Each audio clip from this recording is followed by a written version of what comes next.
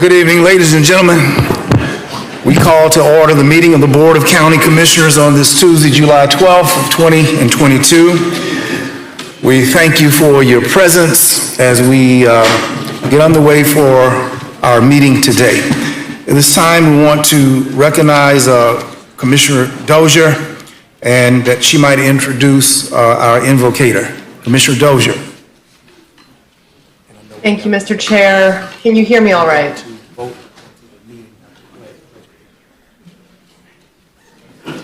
Mr. Chair? Yes, we can hear you. Yeah, go ahead. Okay. Thank you very much. So I am disappointed I am not with you in person today, but I am glad to have the honor of selecting today's person to give our invocation.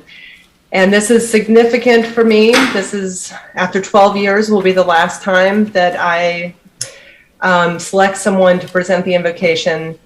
And it has been my goal over the years to have our entire community represented, to have as much diversity as possible. And that's why today I am very honored to introduce Mr. Desai from the Hindu Temple of Tallahassee to provide our invocation. Thank you, sir, for joining us today. The floor is yours. Okay. Reverend Desai, welcome, sir. Thank you. I want to thank Commissioner Dozier and the board for giving me the opportunity for the invocation today. We always invite God in our house whenever we do any activity, and I'm honored to be here today. I will recite 3 slokas from our rituals, and I want to just give you the brief background of what I'm going to be singing, because it may be Latin or Greek to you. I'm going to be singing in Sanskrit. The first sloka is inviting God to be present and give us a blessing to do the right thing and the courage to implement the right decisions for the people who have selected us. Vasudeva sutam devam kausachanuramardanam devaki paramanandam krishnam vande jagat guru. Now the second sloka I'm going to recite is for the Trinity of Hindu gods. We believe Brahma, Vishnu and Mahesh. Those 3 gods are responsible and representing God, Parmeshwar. So I just want to make sure that everyone here understand that Hindu philosophy believes in Supreme God, only one God, but that comes in different forms, and you and everybody else we consider as a God. Guru Brahma, Guru Vishnu, Guru Devo Maheshwara, Guru Sakshat Parah Brahma, Tasmai Sri Gurave Namaha. And the third one I'm going to chant is for Vishnu, and that is an operator. He handles our life from life to death, and he governs our decisions, and he governs our choices. Santakaram Bhujagasayanam Padmanabham Suresham Vishwadaram Gagana Sadrusam Meghavarnam Subhangam Lakshmi Kantam Kamalananam Yoga Birdhyana Gamyam Vande Vishnu Jaya.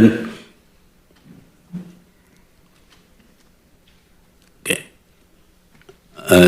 And thank you for the opportunity, and God bless all of us to be present here and give us the right strength to implement right decisions. Thank you. Thank you, Pastor. Let us stand now for the reciting of the Pledge of Allegiance. I pledge allegiance to the flag of the United States of America and to the republic for which it stands, one nation, under God, indivisible, Thank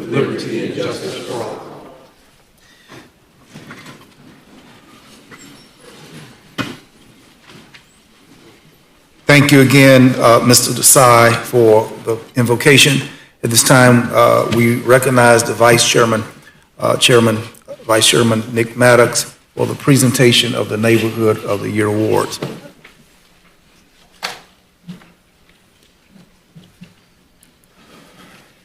How's everybody doing? Good. Try it again. How's everybody doing? Yeah, there we go. Okay. All right, Mr. Chair, thank you. Yes, sir. Thank you so much. All right, so we're gonna start from the top here. Introduction. This afternoon, as your vice chair, I have the honor of presenting the 2022 Leon County Neighborhood and Neighbor of the Year Award for the 41st year in a row. Judged in partnership with the Council of Neighborhood Associations, or CONA, the program celebrates our community's outstanding neighborhood places and people that make our entire community such a great place to live. I would like to invite all of our neighborhoods and neighbors to stand with me for this program.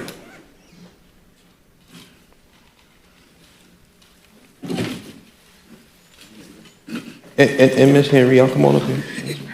All right.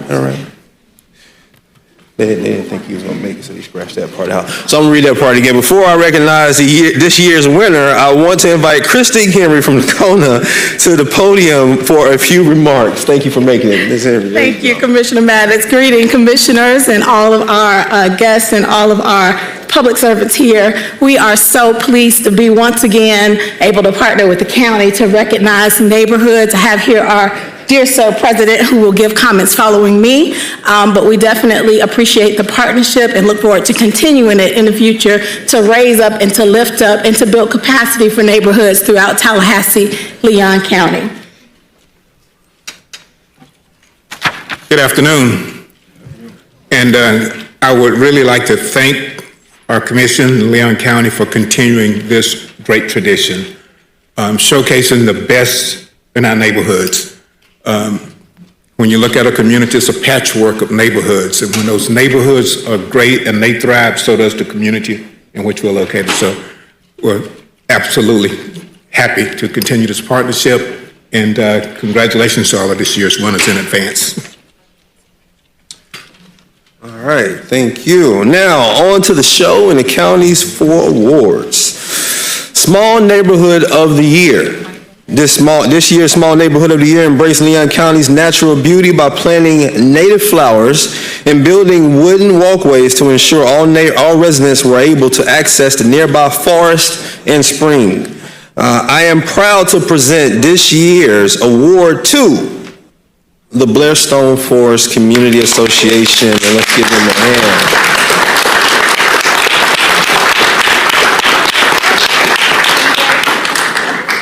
That's me. That's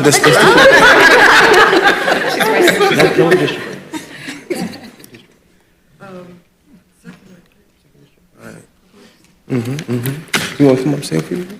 Okay.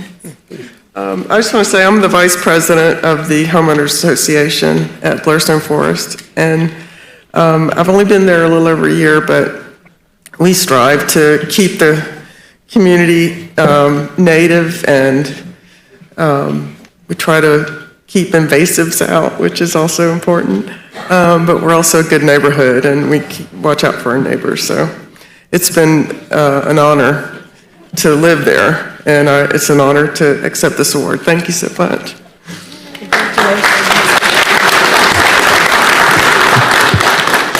I want the district commissioners to know I'm standing on behalf of every winner today in your stead. If you want to stand, you can stand when I call their names too. All right. Large Neighborhood of the Year. This year's Large Neighborhood of the Year hosted a plant exchange and holiday celebration, all while establishing a plant library and book lending library for all to enjoy.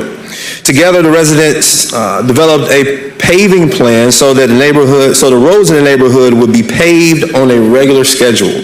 This year's Large Neighborhood of the Year award goes to Lafayette Oaks Homes Owners Association. Let's give them a hand.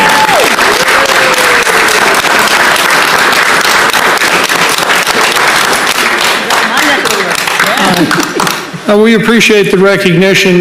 We think Lafayette Oaks is the best kept secret in Tallahassee. It's a wonderful neighborhood of about 340 homes, and we're right over at the intersection of Pedrick Road and Highway 90 East, where the new, hopefully, multi-use trails going in shortly, and the library's there, and the park's on the other side. So come on out and see us. Congratulations.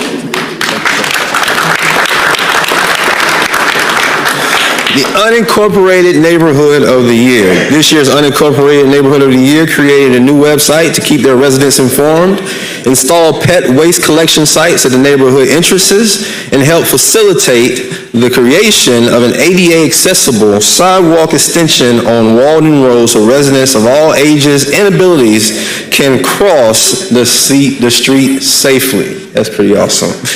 Congratulations, Landover Hills Homeowners Association. Let's give them a hand.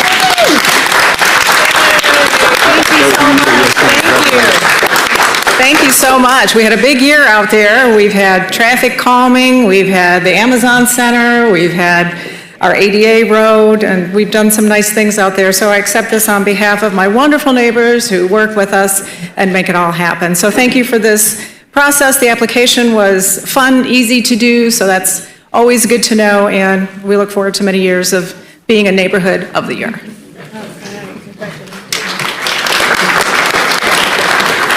And last but certainly not least, the Neighbor of the Year Award. Our Neighbor of the Year, congratulations to Miss Amanda Herring. Amanda is a dedicated community leader who was nominated for this year's Neighbor of the Year by her neighbor, Joe Stevens. This past year, Amanda took the initiative to coordinate between neighborhood residents, local government, and community partners to reduce stormwater runoff along her neighborhood street. In part due to her work, area roads were repaired and residents can travel safely after heavy rains like today. Let's give her a hand. Amanda Herring.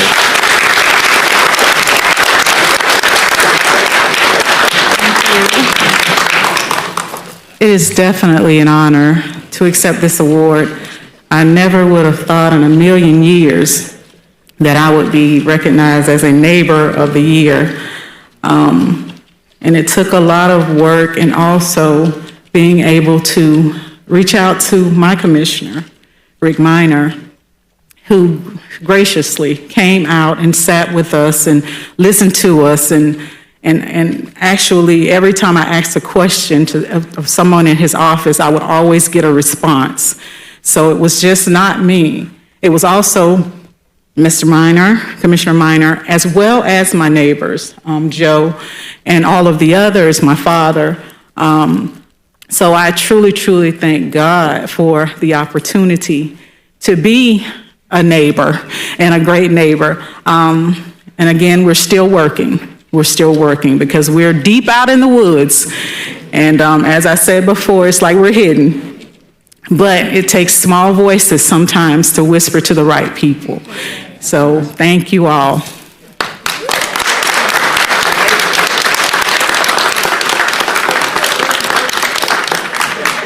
Now before I close out, I want to recognize Mr. Peck for a few comments. Thank you, Commissioner.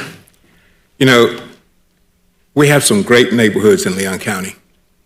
And I want to pause for a moment. Thank you for recognizing them. And I also want to recognize Mr. Vince Long, the best county administrator in America. How could we not have great communities? Congratulations, sir. I'll have you know that all these people are here for you guys, and Vince did his hair and makeup special just for this moment. Never out of place. Those spikes are especially cute today, Mr. Long.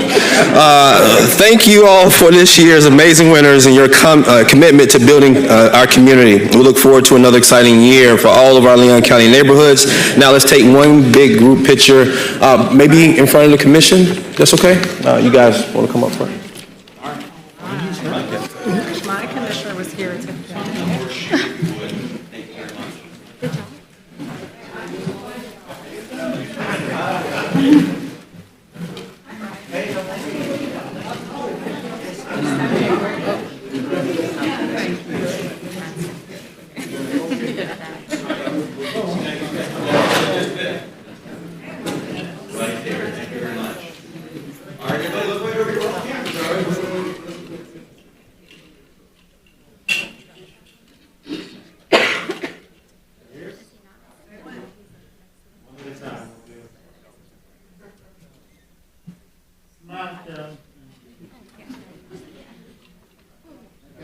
All right, then right here.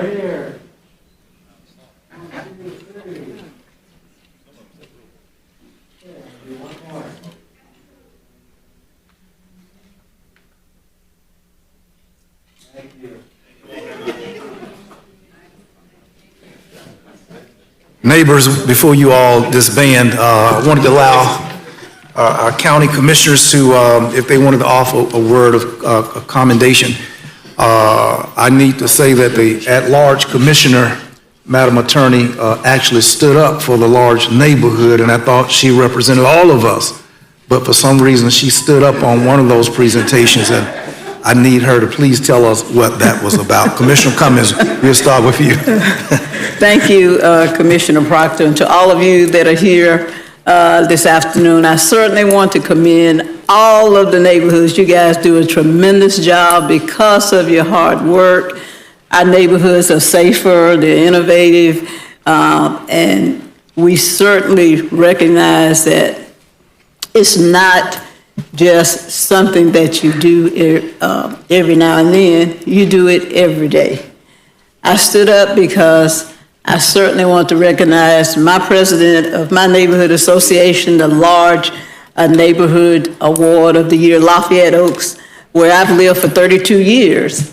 And I served on the board in Lafayette Oaks a couple of times. So I know the dedication and the hard work, President Sellers and all the individuals in that neighborhood, in the small neighborhoods, all of you guys, Mr. Peck, just done a tremendous job out in that area, out Buck Lake, and also with Falls Chase development. So I want to commend all of you all, and thank you for the opportunity, Mr. Chairman.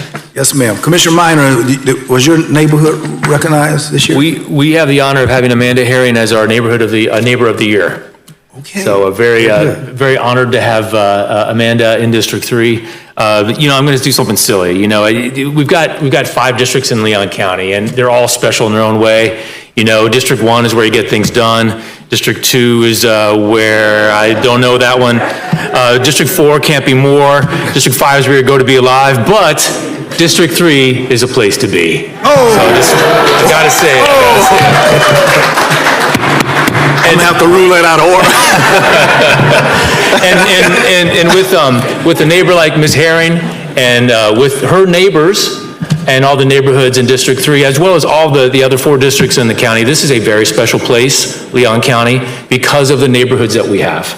And I think all of you know that, you see it. It's a great place to live. No other place I'd rather raise my family than right here in Leon County. Thank you, Mr. Chairman. Commissioner Welch, yes, sir. Thank you, Mr. Chair. I want to say congratulations to a couple of folks from District 4 getting Neighborhood of the Year, as also being a former member of my HOA board and a former Neighborhood of the Year in my neighborhood. I know how much work goes into creating a sense of community in our neighborhoods, and y'all really are the backbone of the larger community.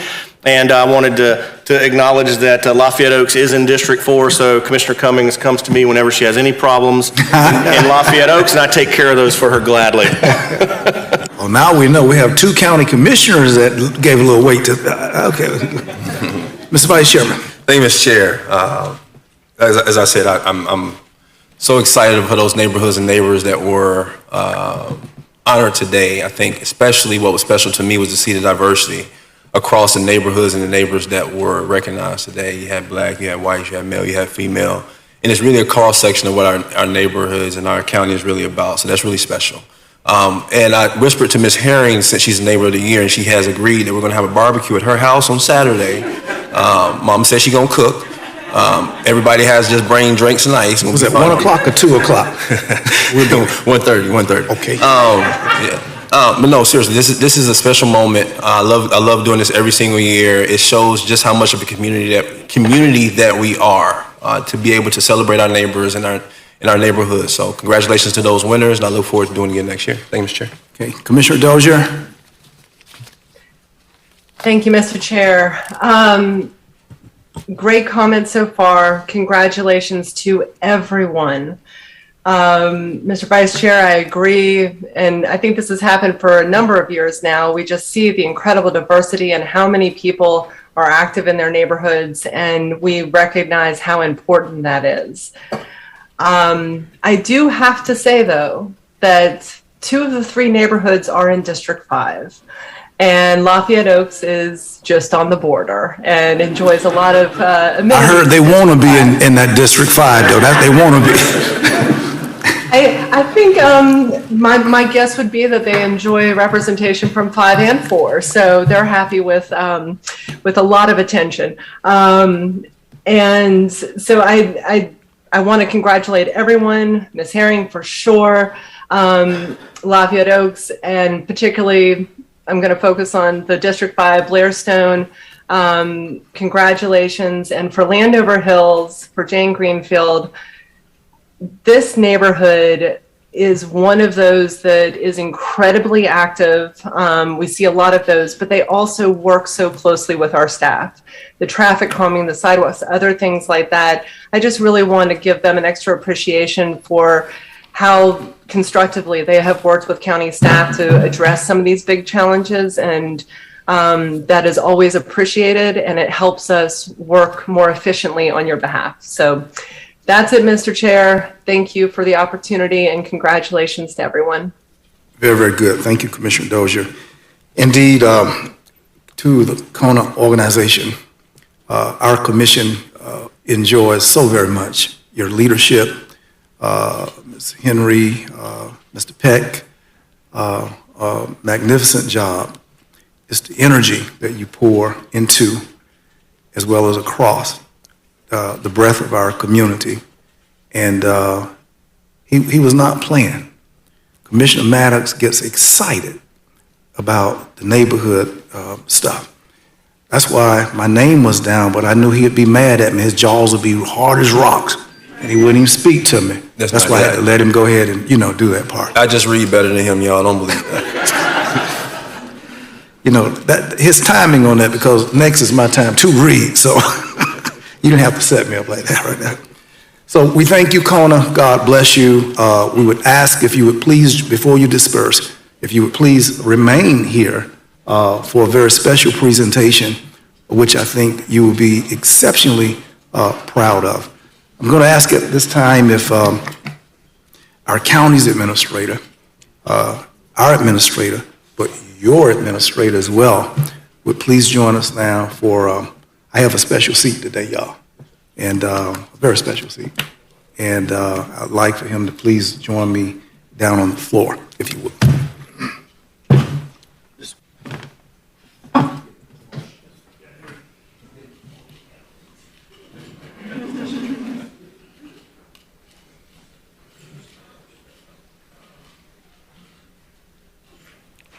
Kind of bad that the vice chairman said that he reads better than I'm almost going to just give it to you now, to go through that anguish.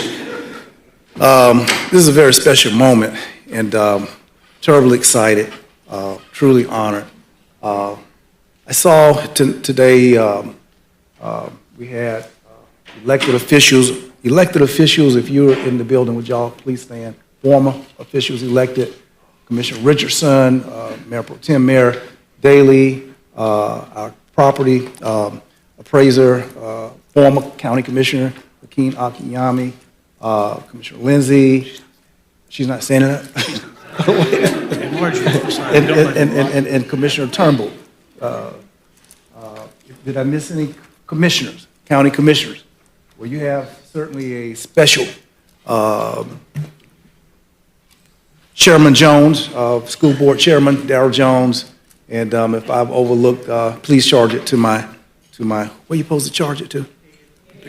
Just don't put it on my credit card. Please don't do that.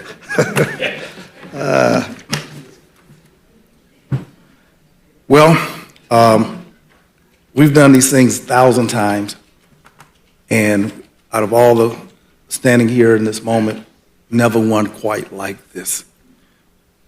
Whereas each year, for the past 58 years, the International City County Management Association honors just one manager in the whole world for their highest recognition, the Award for Career Excellence in memory of Mark E. King. And whereas the award celebrates an outstanding chief local government administrator who has fostered representative democracy by enhancing the effectiveness of local elected officials and by consistently initiating creative and successful programs. And whereas Leon County Administrator Vincent S. Long has now received the International City County Management Association's highest professional honor for a local government CEO internationally. And whereas of the thousands and thousands of big cities and small towns, counties and boroughs, townships and parishes, Leon County's administrator, Vincent S. Long, was selected for this honor because of his leadership in implementing transformational projects and policy, managing historic crises, protecting public safety during disaster, and consistently setting the highest standard in public service. And whereas Long was selected for this honor after leading Leon County government through such unprecedented challenges like the Great Recession, 3 consecutive hurricanes, and the COVID-19 pandemic, all while launching significant programs, completing game-changing projects, and strengthening Leon County's reputation as a great place to work, live, and play. And whereas throughout Mr. Long's nearly 30-year career, he has demonstrated an uncommon ability to maintain the highest confidence of elected officials, the commitment of staff, and the trust of residents and community partners while effectively dealing with the complex and competing issues facing local government managers.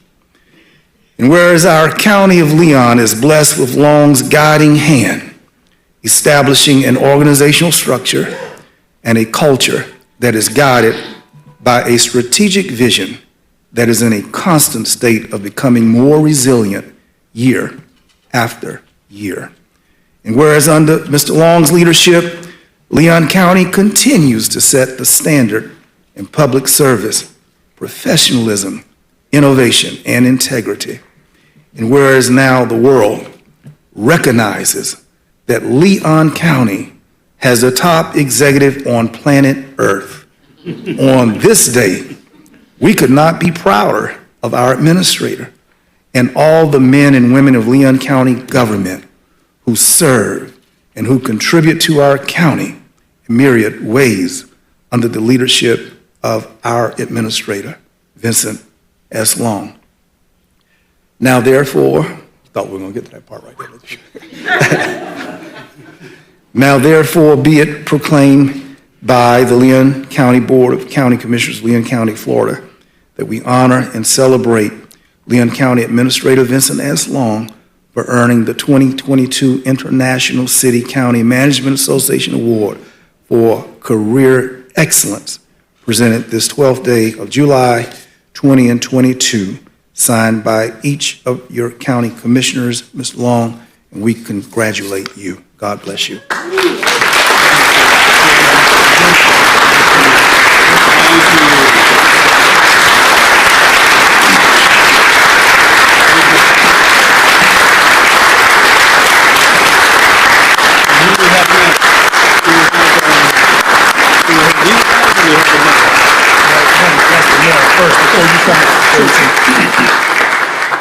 At this time, before our commissioners make comment, I want to ask if the mayor desires to come forward and to share in the moment. And I want to thank our elected officials, our city manager for being here, and all of you who thought it not robbery to partake of this moment and to share it as we lift up a man, a leader, a public servant whose work, it shines, it emanates beyond the boundaries of our county. Mr. Mayor, and your colleagues. Thank you. Could you please start the time clock, Chastity, before the mayor? John Daly, City Hall.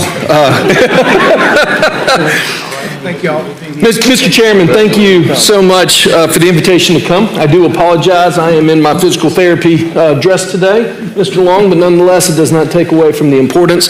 I've asked the Mayor Pro Tem Curtis Richardson, City Manager, and the Deputy City Manager to join me as well. Real quick, if I can pause and also add our voice to the county's voice in saying congratulations to the neighborhoods of the year and to our neighbor of the year. We live in a beautiful community where the city and the county, we all recognize how wonderful our neighborhoods are, and what a special treat to be able to be here for the beginning of the presentation as well. So make sure that everybody stand a little bit apart. We are in the county government. I don't want lightning to strike us here, Reese, okay? Make sure. But folks, look, before, Mr. Chairman, look, we all, commissioners, we know this. Sometimes we have our disagreements. Sometimes we win votes, we lose votes. Policy issues will come and go. Sometimes things get tense. But I think that we can all agree, we live in an amazing community where we literally have one county in one city. And at the end of the day, we've got a city manager, we have a county administrator, and we have 12 elected officials, including our friends at the school board as well, that we do work well together. Not every county can say that. So on days like today, yes, it's very important for the city to come over, pay our respects as well, and say congratulations, Vince. We are very proud of you. On a personal note, you've been a dear friend of mine ever since I was in graduate school. You were my teaching assistant. I learned a lot from you, 12 years as a member of this county commission, and I will tell you that one of my personal highlights will always be, no matter all the good stuff that we did, I will always be proud to say that I was the chairman of the county commission when you were officially hired. And I also do want to take a second, if there is one person that is smiling down right now, it is Parez Alam, who was your mentor, my mentor, many of us in this room.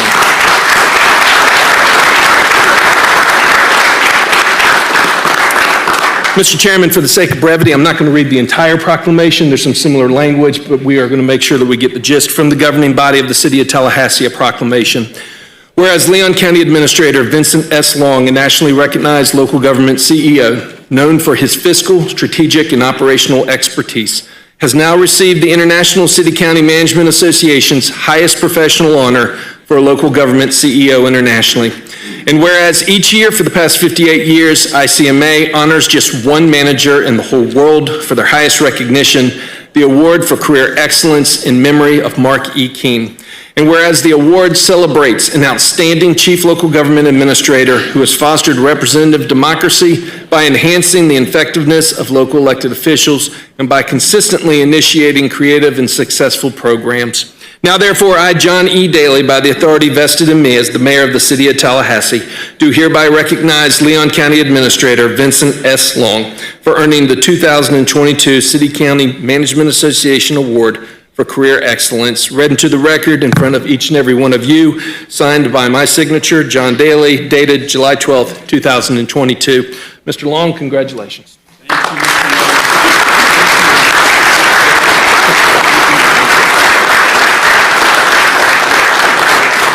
Thank you, Mr. Chairman. Appreciate it.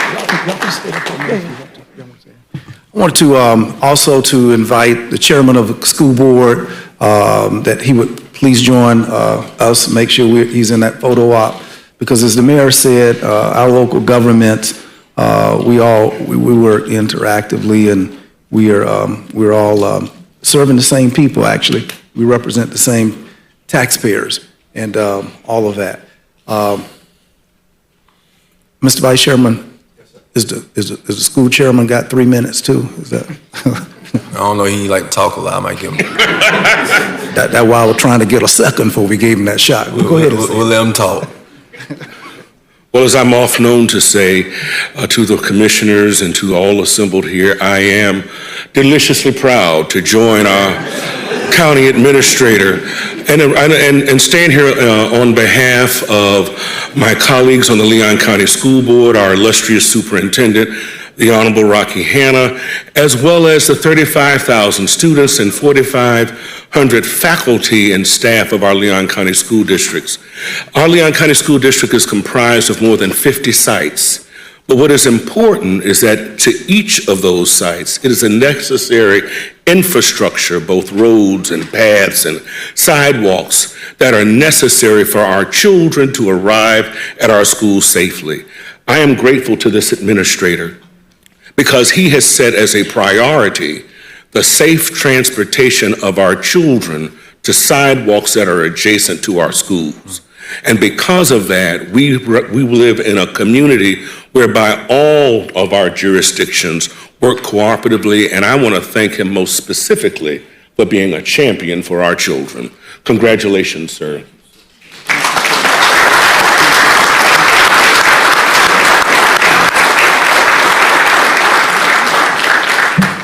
I was trying to pull his coattail, but he took his coat off before he came up here, so I didn't have nothing to pull. So, all right.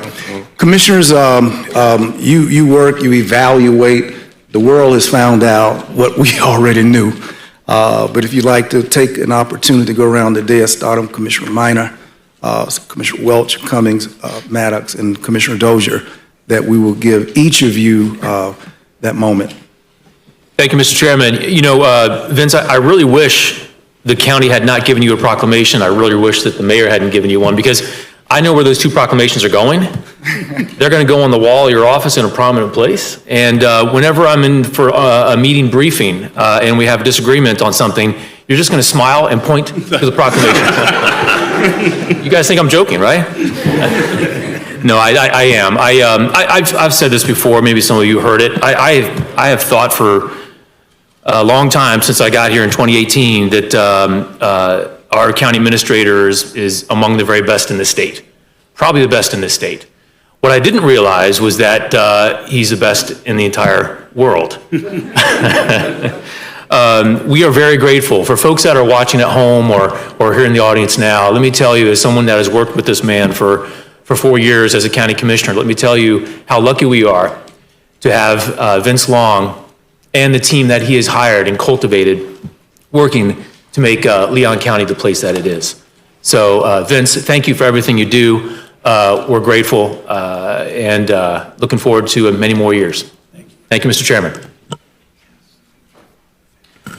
Thank you, Mr. Chairman.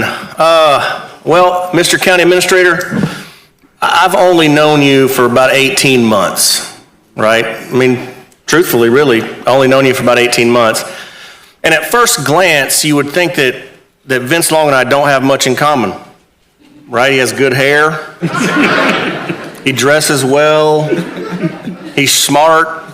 He's capable. He's just a really, really impressive guy. But, you know, Vince will tell you he grew up in New York, right, as this hard scrabble kid. And I'm like, well, I grew up in Mississippi, kind of hard scrabble kid. Now, Vince was probably more refined and slicker than I was in his youth in the cities of New York. Maybe not. But one of my favorite anecdotes about Vince is, you know, we grew up in the era of corporal punishment in schools. And Vince has told me about, he got paddled a lot in high school by his administrators. And I can share in that I was paddled fairly routinely. And to hear Vince tell that story it makes me laugh to the point of tears, okay? It's so funny to hear him tell that story, because you see him now, and you just don't envision the kid that's getting routinely paddled in the 1980s. I assume it was in the 1980s. Stranger Things era, I'm assuming, Mr. Administrator. And so the reality is that Vince and I do have a lot in common, and that is we take a lot of pride in ourselves and our names, and I see Vince's family over here, a beautiful family, and I also, is very important to me, my family and family values and representing myself well, and representing my last name well. So Vince, even though superficially we don't look like we got a lot in common, I think we do have a lot in common. I have a tremendous respect for you, having worked with you in this capacity for 18 months. I've said it repeatedly, it's an extremely impressive operation. You do an incredible job. I don't know how you do it, frankly. I don't know how you do it. And in closing, I just want to say congratulations. I know you're proud of yourself, and I know your family's proud of you, and we're all proud of you. And, you know, I would just like to say to those school administrators that gave us the paddle so many years ago, look at us now, man. Look at you. Look at me. Congratulations, Vince. Really proud of you, man.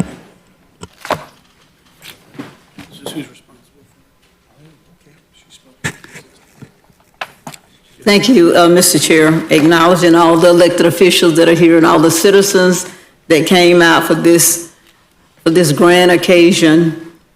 I want to just tell our county administrator, congratulations. I have recognized his brilliance. I've recognized the fact that he is a great county administrator for months. Being a new member on the county commission, he has certainly been a tremendous help to me as a new commissioner.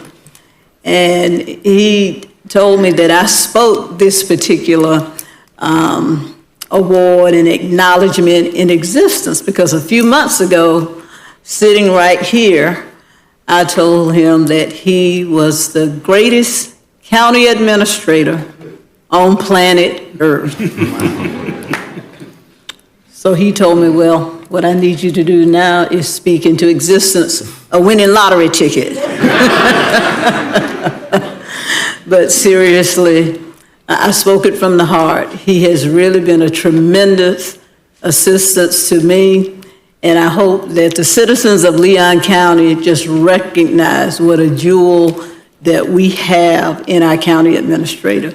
Not only is he a great administrator, but he chooses great people to work for him.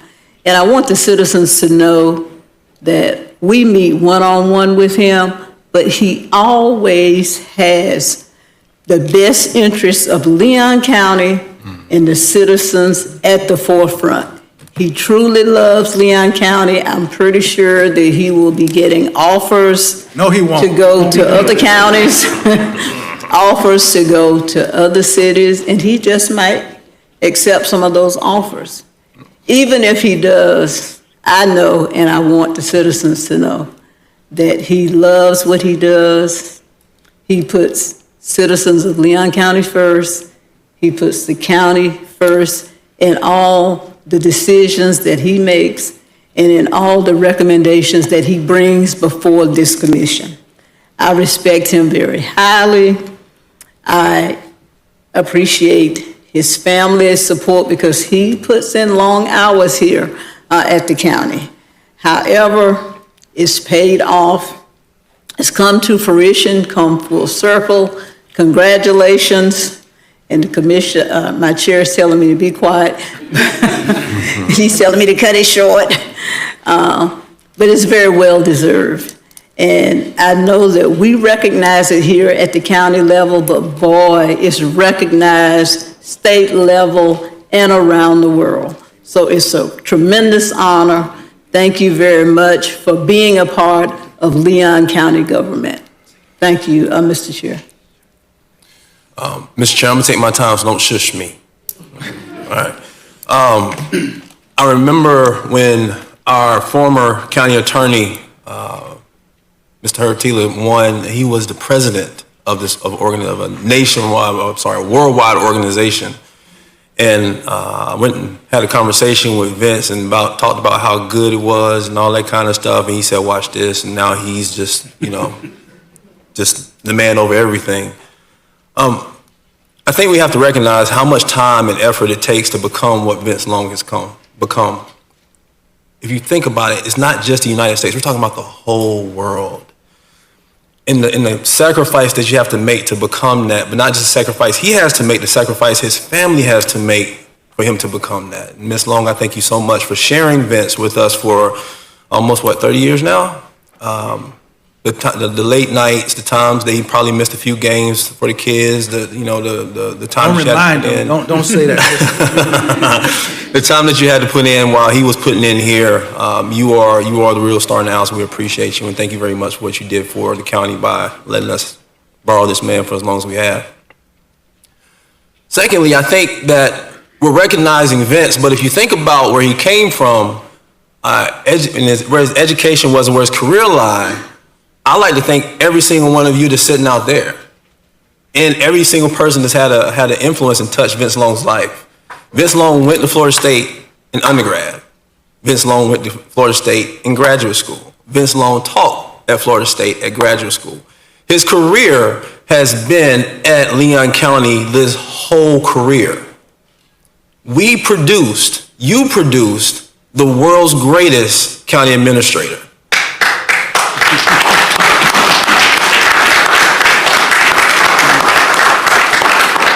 And being the old football player that he is, he often tells me about stories when he played linebacker and he couldn't make a tackle to save his life. Being the old football player he is, I know that he would take the moment to thank all of you for pouring into him the way that you have. So with this moment, Mr. Long, I mean, Vince, man, you become a dear friend.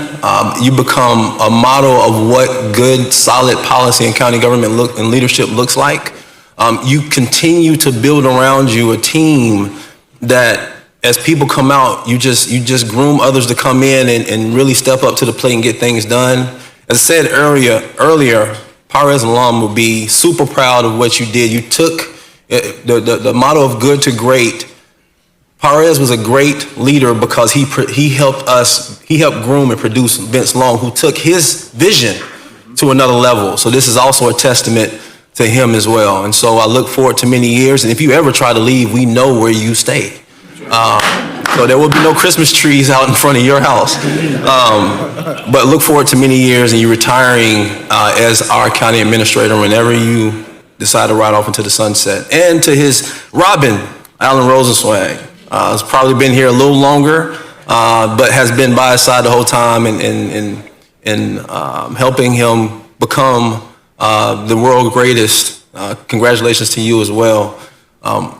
We had a choice to make when we hired Vince Long, and I don't think we did it. I don't think we could have done a better thing. There's no one else in the world that I would have rather had took the place of Parez alum than Vince Long. And I think this commission and other commissions made the right decision.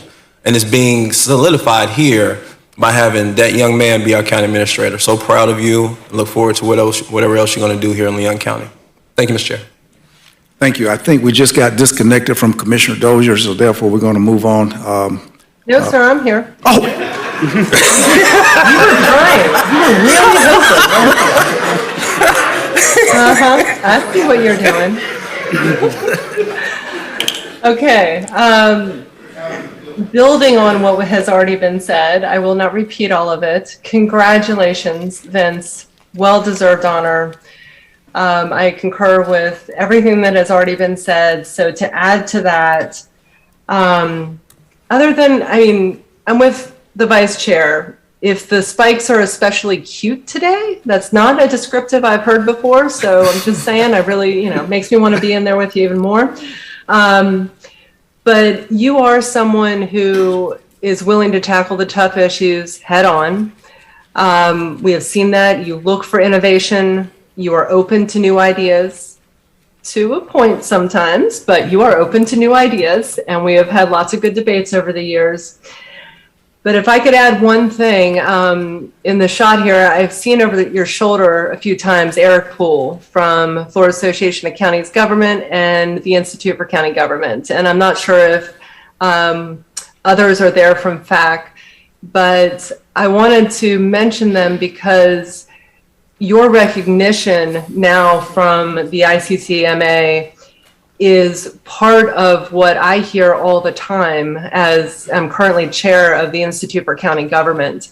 Vince, you have brought so much to that organization and expertise. You have helped build courses. You have helped work on programming, site visits, all kinds of things. People rely on your expertise.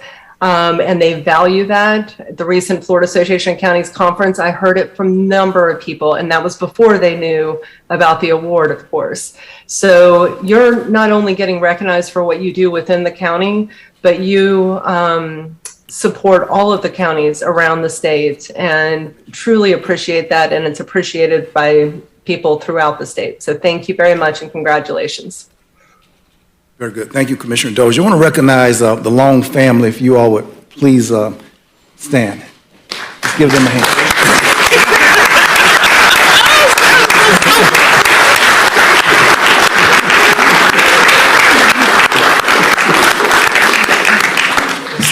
Brother Stanley Sims is a son of another mother. All right. Vince, I won't prolong it. Everybody said everything I wanted to say, but we share the same birth date. So that says it all. Just excellence is just in that date. You got that. We give to you now the International Administrator for city managers and county administrators. You know a lot about how the world holds a person when you attend their meeting. And I've actually attended the ICMA meeting and have noted the respect his colleagues show him. Vince is the recent termed out as president of the county administrators of the Florida Association of Counties. They call him, they refer to him, they respect him.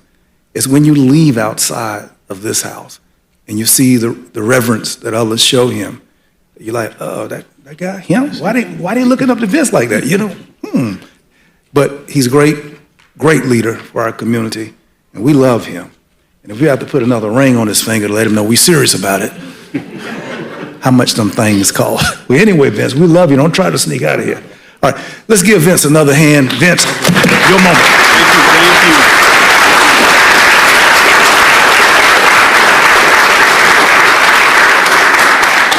you. Is it over yet?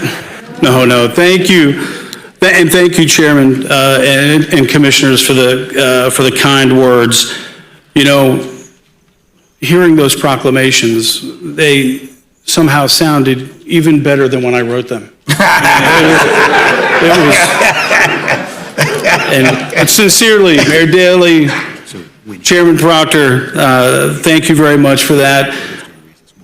Folks, I would love for those to be the last words spoken on this issue, but unfortunately for me, I have some pretty significant disclaimers to provide. First, yes, this is an incredible honor, the award, the proclamations, but to see so many friends, so many fellow county employees, who I'll talk about in a moment, so many former county commissioners, friends, again, community partners, for coming out today. Just really appreciate that. Mr. Chairman, I want to thank you again for insisting that we do this, but let's face it, you didn't give me any choice. I think you might have known where I was going to be today, so, but I appreciate it. My family is here today. As the chairman noted, my wife, Julianne, and my kids, Kellen, Jack, and Riley, who, if you know me, you know they're the pride and joy of my life. And you know this is very special for me if they're here. And you know, I'd like to think it must be pretty special for my kids if they canceled whatever it is they'd rather be doing right now than to be here. And as you might imagine, be in the library, Vince. That's a pretty long list, I think. But really, again, thank you all for being here. There's a saying in this profession, and my good friend Reese Goad can back me up on this, and it says that city managers and county administrators do not suffer from insanity, but they enjoy each and every moment of it. And I think that phrase, Commissioners, not only gives you a glimpse into the profession, but perhaps there's a little bit of a secret to success in there somewhere. But on a serious note, again, it is also why it is such a special thing to be recognized by your peers. Peers, in this case, who have a very deep understanding of the complexities, of the inherent conflicts, of the exceedingly high standards that we try to meet every day in what we do amid seemingly endless challenges. So this is sincerely a very humbling honor, and make no mistake about it, and this is the most important thing that I'll say today, this is a recognition of the entire Leon County team. Give yourselves a hand. Amen. Very kind.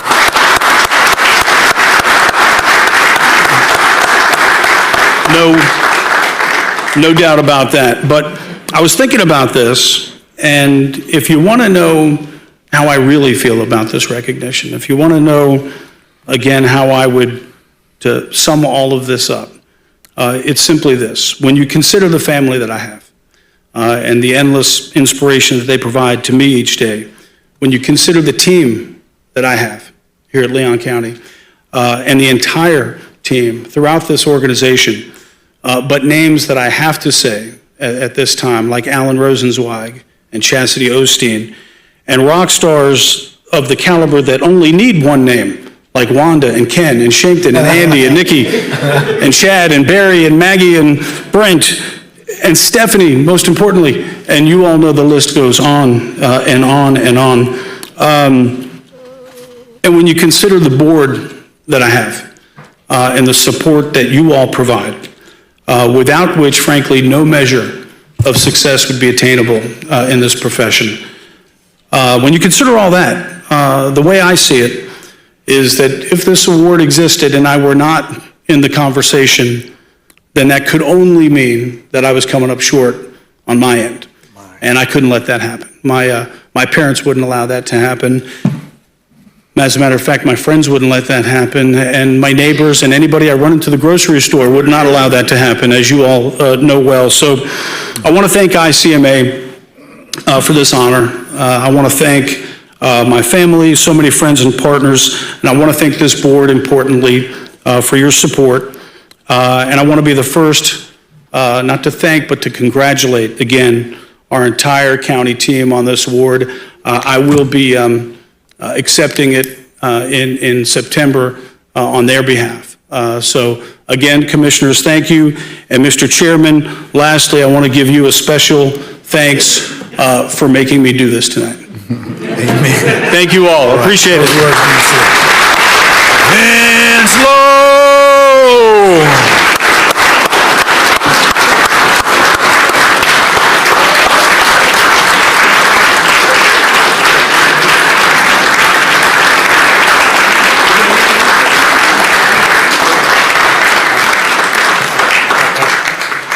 Ladies and gentlemen, we thank you for your patience. Leon County will be 200 years officially in the year of 2024.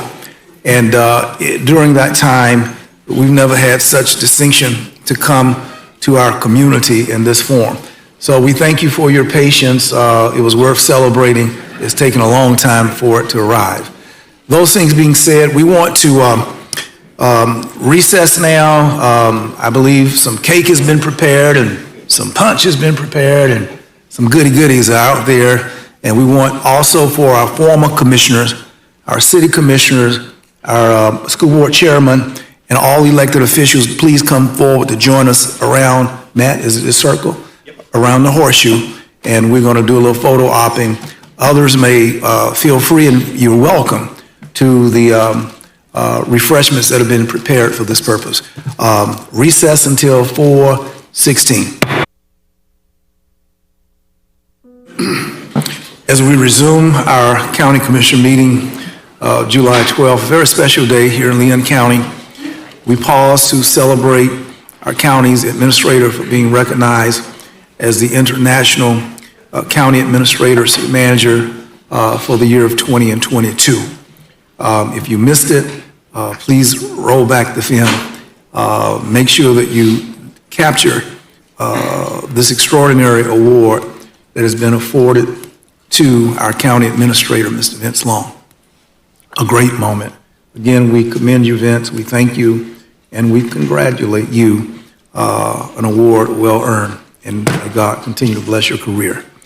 As we continue on now, we want to need a motion to allow for Commissioner Dozier to join in our meeting. Is there a motion? So moved, Mr. Chairman. Okay, we have a motion by Commissioner Minor, second by Commissioner Welch.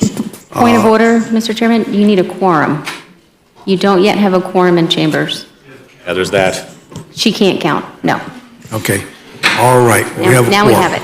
All right, we have a motion on the floor that we allow Commissioner Dozier to participate telephonically, a second by Commissioner Welch. All in favor, please say aye. Aye. Okay, passes unanimously. As we move now to our next consideration. Mr. Chairman? Yes. Just as a matter of course, would you mind if I made a motion to adopt the proclamation that we presented to the county administrator earlier this afternoon? Because I don't believe that the commission voted on that. I'm sure we would all agree on it, but as just to make it real and official.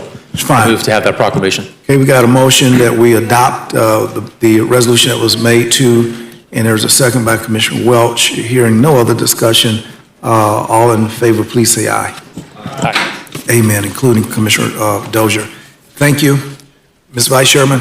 Thank you. Real quick, I think it's a special moment for our county administrator to be honored in Ohio in September. What I would like to ask, because I know it's probably not a part of our approved travel, is that we make it a part of the schedule that we be able to travel up to watch our county administrator receive the award he received from the international organization.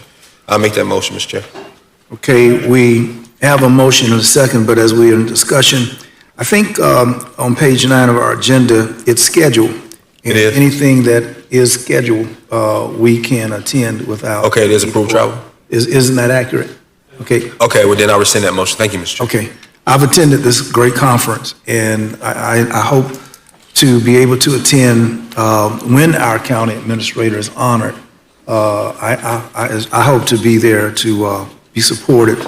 We've been fortunate because we've had a national president of the National Association of Counties before. We've had a county attorney who was the president of the International Association of County Attorneys. Mr. Long has been the president of the Florida Association of Counties. There's been a lot of leadership, as well as you, Ms. Vice Chair, who's been a president of the Florida Association of Counties. That's what we do. That's what we do. All right.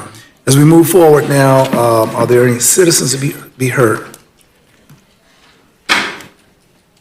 Thank you, Mr. Chairman. We do have several citizens to be heard on non-agenda items. Very We'll good. start with our speakers on Zoom. I know that we have a couple of speakers in the queue on Zoom. First, Sandy Knoll. Ms. Noble, if you please identify yourself, name and record for your name and address for the record, please. Hi, this is Sandy Knoll. I honestly don't have anything to present. I just wanted to be of support to Ms. Brandy Knight. Thank you. Very good. Thank you. The next speaker on Zoom, Mike Elfenbein. Mr. Elfenbein, if you please state your name, I hope I've said it correctly, and address for our records.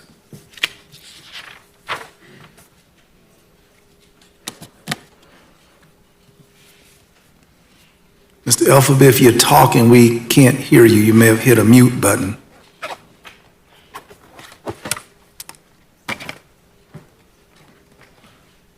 Mr. Elfenbein?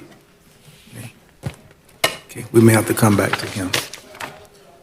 Okay, the next speaker we have is Shara Morris.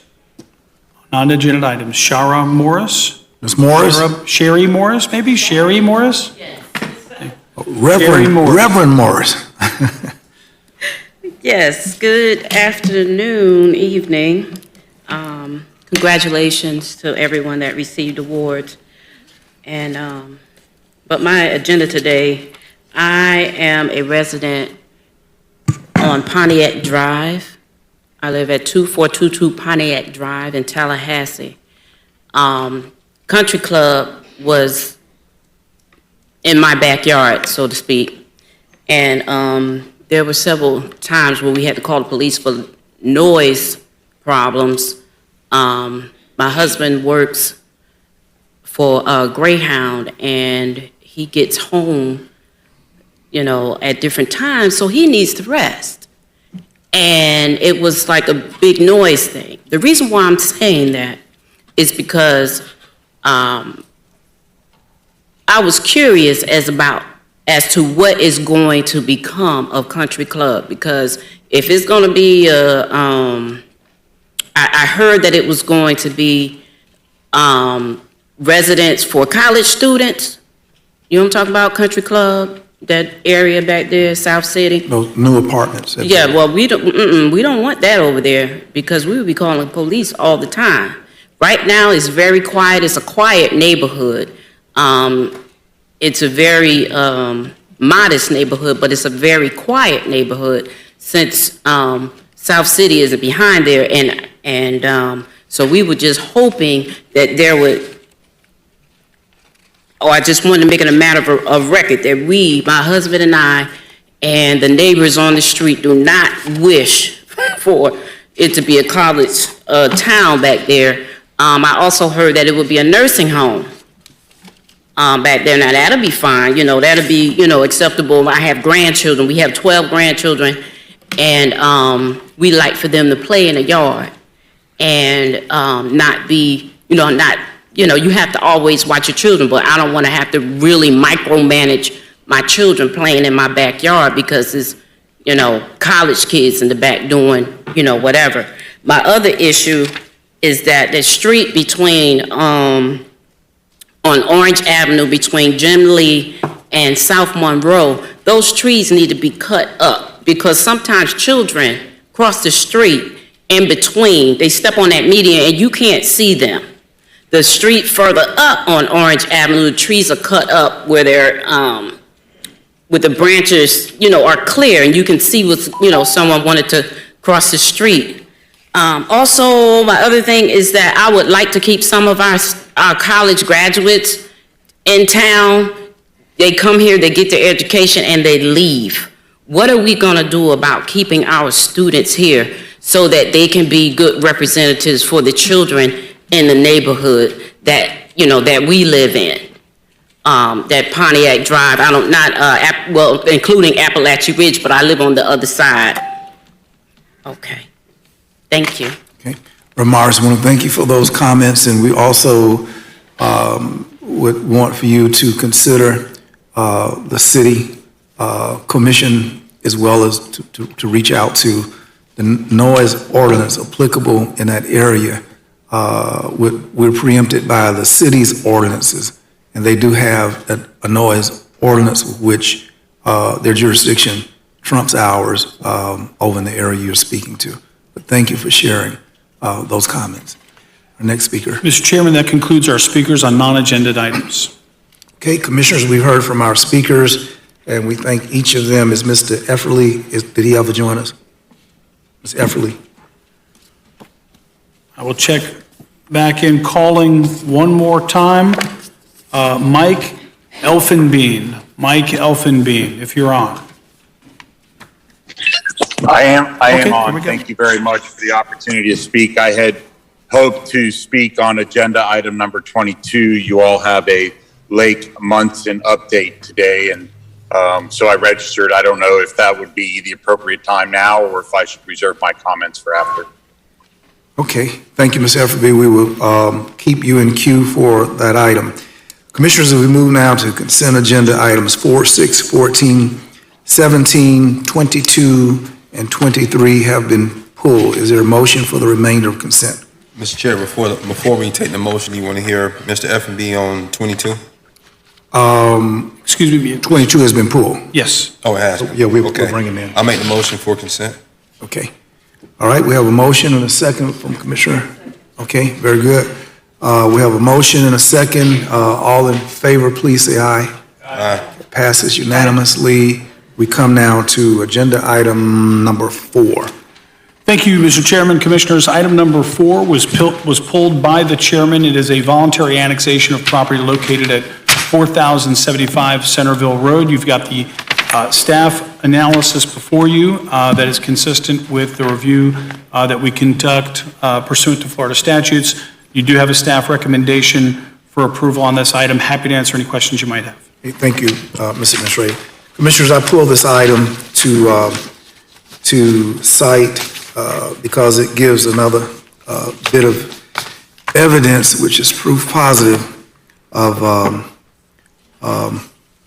the nature of annexing properties into the city.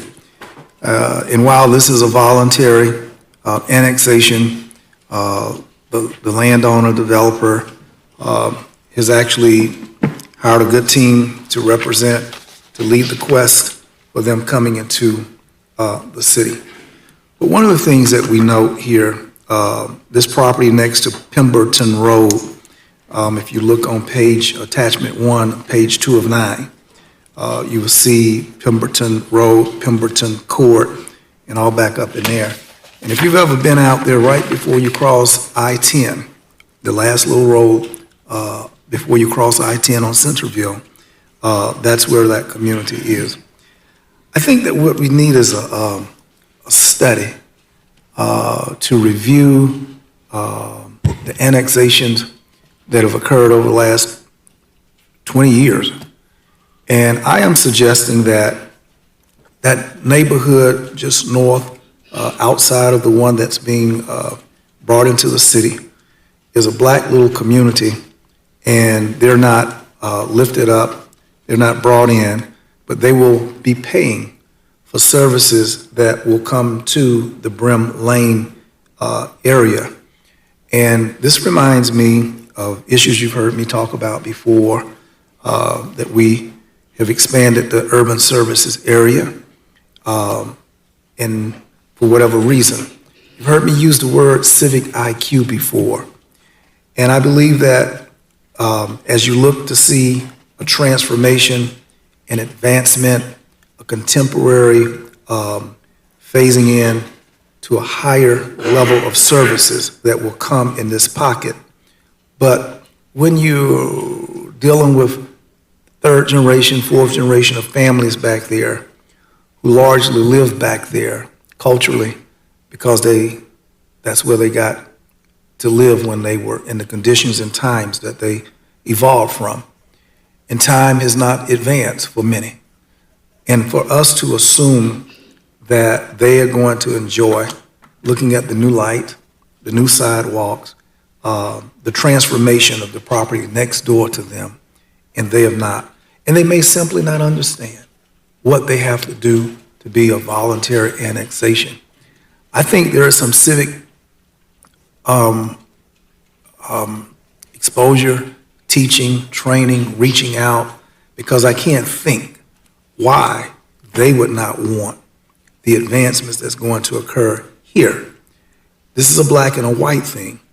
When you go down Centerville Road, Commissioner Welch, in your district, you cross I-10, and I'm not sure if Whitfield Plantation is in the city, but certainly when you go down the hill, Buckhead is in the city, and Mount Horeb, Primitive Baptist Church, right at the entrance of Buckhead, it's not in the city.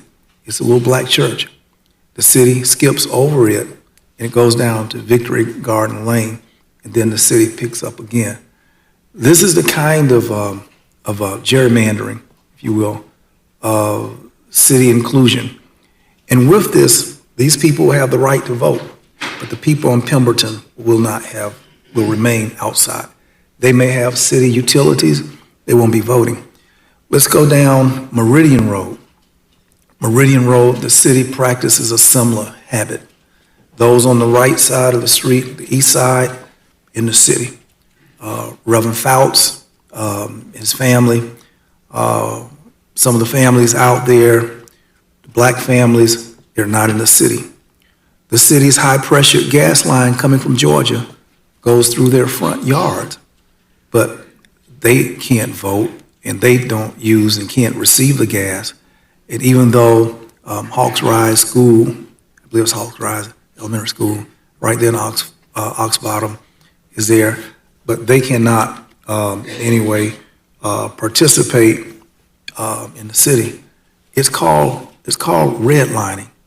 When you exclude the inclusion of city updates and upgrades, and these black people pay for everything surrounding them.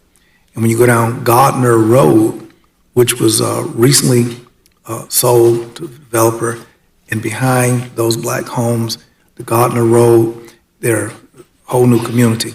They get city gas, but Reverend Fouts and the members out there on the black people don't get it. Commissioners, I want also for you to remember as well my comments with the Horton development off of Woodville and the city's willingness to extend the USA across Capitol Circle to the Horton development, and even to change the density, the zoning from one house on 10 acres to what was presented to us at our last comp plan hearing, an increase up to 8 houses per acre. That's what we agreed to do. And I just simply think that it's bald-faced wrong that because you can come and take and change something that's sacred, changing a rural change like that, a rural designation from 1 to 10 to 8 to 10. I've never seen it done, but it occurred in this building the other day. We have citizens on the south side where there are black communities, and they're part of the city. They pay their utilities, and 1/3 of all utility payments underwrite the city services and support communities that get city services. Something is dreadfully wrong.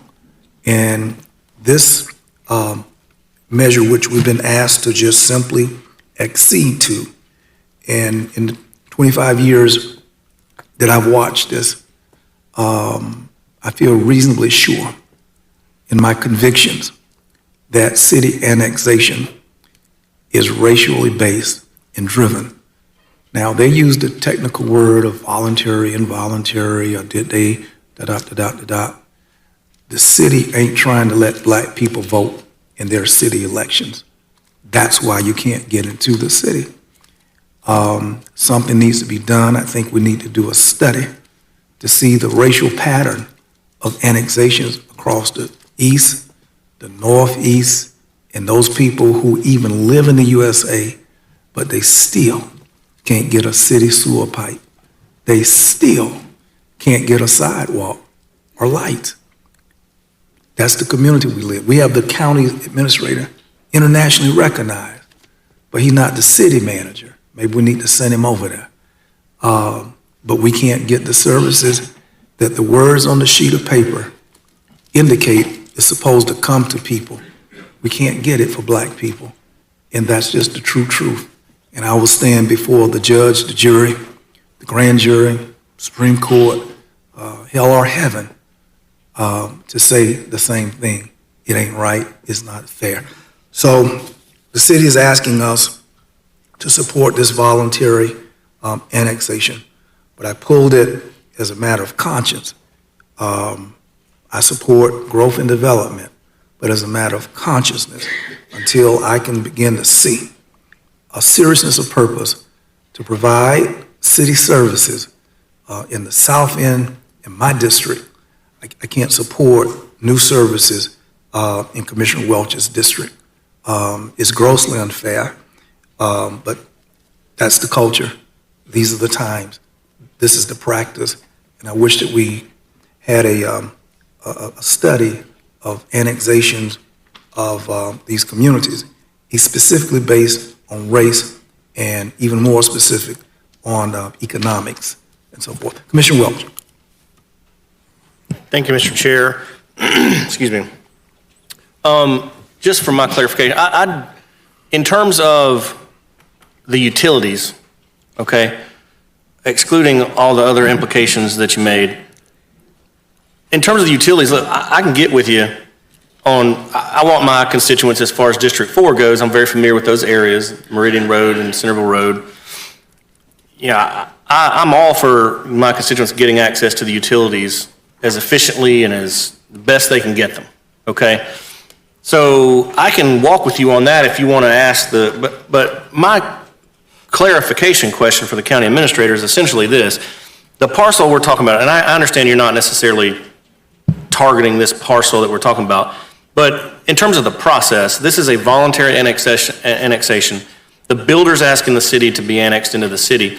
In terms of extending themselves to receive city services, the builder will incur that cost. Is that correct? That's correct. So if we're talking about the neighborhood next door, I mean, if we want to ask those folks, hey, do you want to get city services and how much are you willing to pay to reach out and get to the city services? I can walk with you on asking those folks that, but I'm okay asking the county administrator to go over to the city and say, why can't we get these little pockets city services that are, you know, just kind of little islands amongst themselves right next to where we're seeing more and more development that is getting city services. So if you, well, I'm gonna go to the vice chair here because he's good at tailoring these motions. If you could come up with something along those lines, right, that says, hey, we want to ask the city why we cannot get city services into these little islands of no service that are next to developments that are now asking for annexation to receive services, even if it's at the developer's expense. It would at least give us opportunity perhaps to go in and ask those neighbors, hey, the city says it's going to cost you $10,000 to reach out and get some gas, reach out and get some sewer, reach out and get whatever. Would you be willing to incur that expense? Or maybe there's a program that can help cover that expense. I mean, I hear what you're saying in the bigger picture, and I am sensitive to that. But as far as District 4 goes, and the folks you're citing in my district, I can go with you on how we can get them the services that they need. I can walk with you on that. And they It's need just a the right to technical vote. issue. They don't just need the service. They probably got city utilities. They're just not annexed, included in incorporated area of the city. Right, so they can't vote in city elections. Exactly. And this is called voting suppression in my mind. I understand. That's a bigger issue. I don't disagree with you on that either. If there's a way, if there's an action that we can take, Right. I can walk with you on that. I'll let the county allow your comments to marinate in the shadows of her mind. Commissioner Maddox, and we'll hear from you on this question. Thank you, Mr. Chair. I think, well, Mr. Administrator, talk to me a little bit about just I believe that's something staff can pull off if we really wanted to report back, just to look at, let's say, over, what you say, 5 years? Go back. It's been going on 20 years. At least. Okay, so just, which really asks for 20 years of, where annexation has happened? Is that what you're asking for, Mr. Chair? Yeah. And just maybe some of the background on demographic, the economic, socioeconomic demographic and racial demographic of those areas that have been annexed. I mean, rather than have a study, if Mr. Administrator, do you think that's something staff can bring back to us or send to us via email, Mr. Administrator? That is something that we could provide to you. That's what I thought. I think after we sit at that point, then if you want to have the conversation, I think we can have it. I think also if you have any mayor chair meetings, I think it'd be a great place to bring it up for you, Mr. Chair. I think what I've always thought of annexation, and correct me if I'm wrong, Mr. Administrator, is a lot of times these neighborhoods come to us and specific properties come to us and they request the annexation, correct? Correct. Not to us, but to the How city. many times have we had a city-led request for annexation? There's not been a citizen-initiated annexation that I can remember anytime recently, but please go ahead. No, The county attorneys. City-led, where the city actually, not without the citizens, the city came to us in that. Barry actually has information about the only involuntary annexation that's been proposed in the last 20 years. In anticipation of this exact question, reached out to the annexation person at the city. The last involuntary annexation that was conducted by the city was 2002, I believe. Right. And that was for the triangle there between, was that Woodville Highway, Crawfordville Highway, and Capitol Circle. It failed due to the fact that not greater than 60% of the folks voted for that annexation. Right. They did go in after the fact, look at the folks who did vote for the annexation, and try to annex as many of those as they could. So I think, Whoa. yes. That's a significant statement. Yes, sir. The people voted, and they voted it down. Right. Subsequent to them voting it down, tell them what the city did next. It is my understanding, based upon the conversations I've had, that they then went to those folks who had voted yes. Yes. And said, if you'd like to voluntarily annex, we'll take you. And that's why I think you see the scattershot pattern you see in that vicinity. Right. So in a private voting situation, how you know who said yes? I think they basically reached out to everybody who was on that referendum and said, if you'd like to be in the city, in this area, and you meet the statutory requirements to be contiguous to the city, that we would gladly take you as a voluntary annexation. See, that part right there, and I'm not trying to... Go ahead, let's come back to me and get done, Mr. Chair. What I'm saying is that there was a public referendum. The referendum failed, and you thought democracy would reign, but the city ignored the collective vote and went back to the individuals and canceled the collective, see? So to the city, whether you're in the county or not, in the incorporated area, it doesn't matter. They put a meter on your house. And what matters is them $300-400 a month, period. Now, if you want to get that meter on the side of your house and don't fight for the other part, and that's for the right to vote, and the city scares these people by saying, well, it's going to cost you this, this, and this. Right. I say on behalf of those people, and when you've lived down there for 30 years, 40 years, 50 years, it ought to be waived for people to put a pipe that they don't have to put theirs in the backyard. And everybody else is put down there by the airport. And these people can't have to put theirs in the backyard and go through that process. That's not an even scale of ecological or environmental excellence. We have citizens practicing and living a standard in the South Side where the city refuses to bring them to the contemporary order. And I don't think that the financial burden should be placed on folk who've been a city customer for more than 30 years, and then you scare them. And what you're really doing without talking out loud is you don't want them to vote. You don't want them annexed. This thing is about voting. It ain't about yours got to go in the backyard. I mean, that's the ultimate thing. Everybody else's go down the street in a pipe. But the bottom line is these people can't vote. They can't vote for the mayor. They can't vote for Mr. Hubba Bubba. They can't vote against Mr. Hubba Bubba. And they might be kin to him, but he ain't got their vote. I understand completely where you're coming from, Mr. Chair. I think my point is that a lot of these, except I think for that one in 2002, since 2002, have been voluntary annexation by request of the neighborhood or the specific property owner. I think the better question is how many of those folks who are outside of city limits but still receiving city services actually want to be included in the city limits. If you would think about the fact that a lot of times once you become a part of the city, your property taxes will increase. The report that I would like to see is more of those folks who receive city utilities. How many of them would actually like to see themselves be annexed inside the city to receive the voting privileges that you're talking about? I don't disagree with you, Mr. Chair, that those folks should have access, but with that access also comes a cost. I mean, they're already receiving city services. They're already got the pipes in the backyard. They don't necessarily have to worry about infrastructure costs. But what they will have to worry about is that increase in property tax. So I totally agree with you. But I think a lot of folks, even those in 2002, those who probably elected to not be within the city, did so because they enjoy the fact that they're able to pay for county property taxes, receive city services, but not pay city property taxes. And so I think that's a point that we have to consider when we're having this conversation. And like, again, the better question is how many of those folks actually want to be in the city? And those who say they would like to be in the city, I think those folks, we should advocate on behalf of them to the city to say, okay, we have heard from these people, these neighborhoods that said that they would like to be in the city. They don't care about paying the extra property tax. They would like to be in the city.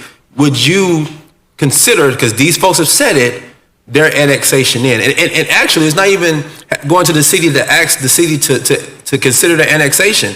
It's going to that neighborhood and telling them the process by which they have to go through to receive the annexation. Because I don't think the city is going to turn down any voluntary annexation.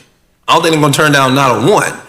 So I think that's the better report to get us to where you're trying to go. So we make sure that we have the people who want these privileges you're talking about to receive them, and those who enjoy the access to city services, but also enjoy only having to pay county property taxes, they get to stay where they are too. So I would be more than willing to have that conversation around understanding who wants annexed in and who does not, and teaching them about what's the process, or even, and I know I'm getting long-winded, but even a county workshop to those neighborhoods, a public workshop to those neighborhoods that want to know what is the process of being annexed. would be good, like a call law to all neighborhood and all neighborhood associations, maybe even talk to Kona and say, okay, if you're a county neighborhood and you would like to be annexed into the city, we are going to hold a one-day workshop where we tell you all the steps that you will have to go through to get annexed into the city, and maybe have city officials there so they can see who's interested, who's about to join the process, and be prepared for that voluntary annexation in. So that's the direction I would recommend. That's an excellent idea. I'd like to do that next month. I want to make sure that each commissioner weighs in. Commissioner Mine, if you want to weigh in, Commissioner Cummings, you want to weigh in on this matter. Thank you, Mr. Chairman. I agree very much with what Vice Chair Maddox, Vice Chair Maddox has talked about. When last time we talked about this subject, I brought up very similar things. Let's actually reach out to the neighbors and ask what they'd like to do. Help them understand what annexation into the city would mean in terms of higher property taxes. If it's something that they want to do, let's advocate for them to do that. It's very much in line with what Commissioner Welch has said and what Vice Chair Maddox has said. I agree with this approach. I think it's the right method. This subject comes up frequently. Let's do something about it. Thank you, Mr. Chairman. Okay. Commissioner Cummings. Thank you, Mr. Chairman. And I appreciate you raising this particular issue. It has come up several times before, of course, not with regard to this specific piece of property that's being requested to be annexed, but the overall issue as it relates to the city and citizens, especially in the south side, that we believe would enjoy annexation. It continues to come up, and I do believe that we need to take steps to try to address it and try to see if we can put it to rest once and for all. I don't think it's something that's going to be resolved overnight or in a year or in 2 years, really. But I believe that if we take the approach of addressing it with the city,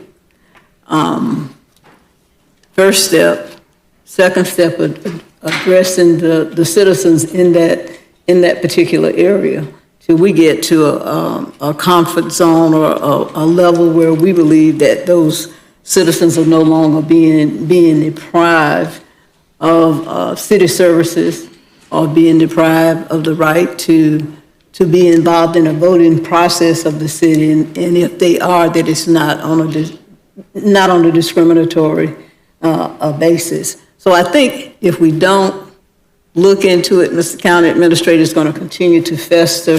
We are all, elected officials, and I think if we believe or if we feel that some citizens are being treated differently, I think we have a responsibility to seek it and try to address it, in other words. So if there is a way that, Mr. County Administrator, where this matter can be brought back to the commission, or if we can take steps to address it with the city, I would certainly support that, because I think we might have an equal protection argument with our citizens as well. We want to make sure everybody's being treated fairly and everybody has equal access to the services that are being provided, especially if they're within the PUC, especially. So I would support a motion in that regard as well, and I appreciate the Mr. Chair raising that issue as it relates to this particular agenda item. Mr. Chair, one last one. Okay, Ms. Vice Chair. Thank you. I don't think there's anything that quote unquote needs to be brought back. There's brought back to us per se. I think we need information, but I don't think there's necessarily anything that we need to do. I think if anything, there's a process in place and this works. We've seen over your lifetime, over your years as a commissioner, you've probably seen a countless amount of neighborhoods and properties be annexed. We've seen this work over and over again. I think it's just simply information. Like I said, information, letting folks know how this process works if they want to do it. Because I believe, and just my own personal opinion, there are probably a good amount of people out there that just like I said, enjoy the fact that they get city services and pay county taxes, but don't necessarily want to be annexed. So again, I think the report from staff would be just good for information. So, and Mr. Administrator, you said you could bring it back to us, correct? Mr. Administrator? Yes, we can. Yeah, just send that out to us. And then, Mr. Chair, you know, if you want to consider it, just asking staff to put together just some kind of information session for folks who are neighborhoods who are looking to it, maybe in partnership with Kona or something like that, that wouldn't be a bad idea either. And then after that, we'll see what neighborhoods want to consider these things and what neighborhoods don't. Because I don't believe, last question I have, and I'll let this go. Miss County Attorney, can a property, just one single property that's a part of a neighborhood be annexed, or does it have to be the whole neighborhood or a group of properties that have to be annexed? Mr. Chair, thank you. Sure. It has to meet the statutory requirements and the requirements of our code. So if you have a single piece of property in the middle of a subdivision that is not contiguous to the municipal boundaries or something like that, they're not going to meet the requirements. Right. But so it's going to be a case-by-case analysis depending on the location of the property where the person is interested in being annexed. Because you can't create enclaves, it can't mean serpentine. There are requirements and criteria that have to be met, which is why some of the property, and going back to the Southern Triangle that Barry alluded to, some of those, there was actually litigation between the city and the county at the time because the county took the position that some of those properties where the property owners wanted to be annexed, they were not meeting the statutory requirements because of the location. So there are always the underlying criteria to be considered, but that would be a case by case. Right. That's what I thought. So the process works. Is there? I think I've given you a couple ideas if you want to work with it, Mr. Chairman. But I don't want to recreate this process that's already working for us, and maybe even having a conversation with the mayor, Mayor Chair, to talk about what the information that comes back to us. Thank you, Mr. Chair. Okay, very good. Commissioner Dozier, you want to weigh in? No, sir. I think you all have covered it robustly. Good conversation. And I suppose I will say in briefing with county attorney and others, I think I have learned some interesting history, as was shared earlier, about 2002, other aspects here, but I think you all are on the right track. Thank you. Okay. Thank you very much. The 5 elements listed on page 3 with respect to comments from the county attorney, public works, development services, environmental services, and planning, land management, community enhancement, have all signaled a green light. And even though, Ms. Vice Chairman, you say the process is in place and it works, to the contrary, I say the process is working, and it's working against people who are purchasing city services and can't vote in the city election. The city proposed an ordinance on the city commission on June 22. On June 22, and the day is July 12th. And look how quickly, how rapidly the process works. And when the city puts muscle on it, the public hearing by the city commissioners on September 21 for the purposes of finalizing the annexation. This is what you call quick, fast, and in a hurry. While the rest of this community is languishing, this has occurred since June 22nd. This will be over on September 21st. And tonight we sign off roughly 20 days after the city said, let's do it. There's a problem, and I believe, commissioners, I'm asking your consideration also to recognize that in that south end of town, that's the Lake Munson Protection Zone. And because we provide for the health, safety, and welfare, it occurs to me, we have item number 22 tonight. Item number 22 is going to look at what's occurring with, I believe it's looking at Lake Munson. These homes, the neighborhood of the year, Commissioner Cummings, I'm not sure how far the neighborhood of the year, your neighborhood, is from City Hall. But the neighborhoods I'm talking about are very close. The city line stops at Wilson Green, Adams Street, go down Adams Street, right when you get to the triangle she was talking about, you get to Ridge Road, and you go to Wilson Green, and by the time you get to Tillman's Funeral Home, you ain't in the city. All of these properties, thus, are in the protection zone of Wakulla Springs. When our water table is high and you have failure, and this commission has been presented time and again with data showing septic tank failure, and unless something has changed, it's pretty high, the septic tank failure in this area. We have a duty to protect that spring, to protect Lake Munson, and there are issues under the ground with which they are very close to the Florida aquifer of which we drink. They should be a priority for all of us who are drinking out of the same Kool-Aid bowl. And the fact that some of those properties are less than 12 feet, 20 feet from water, we all should be concerned. It's deeper than, do y'all want to pay the property taxes or taxes for the city? No. Do y'all want to put this in Lake Munson?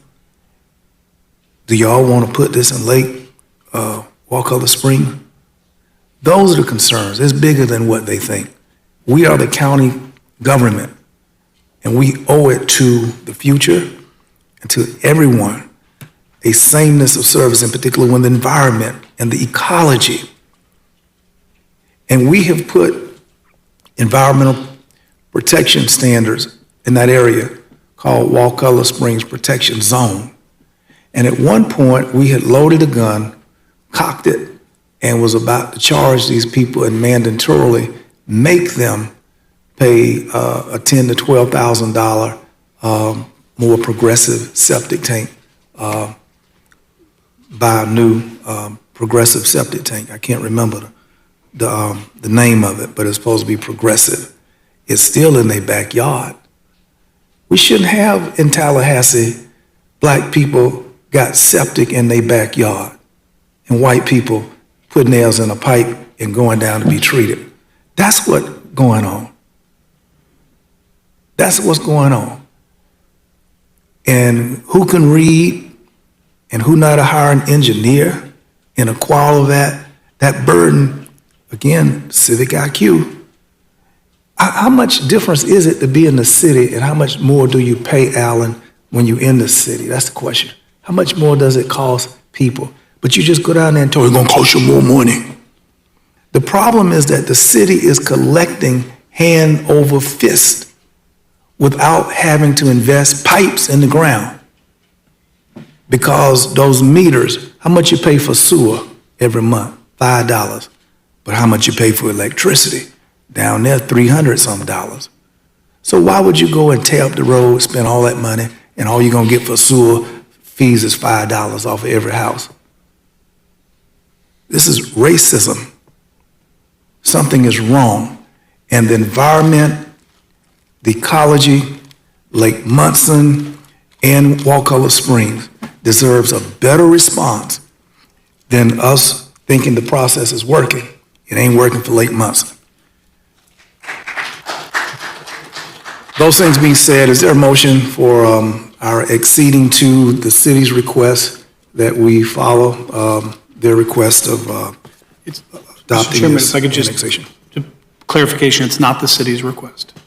It's about the it's an applicant, landowners' yes. annexation request. Okay. Are there any objections to this?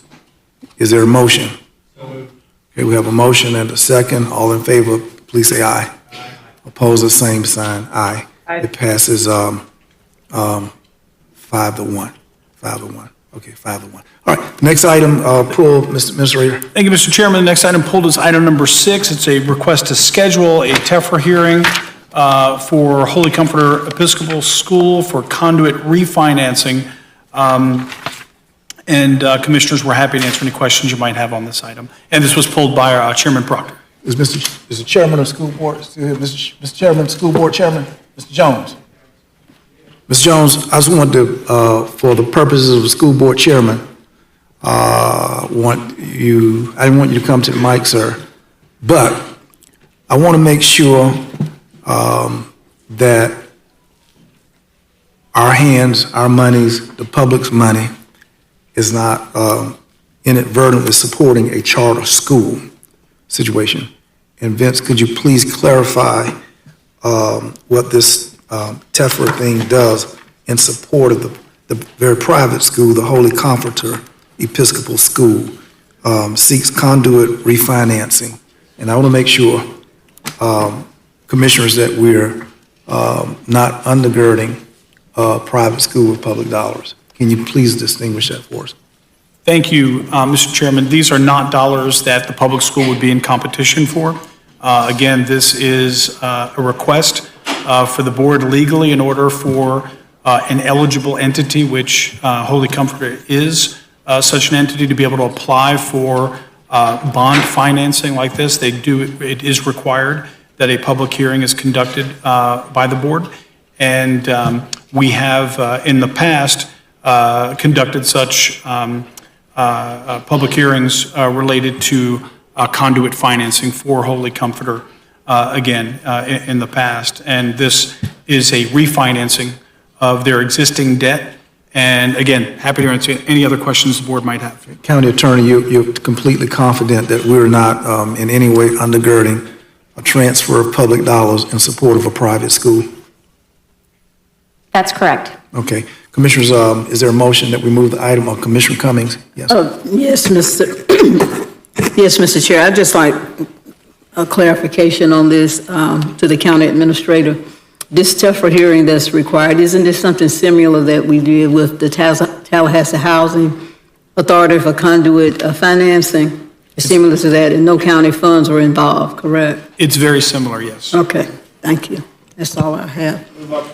Okay. Have a motion for option 1, second by Commissioner Minor. Hearing no other comments, all in favor of the motion, please say aye. Aye. It passes unanimously. Aye. Our next item. The next item pulled is item 14 by Commissioner Minor. Commissioner Minor, you're recognized. Thank you, Mr. Chairman. My wife is an independent contractor with Superior Realty Group, LLC. She does not have contracts in the Rivers Landing development for which she would receive compensation. Thus, I do not believe a conflict exists. However, at least one other realtor with Superior Realty Group does have an active contract for property in Rivers Landing. For this reason, I will recuse myself from agenda item number 14 based upon the appearance of a conflict pursuant to sections 286.012 Florida statutes. Thank you, Mr. Chairman. Very good. Thank you so much. We recognize the recusal of Commissioner Minor. He will not participate in this vote, having stated the reasons for his conflict or potential conflict, and we thank him. Is there a motion that we adopt the item? Mr. Chair. Okay. A second. Okay, we have a motion from Commissioner Welch, a second by Commissioner Cummings. Hearing no other discussion, all in favor, please say aye. Aye. Passes unanimously. Our next item. And one abstention. Thank you. Thank you, Mr. Chairman. Commissioners, the next item pulled from consent is item 17, which was pulled by Commissioner Dozier. Item 17 are proposed revisions to the county tourism event grant programs process. Commissioner Dozier, you're recognized. Thank you, Mr. Chair. First, I want to say we have made great progress in recent years. Truly appreciate our director, Carrie Post, the TDC board, all the staff, Mr. County Administrator, you and your team. And one of the things that stood out to me here is that we do this often, we ask one policy question to get an agenda item to come back. And Mr. County Administrator, you and your team and the County Attorney's Office as well take the opportunity to reflect on the entire policy.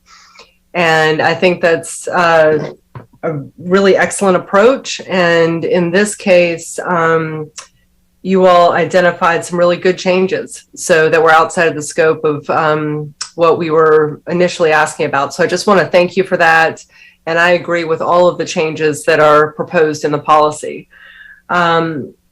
Specifically, I had brought this up initially because of the out-of-cycle grant request for a new event, and the TDC made that recommendation and it came to the board. Again, I agree and I really appreciate the discussion that's highlighted in the item from the TDC board that we don't need an out-of-cycle grant process, that we don't, I won't rehash everything that's in the item, but you went through a lot of good reasons why we don't need an out-of-cycle process, and we will have it at the discretion of the director of TDC if a one-time or a new event comes up. I think all of that's great.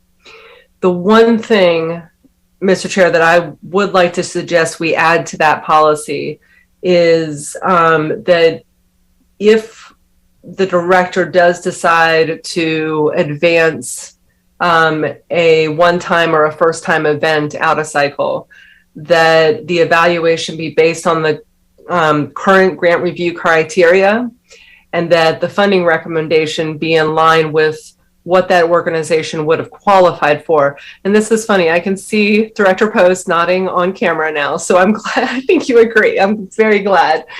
I just think codifying that in the policy would be a good thing. So I'll make a motion for staff recommendation with that minor additional change, just to clarify the policy, that it's based on current grant review criteria, and funding recommendations should be based on what the organization would have qualified for.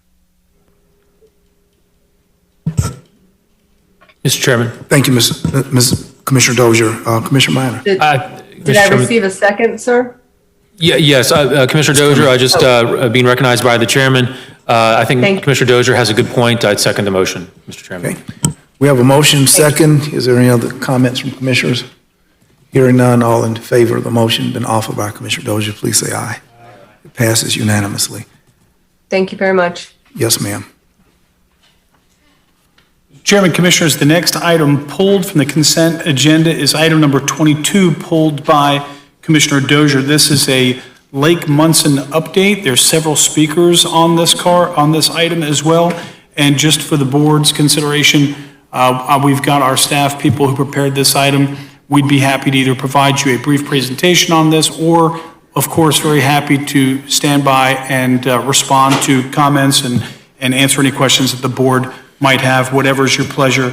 And with that, again, Mr. Chairman, was pulled by Commissioner Dozier. Okay, Commissioner Dozier, before you rally up comments and whatnot, I wanted to point to the commissioners on page 6 of this item, under the septic tanks in the Lake Munson area, that our staff reports to us that these septic tanks are utilized in residential neighborhoods around the Lake Munson and in the neighborhoods upstream where sewer is not available at this time. That's an amazing statement, but the sewer treatment plant is located next door. The big old plant is next door, but the people around the big old plant, they have no access. The pumping a septic tank is a routine maintenance responsibility of home ownership, staff tells us. In Leon County, the average cost to pump out a septic tank is approximately $350. So to say that if you get into the city, it's gonna cost you more in property taxes, just know it ain't gonna cost you $350 more, but if you stay out of the city, it's gonna cost you $350 every time you pump out that right there is an extraordinary tax. Commissioner Dozier, you're recognized. Well, thank you, Mr. Chair. I know we have a number of speakers, so I would like to save some of my comments for after the public comment. However, I will say, just to tee this up and based on the county administrator's comments, this is a good summary report of the current status. I'm sure we've all received a lot of information about a particular grant through DEP that might be an opportunity this summer. So for my purposes, Mr. County Administrator, I would like to dig into that proposal and some of the issues that I'm sure will be brought up during the public comment. But Mr. Chair, having said that, if we can go to public comment, you could circle back to me. I will make my comments at that time. What are you gonna pay $350 just excuse me, Commissioner Dozier, what was your ask? I said that if you will go to public comment and then circle back to me, I will make my comments at that time. Okay, as directed. Okay. Our Thank you, sir. speakers. Thank you, Mr. Chairman. Commissioners, we'll go to our Zoom callers first. Mike Elfenbein. Mr. Elfenbein, thank you. Would you state your name and address? Yes, sir. My name is Mike Elfenbein. I am the conservation chair of the Cypress chapter of the Isaac Walton League of America. That's a mouthful. And I also serve as the chairman of the Charlotte County Soil and Water Conservation District. And I am coming to you from Charlotte County. I appreciate your time. Thank you. If I may, Max Epstein, he's a resident in your community, and I think he's a pretty active advocate for water quality issues, reached out. He had heard about a project that we've been working on Lake Okeechobee. Some of you may be familiar with this lake. It's the biggest in the state. It's also one of our biggest problems as far as nutrient pollution and legacy nutrients. It has some of the same issues you have with Munson as far as nutrient inputs from septic systems and agriculture and all of the things that man does on the landscape. So my point being is that there's an opportunity here, and this was what Max had reached out for, to apply for a DEP grant to address nutrient pollution through innovative technology. And what we've been doing on Lake Okeechobee is harvesting invasive aquatic vegetation, liquefying that material, and applying it to upland disposal sites. In this case, it's a cow-calf operation. And those nutrients, while they're not good in our water bodies, serve a purpose on the landscape.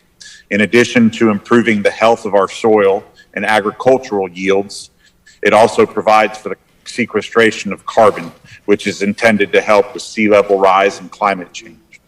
So this technology we're using on the lake has other abilities besides invasive aquatic plants. It also has the ability to remove the suspended muck on the bottom of the lake and in the water column, as well as the harmful algal blooms that are caused by those nutrients, and do the same exact thing with those sources of nutrients as we're doing with the aquatic vegetation.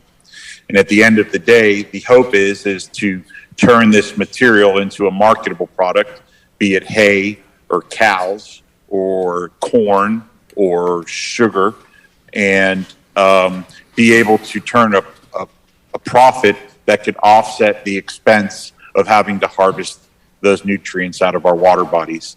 So I wanted to share that with you and let you know that there are technologies available.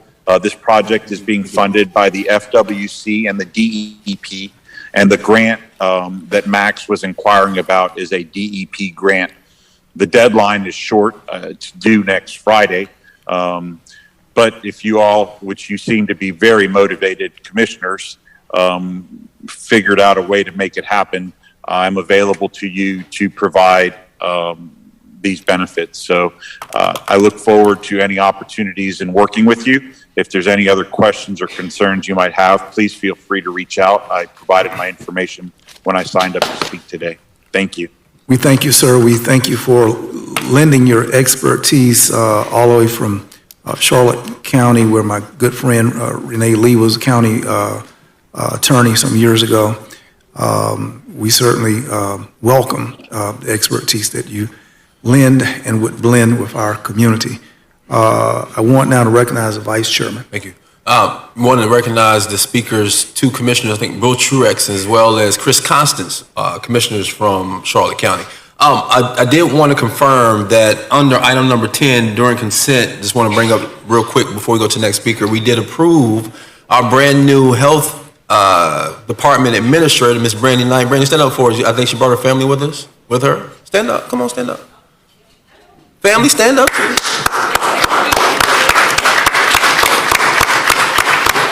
Yeah, there was some, I think it was one of the callers was calling to support Brandy in her new venture. I went over and talked to her. She was like, I gotta stay until y'all recognize it. I said, girl, we already approved you.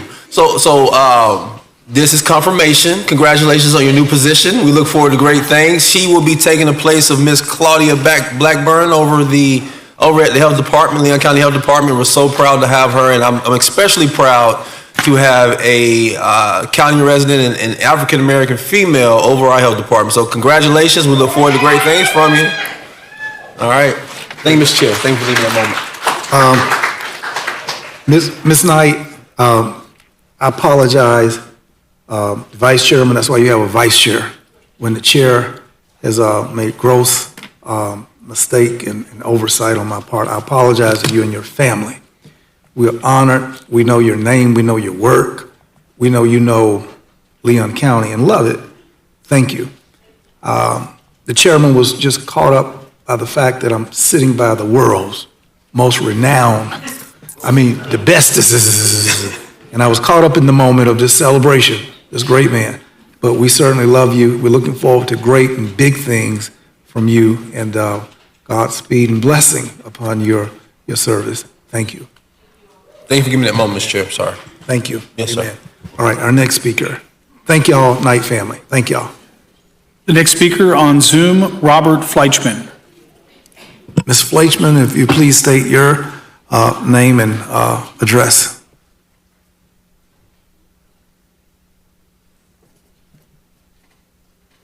Ms. Fleischman? I've received word that we no longer have Mr. Fleischman with us. Moving on to the speakers in chambers, Linda Rivers. Welcome, Ms. Rivers. Please state your name and address. Linda Rivers, 5312 Trinidad Drive, Tallahassee. Amen. I live right on Lake Munson. I own two pieces of property. One I bought in 2020 on LaFrance Road, which is 500 feet from Lake Munson. And where I live now, I bought in 2016 on Lake Munson. And I believe in the community. I think it can make a comeback. We've been neglected for years. I recently wrote a book. I did extensive research on that neighborhood, went back into, I think, 1890. I've talked to people who've lived in that neighborhood for years. Nobody believes anything will be done for us. It was hard to get anybody to come here today or to speak up because we've been made so many promises over the years. People get sick and nothing happens.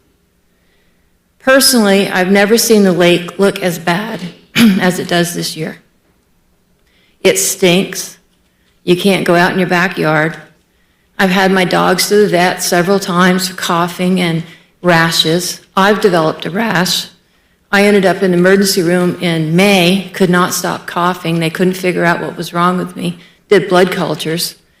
I've never had eczema in my life. I'm 67 years old. I sent you an email. It's rather long. I'm trying to keep it short.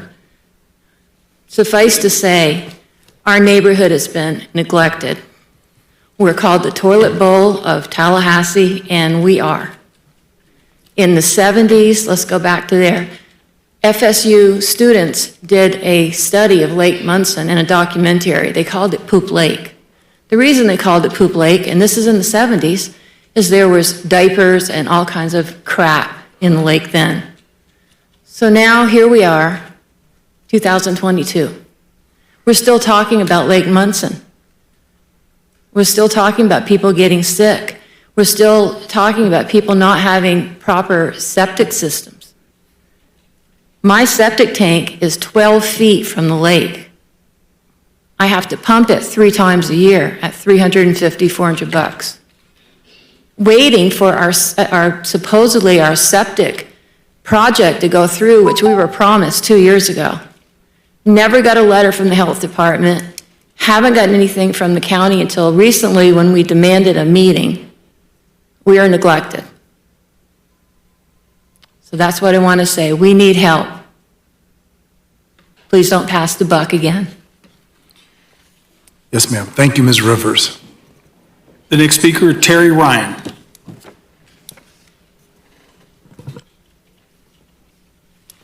Ms. Ryan, state your name and address for our record. Yes, good evening, everybody. My name is Terry Ryan. I'm the co-founder of the Tallahassee Sewage and Wakulla Basin Advocacy Group. And Chairman Proctor, I wish to thank you very much on behalf of the residents of Lake Munson and the advocacy group.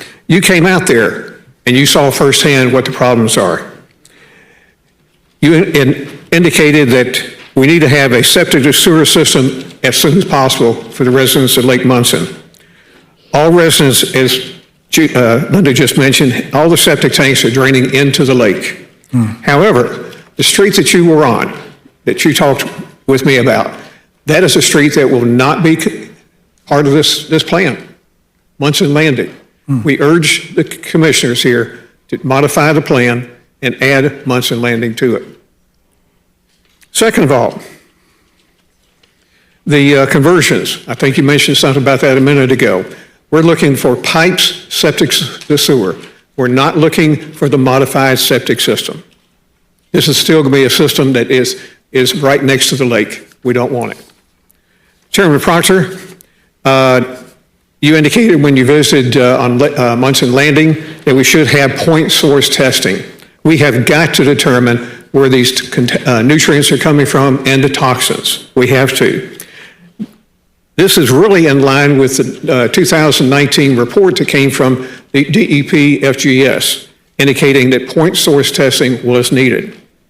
The report determined that toxins are continuing to flow from the city of Tallahassee to Lake Munson, and the advocacy group sees periodic test reports that either we do or the county does or the city does. In fact, the advocacy group has actually recently started testing water columns to get a current baseline of what toxins are flowing from Lake Henrietta to Lake Munson. We urge that the program here be modified so that an independent company, in consultation with residents of Lake Munson, and the advocacy group, conduct periodic tests to determine the sources of these toxics coming in from the city of Tallahassee. Next of all, let me give everybody three numbers. Write these down. 0.25. 0.765, 0.35. 0.25 is the nitrogen reading at tall timbers. 0.765 is the TMDL limit for nitrogen at Lake Munson. 0.35 is the state statute limit for nitrogen at Wakulla Springs. Why on earth would we want a nitrogen limit at Lake Munson double the requirement at Wakulla Springs? We urge the chair and Mr. Chair, we urge on behalf of the advocacy group and the residents, make a motion today to set a goal at least of what Wakulla Springs is, 0.35. Mr. Chairman and Commissioners, there is, as Linda just mentioned, a severe and urgent health problem at Lake Munson. You'll hear today more talking about the experiences they've had. I can testify personally to the health risk at Gil Waters Park, having had a severe eczema outbreak the day before Memorial Day. County staff continues to refuse to close the entire park, although they have been apprised by my health outbreak and that of residents, like Linda, around the lake. We urge the commission to please close Gil Waters Park immediately and approve plans to remove Harkle algal blooms in close proximity to residents' homes. And Mr. Max Epstein will give you more very good information about how we can do that. Thank you very much for your time. Thank you so very much, Mr. Ryan. Final speaker, Max Epstein.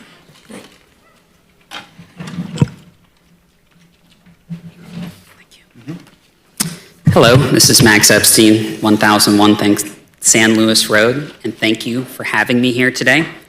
I want to talk about a grant opportunity. We have to move very quickly and get up to $3 million in funding without matching from DEP for an innovative technologies grant. And what that would cover are long-term objectives, which is a master stormwater plan, which includes all of the city, county, and blueprint projects, current and future, with scientific water quality goals, the point source nutrient testing that Terry mentioned that was recommended by your own county report, and we would also be testing all of the stormwater facilities in the chain that lead to it. This was supposed to become law in 2019, but didn't because of special interests. It also covered the short-term objectives of getting rid of all the algae that's in the lake and actually the muck that is on the bottom of the lake. And there's a lot of concern about the toxins and all that, but that's actually in the hard lake bottom that's below the muck. We have to remove what's there on the bottom because that's where all the nutrients are. And this proposal will do that. We'll also look at legacy sediment pollution removal and also other things, including managed aquatic plant systems. But just to give you a quick little primer, why do we need a master plan? You know me because I got involved in that 3D project. And the next year, the city proposed a project to take out half of Alberta Empire for another project that is not on the master plan. And Blueprint now is working on segment 4, which has all of the computer models that we should have had from the beginning. Because there are actually more models. You started at segment 1, then you went 2, then you went 3A, 3B, 3, all the way down to 4 without having a master stormwater model, which is standard practice. And how do we know this? Because Teresa Hiker said it in 2013, and she just retired from the county. Blueprint's placing the entire burden intended on segment 4. It would not be a functional project, and she predicted it failed. Blueprint designed capital cascades from the top, forcing it to the bottom and expecting a miracle. She said there was no model and there should be one from the beginning. And then they said, we're going to do it, but it's going to take 3 months. Well, when you approved that 3D in 2015, you were told the same thing again. Staff was making a master stormwater model. This allowed Blueprint to move forward, knowing that they were not limiting themselves hydraulically and ensured consistency with future projects such as the airport gateway and future city-funded projects like that Alberta. Well, they didn't do that. It said they would use that model to look at 3D and 4 together, and they didn't. Because we know that in 2019, when I came, the city did a review and found that model wasn't fit to use for anything. They had to continue to update it till 2020. And the city is not going to give you a permit on segment 4 until you can meet what's called the pre-development conditions. This is the second half of the model that was never completed at all. So what does this show us? I know we got this. The pre-cascades condition, you have to figure out how to get rid of 12,000 pounds of nitrogen. That one 3D project's only 2,500. And the new contractor that did the review of that model said, proposed stormwater ponds that are coupled with amenity concepts like Tallahassee Junction Cascades need to exhibit a higher level of treatment than solely from wet detention. I'll explain that in a minute. You need to actively treat the stormwater between rainfall events with pumps. And what do you get when you have a wet detention pond? You get this, and this is in your backyard. This is stagnant water that grows cyanobacteria, and it's highly, highly toxic. Our grant would look back at also looking how to retrofit all of this. So here's the opportunity, right? You need to extend the Cascades 4 study area to the Forest Service land and the White wastewater treatment plant. This is an opportunity to create your capital Cascades 4, a wetland kidney system to clean the water, but we're also going to pump the water and circulate it in Munson. It will clean the water that's in there. The wastewater can also be treated this way. And it's also going to be a spoil site for the muck that we take off the bottom. And I promise I'm almost done. If you look here, this is Sweetwater Branch in Gainesville. 1 in 3 visitors to Gainesville goes to it. This would be a perfect spot for it. And the company that Blueprint hired for segment 4 designed this. So they can do it. Another facility you should look at is Egret Marsh, which is in Indian River County. They use managed aquatic plant systems. They grow beneficial algae and then harvest it or other plants to actually remove the nutrients. So what does this grant do? And I'm just going to skip over this because I actually spoke with the head of DEP this morning who actually administers the grant, and he encouraged us to go after the full program for the grant. He said, don't mess with the pilot. Those guys are actually already doing it in Okeechobee, and it seems to be working. So we would have $500,000 for testing, everything I talked about, that master planning. But in addition, $2.5 million. You have these little boats. They go around. They actually mechanically harvest the plant material and the algae that's on top, and they have a little suction dredge at the bottom, and it sucks up all of that muck on the bottom. And what happens, you're going to take that and spread it over a field. And for Commissioner Dozier, I think we should grow hemp instead of hay, right?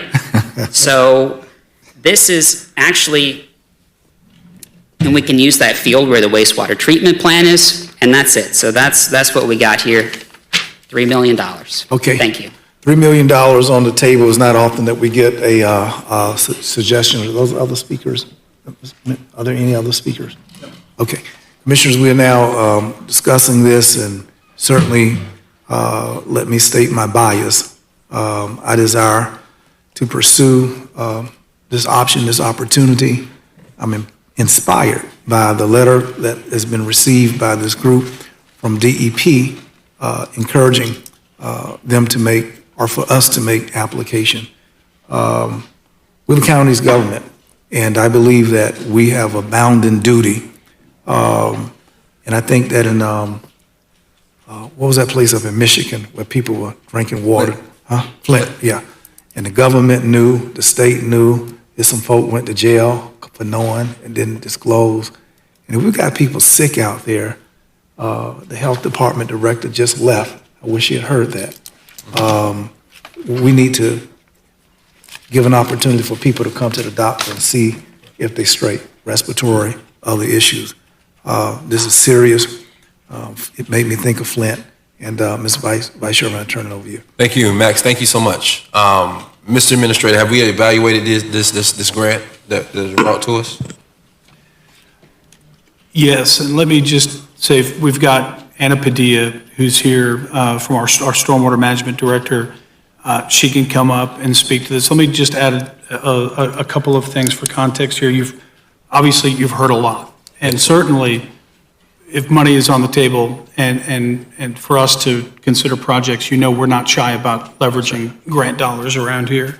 So, but just for a little context, and Anna, if you'd make your way to the lectern, and as you saw in the item, Lake Munson is believed to have been, again, a cypress swamp, which was impounded. And it is a shallow, stagnant water body, which does have historic, many, many years of pollution contribution there before any of our times. It has been studied a lot for the people who have said that they felt neglected out there. The item chronicles all of the millions of dollars that have gone into Lake Munson specifically. Now, I think what most people think of is an in-lake restoration when they think of it, but what we've historically done, based on all of the science guidance that we've been able to obtain over the years after years of studying, was to address the upstream development, to address the upstream contribution. And as you see in the item, we, as well as Blueprint, have contributed millions and millions and millions of dollars and continue to do so right up until right now. And so that's what we have been doing. And the reason we have been doing that is because the science guidance, much of it to now, has been not to disturb the sediment at the bottom. That's not to say that that's the only science out there, or that in any way is the last word on the issue, but that's been what we've been doing thus far. Are we open to looking at some of the innovative concepts that we've heard about today in terms of the harvesting of the plant material nutrients? Absolutely. The septic tanks around Lake Munson, given everything we're doing with septic tanks, sewer to septic rather, absolutely. But again, I'd like Anna to talk a little bit about it because, again, you've heard a lot. But there's been a lot done, and there'll continue to be a lot done, and I think we just need a little context here. And so, Anna, please, I know that you're available for any questions, but why don't you give us a little bit, maybe a little bit of a reaction to what you've heard, and then speak maybe a little bit to the grant and what the possibilities may be there. Thank you, Anna. Can I put a little shape around it? Specifically, the 7635, I was interested in that. What would that look like for us to make that limit, the aspirational goal there, 0.35 versus the 0.76, and then the $3 million grant that say you're going to speak to. So those two things are the things I'm particularly interested in. Sure. Mr. Vice Chair, I'm sorry, Anna, just before you come in, will you Okay. come to me after Anna makes her comments? I had a few questions along the same line, but I don't want to interrupt Anna right now. Absolutely. Thank you. So the limits are set by DEP. The county could decide to have that as a target, but in terms of enforcement statewide, that would be a DEP judgment call. I know that the concentrations have been steadily lowering as they're coming into the lake and in the lake. I don't know off the top of my head where they're at right now. And then in terms of the grant, oh, go ahead. So to understand, we could make an aspirational goal for the county, but DEP has set that 0.76. Correct, Okay. yeah, there's a large portion of the drainage basin is within the city limits. Right. So unless DEP is going to take that up and make that, state, adopt it through the state rulemaking process, we only can control what's in our jurisdictional boundaries, and what's coming to us is what's coming to us. And the 0.25, the tall timbers, and the 0.35, Will Color Springs are as DEP said as well?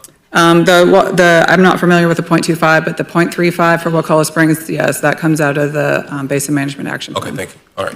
Continue, I'm sorry. And then for the grant, we just got the information yesterday. Certainly, we can look into possibilities for applying for it. I do know that it does require that you're like ready to go, kind of shovel-ready type projects, but happy to look into opportunities. I tell you what, Mr. Chair, what I'd like to do is, if you'll accept it, is staff is already doing it. So I want a report back specifically on just the goal piece of it. Even if we wanted to go to the 0.35 that was recommended, what does that look like? Even if it's an aspirational goal for us, if DEP won't accept it. And also on the 3 million, just a status report, because you said you just found out about it yesterday. I'm guessing by the time we come back, you have a lot of information about it. Just on where we are when we come back. Mr. Administrator, would you like that in the form of a status report, or can you just send us some information via email? Well, we'd like to go even further, Mr. Vice Chairman. Yes, sir. Is if the board would authorize us to submit the grant, given the time, given the deadline. If we find projects that would be advisable to do, we would certainly like to do that. Okay, well, I make a motion that we authorize staff to submit the grant for the $3 million that Mr. Epstein told us about. Within that motion also, can you bring back a report looking at changing the aspirational goal from, changing our goal aspirationally from 0.76 to 0.35? And I'm guessing when we'll come back, you just have a report, and Mr. Administrator, just have a report ready for us on how the granting process is going by the time we come back to our next meeting. That would be my motion right now, Mr. Chair. Okay, we have a motion second. Commissioner Dozier. Thank you, Mr. Vice Chair. Mr. Chair, you got a second for that? Yes, ma'am. Okay. I agree with the motion, but I do want to take a step back.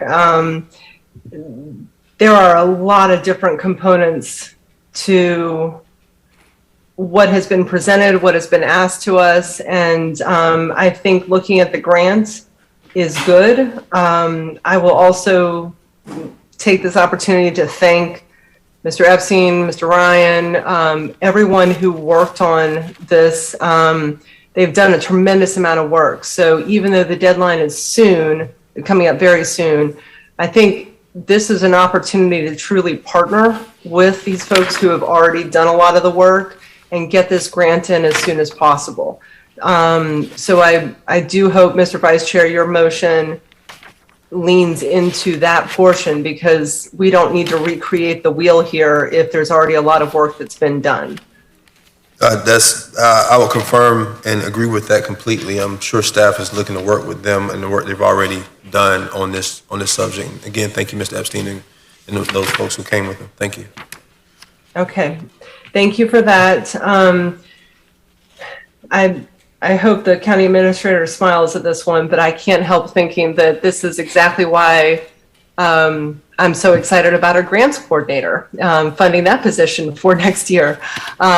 Because if my understanding is correct, I mean, this is exactly the type of thing, a grants coordinator, an opportunity they can look for.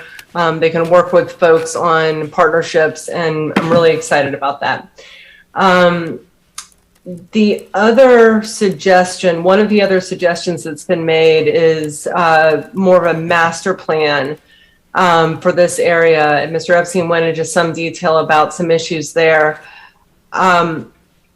We have a lot of projects, as you rightly said, Mr. County Administrator, and others have said.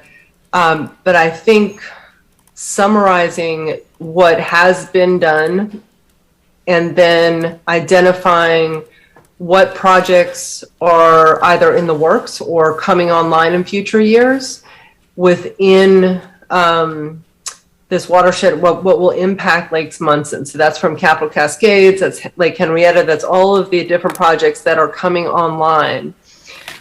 If we had a summary of those, I think we could look at any gaps, any opportunities to advance certain projects, or frankly, look for additional funding like this DEP grant.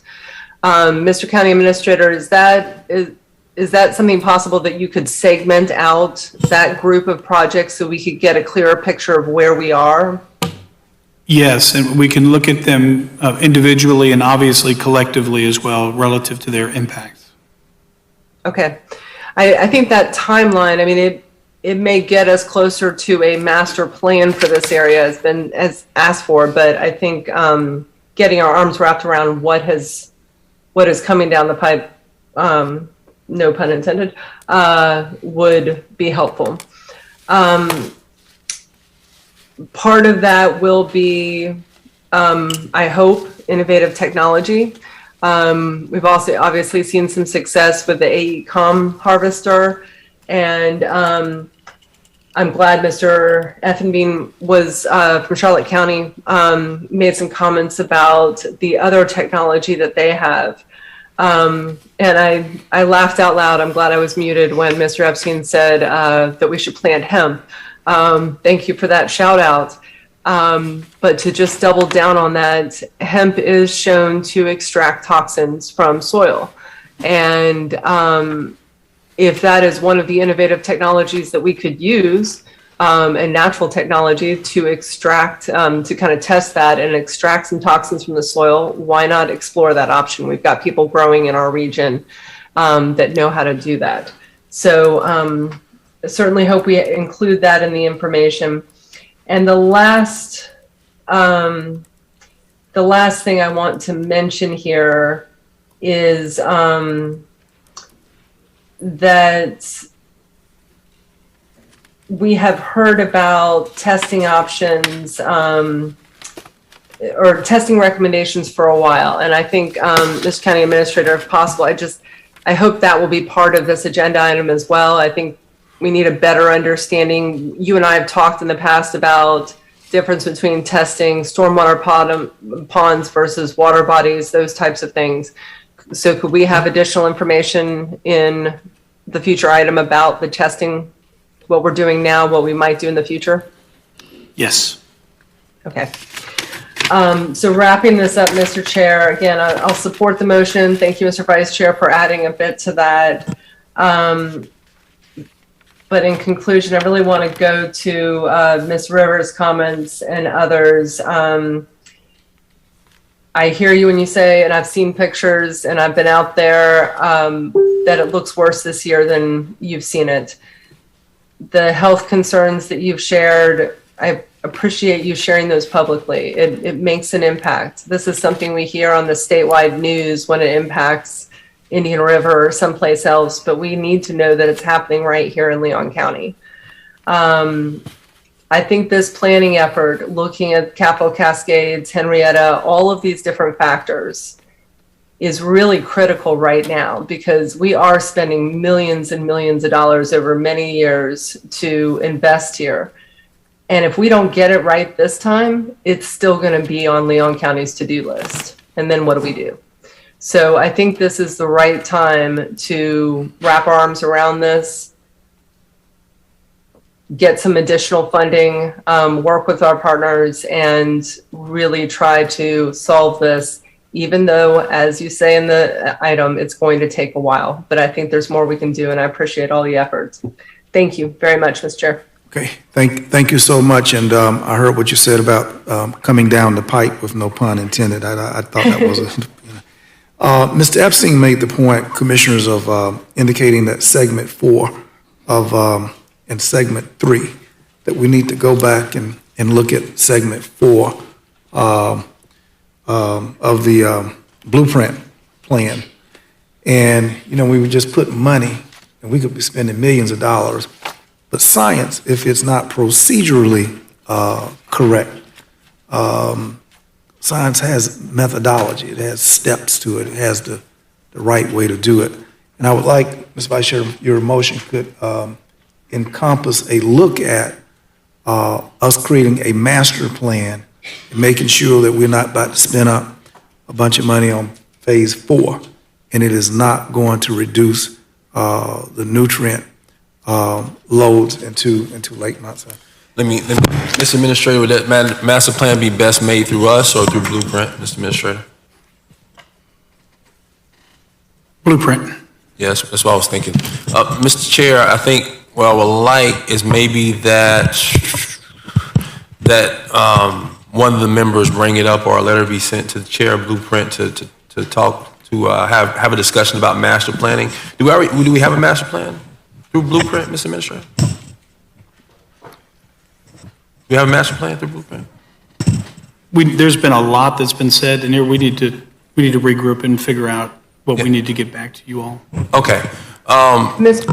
Specifically. I'm sorry, Mr. Chair, on point, or, sorry, Mr. Vice Chair, I thought you were. Go ahead. Finished. No, go ahead. Just picking up on the, Ms. County Administrator, your comment that a master plan needs to run through Blueprint.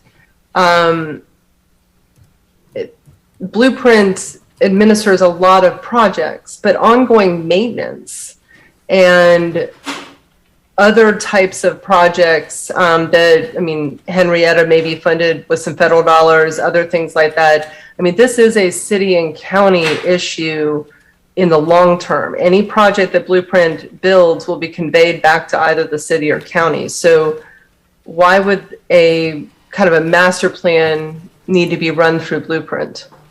Mr. Chairman, to the extent that any of the master planning impacts or changes the project outside the project description, it would require a new vote of the Blueprint IA, which is a possibility when you're conducting a master plan.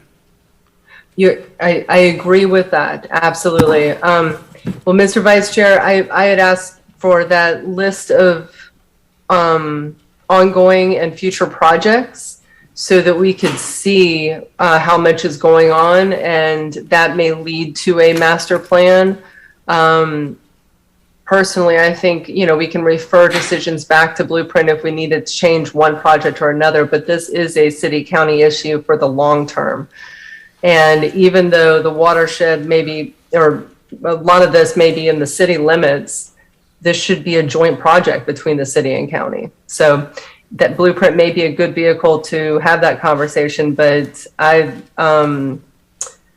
think it deserves more conversation. Once we wrap our arms around, as the county administrator said, this was a tremendous amount of information, you know, moving around today. So maybe once we get our arms wrapped around it, we can have a discussion about what the next step is. Well, thank you, Commissioner Dozier. I just want to re-emphasize that you think that it's a joint project between the city and the county, but history shows that all the city does is deliver water toxin on top of the ground with phosphorus, nitrogen, loaded water. The city does not want to provide sewer pipes It took Publix forever to get a permit down there on Crawford Road because the city didn't want to run a pipe down there for Publix. So it sounds good, la-di-da, pull up the violins. The city don't want to put pipes down here in this area. And when you look at the map, Commissioner Dozier, that we've been presented tonight, look at the purple area called the Advanced On-Site Treatment Incentive Program, and all this purple. All this purple is ignored. The city, we can't count on the city. They don't want to do us right. They're not going to do it. These people will tell you. And I'm looking at this sheet of paper right here so that everybody at home can look at this right here. These people are in the USA, and the city has done nothing because they only get $5 for sewer, but $300 for electric. They're getting what they want. They're not interested in the rest. They're not interested in the lake. How can you run this kind of water on top of the ground, don't care what the people are doing in their backyard, into the ground, and you build a great big sewer treatment plant right in front of these people's faces on the other side of the lake? And we've got people growing sick, animals. The county has its own sign that says, do not step into the water, do not fish, do not swim, do not allow pets in the water. The county, we know this problem. That's why people went to jail in, what was that place? Flint. Because we knew and failed to act. And when you know, county attorney, and it's foreseeable and a perception of reasonable people, and we fail to act and to do that which is in the best interest of a public, we subject ourselves to liability. I don't want to be liable. I'm saying to us tonight, I've been saying it all night long, the city don't want poor black folk and poor white folk to get no pipes. It's just that simple, y'all. They're not going to do nothing. Mr. Chairman. So with this money, hold on. Thank you very much. Hold on. With this money, if there's a chance, the county's got to walk alone. The city got a great big old tub, and we can't put our business in it. It's that simple. Yes, ma'am, County Attorney.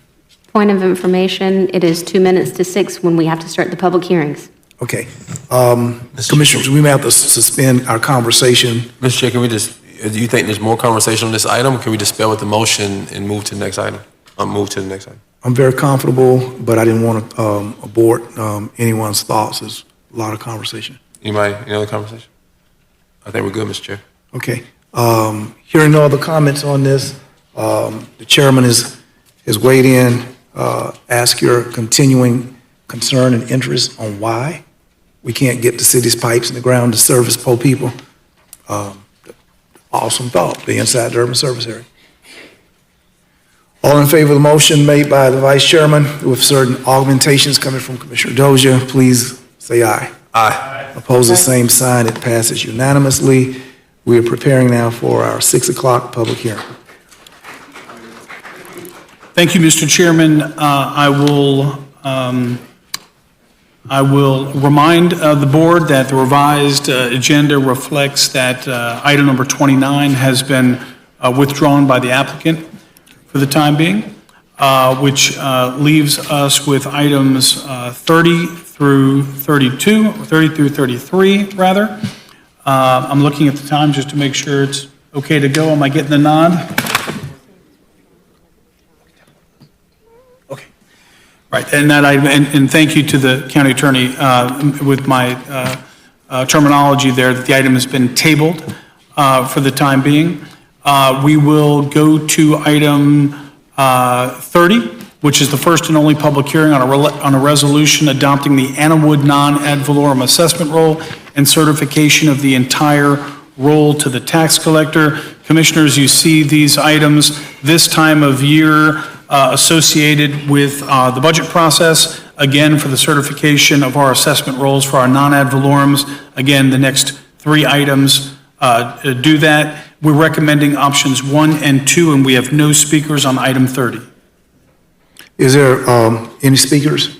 No speakers. Okay, is there a motion for adoption of staff's recommendation on item number 30? Okay, we have a motion, a second. Is there any discussion? Hearing none, all in favor, please say aye. Okay, item 31. Thank you, Mr. Chairman. Commissioners, item number 31 similarly is a public hearing for the adoption of the assessment roll for all properties being assessed for the first time and the certification of the entire assessment roll for the solid waste disposal services. We're recommending option 1. We do have one speaker on this item. Okay, let us hear from the speaker. The speaker is Valerie Brown. Ms. Bryant, please come forward.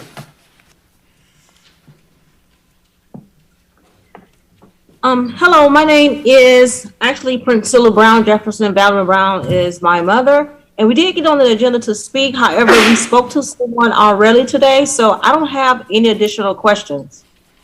Very good. We thank you for your patience, and we were glad to hear your voice. Thank you very much. All right, thank you. Mr. Administrator. Thank you. That would put it in the posture for a motion at this time, Mr. Chairman.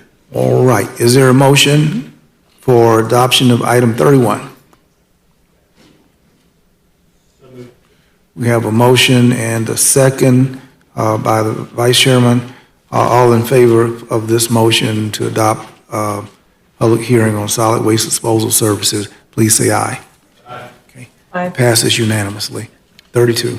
Thank you, Mr. Chairman. Commissioners, that brings us to item number 32. It's a public hearing to provide for the adoption of the assessment roll for all properties being assessed for the first time and certification for the entire roll with respect to the fire rescue services non-ad valorem assessment roll. We're recommending option 1. And I do have a speaker card, which is also Valerie Brown, on item 32. Ms. Brown? Hello again, this is Priscilla Brown Jefferson. Oh, it's me again. So again, that was me. We had an opportunity to speak with someone earlier today. And again, I don't have any questions. They resolved it. Very, very good. Let me just raise this issue. Thank you, Mrs. Brown. Item number 32, fire rescue services. Is this an equitable measure that we're adopting? We get interesting calls. This is one of those sticking points that county residents sometimes believe they're not getting bang for the dollar. How are we doing in resolving those perceptions that this is an equitable charge? With respect to this item, Commissioners, on the non-ad valorem assessment roll in particular, I'm going to ask Alan to respond to that. Commissioners, the fees you see or the assessments you see here were developed based on a study that allocated the cost equitably across both the city and the county based on your distance to a fire station. So it's the same approach was used throughout the jurisdiction to establish these rates. All right, any queries from the commission? Hearing none, is there a motion for adoption? Motion and seconded by Commissioner Minor. Hearing no discussion, all in favor of the motion, please say aye. Passes unanimously. Okay, 33. Mr. Chairman, the final public hearing item provides for the adoption. Final? Excuse me? This the final? Yes, sir. The adoption of the assessment roll for all properties being assessed for the first time and certification of the entire assessment roll for stormwater management. We're recommending option 1. We have no speakers on this item. All right. Is there a motion? Thank you, Commissioner Cummings, second by Commissioner Minor. Hearing no other comments, all in favor of this adoption, please say aye. Okay, we thank you. Commissioner Minor, there are some intelligent-looking people in the audience. Could you, my understanding, you know these people. One has disappeared. Could you tell us a little bit about those 3 people that I saw have seen all day long? Mr. Chairman, thank you very much. I was going to bring this up during my items for discussion, but really proud to announce that the County District 3 office has 3 interns, not 1, not 2, but 3 interns for the summer. You're getting greedy. We've got Shubham Dixit, who is a rising senior at Rickard's IB program. He's on the swim team and swims from 5:30 to 7:30 every morning before coming into work. I like to tell Shubham that if he wants a real workout in the morning, he should have a 3.5-year-old he has to get ready for camp in the morning. So that's even more strenuous. But that's the guy that just left. Has he gone? Yeah, I think he's probably left. He'll be back. Aida Richardson is a rising senior at Leon High School. She's a member of Leon's soccer team. Stand up, Ms. Richardson. Yeah. All right. All right, Ms. Richardson, let's give her a hand. And last but not least, we have Cameron Sawyer, who's a rising junior at Leon High School. She's a member of the Leon's Steel Drum Band. So thank you very much, Shubham, Aida, and Cameron. They're terrific. They're very bright. Jody and I are looking forward to working with them. They're going to be here for the month of July, so they'll be leaving us on July 29th. But to our county staff and to anyone else, if you see them around the office, please introduce yourself. They're terrific. Thank you, Mr. Chairman. A couple other items. Earlier today, we had a press release announcing that the Leon County Emergency Medical Services Department received top honor from the American Heart Association. This is recognized for exceptional treatment of heart attacks with 2022's Lifeline Gold Plus Award. So just want to congratulate Chief Abrams and everyone at EMS for that award. That's a big deal. And then finally, just want to wish everyone a good summer. Thank you, Mr. Chairman. Thank you very much, Commissioner Minor. We've not gotten to commission time, but that's quite all right. It's, Well, I thought we were going to that section because you kind of. Absolutely. They used to say it's party time is any time. Ready to be Anytime is flexible party time. for the agenda here. All right, we appreciate that, and in particular, we appreciate the young people of our community who come to shadow with us, to intern with us, to be a part of our community. And certainly, we welcome you all, and we have seen you in the hall looking highly intelligent and adding so much to the velocity of the IQ of Commissioner Minor's office. Indeed, it's just stepped up a lot. We want to take a 15-minute break here and beg your indulgence that we've been sitting for 3 hours of standing. And if we could take about 15 minutes and come back at, let's say 6:25, we'll resume. Ladies and gentlemen, we thank you as we continue now our meeting. We're grateful for your continued interest as we try to bring this in for a landing. We're now on agenda item as our county administrator, world-class, world-renowned, and world-recognized administrator, Mr. Vincent Long. Continue, Mr. Vincent Long. Thank you, Mr. Chairman. Commissioners, this item number 24, seeks the board approval of the 2022 Florida Legislative Session final report and to schedule a workshop for the 2023 state and federal legislative priorities workshop for October 25th, 2022 at 1 p.m. Okay. Commissioners, we've been over this multiple times. I trust that you sufficiently up to date on what we receive as our legislative, and unless there is a desire to expound and wax eloquently on this, is that a motion, Commissioner Minor? Yes, Mr. Chairman, I'd move for option 1 and 2. Okay, we have an option for 1 and 2, second by Commissioner Cummings. And also just want to congratulate staff for their good work, as well as our lobbying team on the appropriation for the Fred George wetlands restoration, $400,000 for restoring that. And Jeff is being very modest and giving all the credit to Andy, but I'm sure you guys work as a team on all of these things. So thanks very much to both of you, as well as our federal lobbyist team. Job well done. Thank you very much, Mr. Chairman. Good. We're going to suffice that Mr. Minor has spoken. He's spoken well in representing our satisfaction with your work this year. We thank you. Here are no other comments. All in favor of the motion for options 1 and 2, please say aye. Aye. It passes unanimously. Our next item. Yes, Mr. Chairman, Commissioners, my mistake. I went past item 23, which was pulled from your consent agenda, which is a status report on our curbside collection services provided by Waste Pro. That was pulled by Commissioner Dozier. Commissioner Dozier, Waste Pro, number 23. Thank you, Mr. Chair.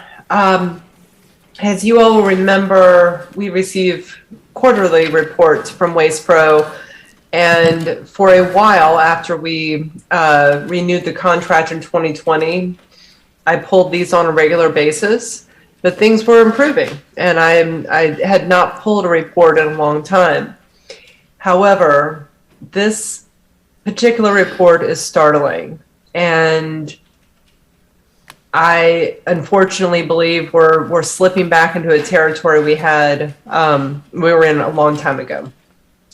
In just the first 5 months of this year, the county has had to assess $115,000 in liquidated damages due to issues, a range of issues with collection services for county residents.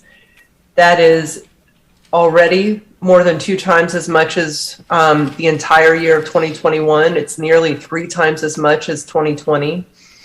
It's the most since 19, before we renewed the contract.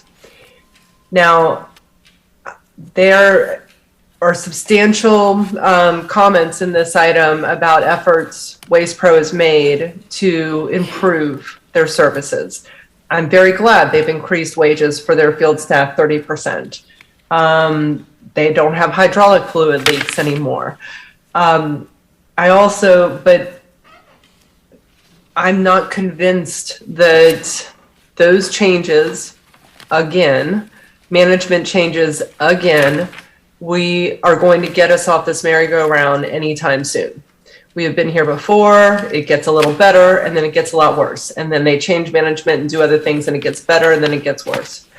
For our staff, for Maggie Terrio, her shop, Mr. County Administrator, I should have acknowledged you first. For your staff, you all have done a fantastic job in staying on top of these issues. I'm sure I'm not the only district commissioner. I'm sure others, even our at-large commissioners, get a number of complaints. This is happening within the city limits as well. And I really want to appreciate our staff for staying on top of this and working so diligently to make sure that those issues are resolved. So, Mr. Chair, I pulled this report to make a few comments because the contract is up for renewal in 2023. And there was an opportunity last time around to change to a new vendor. The majority of the board decided to stick with Waste Pro with a lot of promises that things would get better.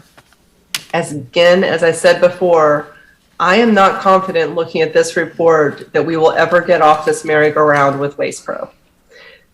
They've made a lot of efforts, but I strongly encourage this board to look very critically at the contract process next year, the RFP, and to seriously consider another vendor. And frankly, I believe the city should be looking at that as well.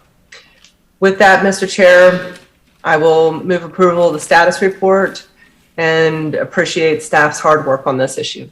Thank you. Okay, we have a motion and a second by, okay, very good. Commissioner Welch and then Commissioner Minor. Thank you, Mr. Chair. Thank you, Commissioner Dozier. I feel obligated to echo your concern. I have quite a few issues with Waste Pro in my district, and I feel obligated again to acknowledge that publicly. I know the folks over there are trying to improve and trying to take the right steps. I don't have the historical background that you may have or other members of this board may have, but I do share the concern. Now, my question to the county administrator, because I'm new to this process, you explained to me previously the sort of Waste Pro's contracts with individual homeowners, and we kind of are like franchise givers. If so, so in 2023, we're going to review, I guess, the performance. What's the contract length time? Is it 2 years, 4 years, 8 years? Sure. The contract length before now, Alan? It was a 7-year with a 3-year add-on, and we executed the add-on. Several extensions to the contract, which were allowable in terms of the additional add-ons. But to address your question, Commissioner Welch, it will be coming back to you in the next several months, and it will be a solicitation for those services, which will go out to the world with no biases, wide open playing field. We'll do an analysis. This board determines the level of service. So that would be, how many times do we pick up trash? How many times do we pick up yard debris, that sort of thing? Once you establish that level of service, again, it goes out in a competitive situation, and you get pretty objective responses back in terms of price and that sort of thing, because we've already established, again, that level of service. And so That will be coming up soon. And yes, you authorize for a contractual period of time, usually 1 term or 2 terms followed by some possible extensions, a franchise area. And that franchise area is the area in the unincorporated area of the county. And that's generally how that works. Thank you, Mr. County Administrator. Mr. Chair, can I continue? Yes, sir. Thank you. So then my next question would be, I mean, how many, in your history, in your experience, how many providers bid on that contract? Are we talking about 5 providers or 2 or 3? It could run reasonably, it could run that range. It really fluctuates. It depends on if there are any new providers that are entering the marketplace. There is not a tremendous amount of competition in the industry. It is pretty much dominated by several big companies. But there are companies that come into different markets at different times, and they've certainly shown in the past an interest in our contract, and we would expect that to continue. And is the city also on Waste Pro? Is Yes. that correct? So Waste Pro is the only provider in our county. Correct. And if somebody opts out of using Waste Pro, then do they have any option to get rid of their trash other than, we don't have a dump anymore, right? We have a transfer station. We have roll-off sites. Roll-off sites. Roll-off sites throughout the county that people can take their garbage to. Okay. Well, again, I am concerned. I would have to imagine that the problems experienced by Waste Pro are probably being experienced by other providers in other markets, given the economic constraints, the labor market constraints. And so, you know, I just want to openly express that I share the concern that Commissioner Dozier has.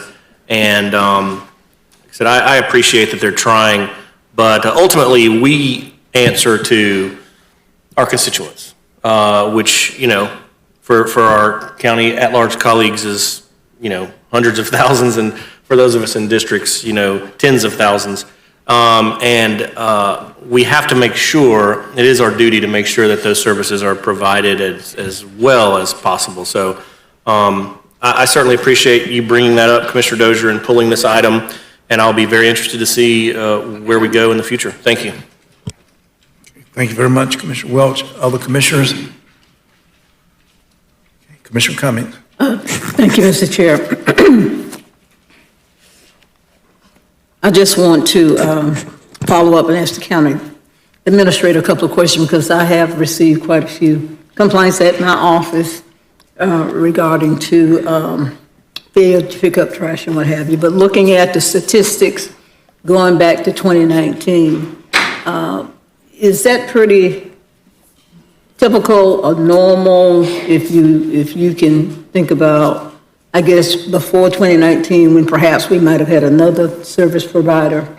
And I think when you have so many individuals, so many customers, you know, like in the Tallahassee area and in the county area, I think from a practical standpoint, you're going to have some complaints. So I guess my question is are the complaints, in your opinion, the number of complaints, the nature of the complaints, is that pretty typical?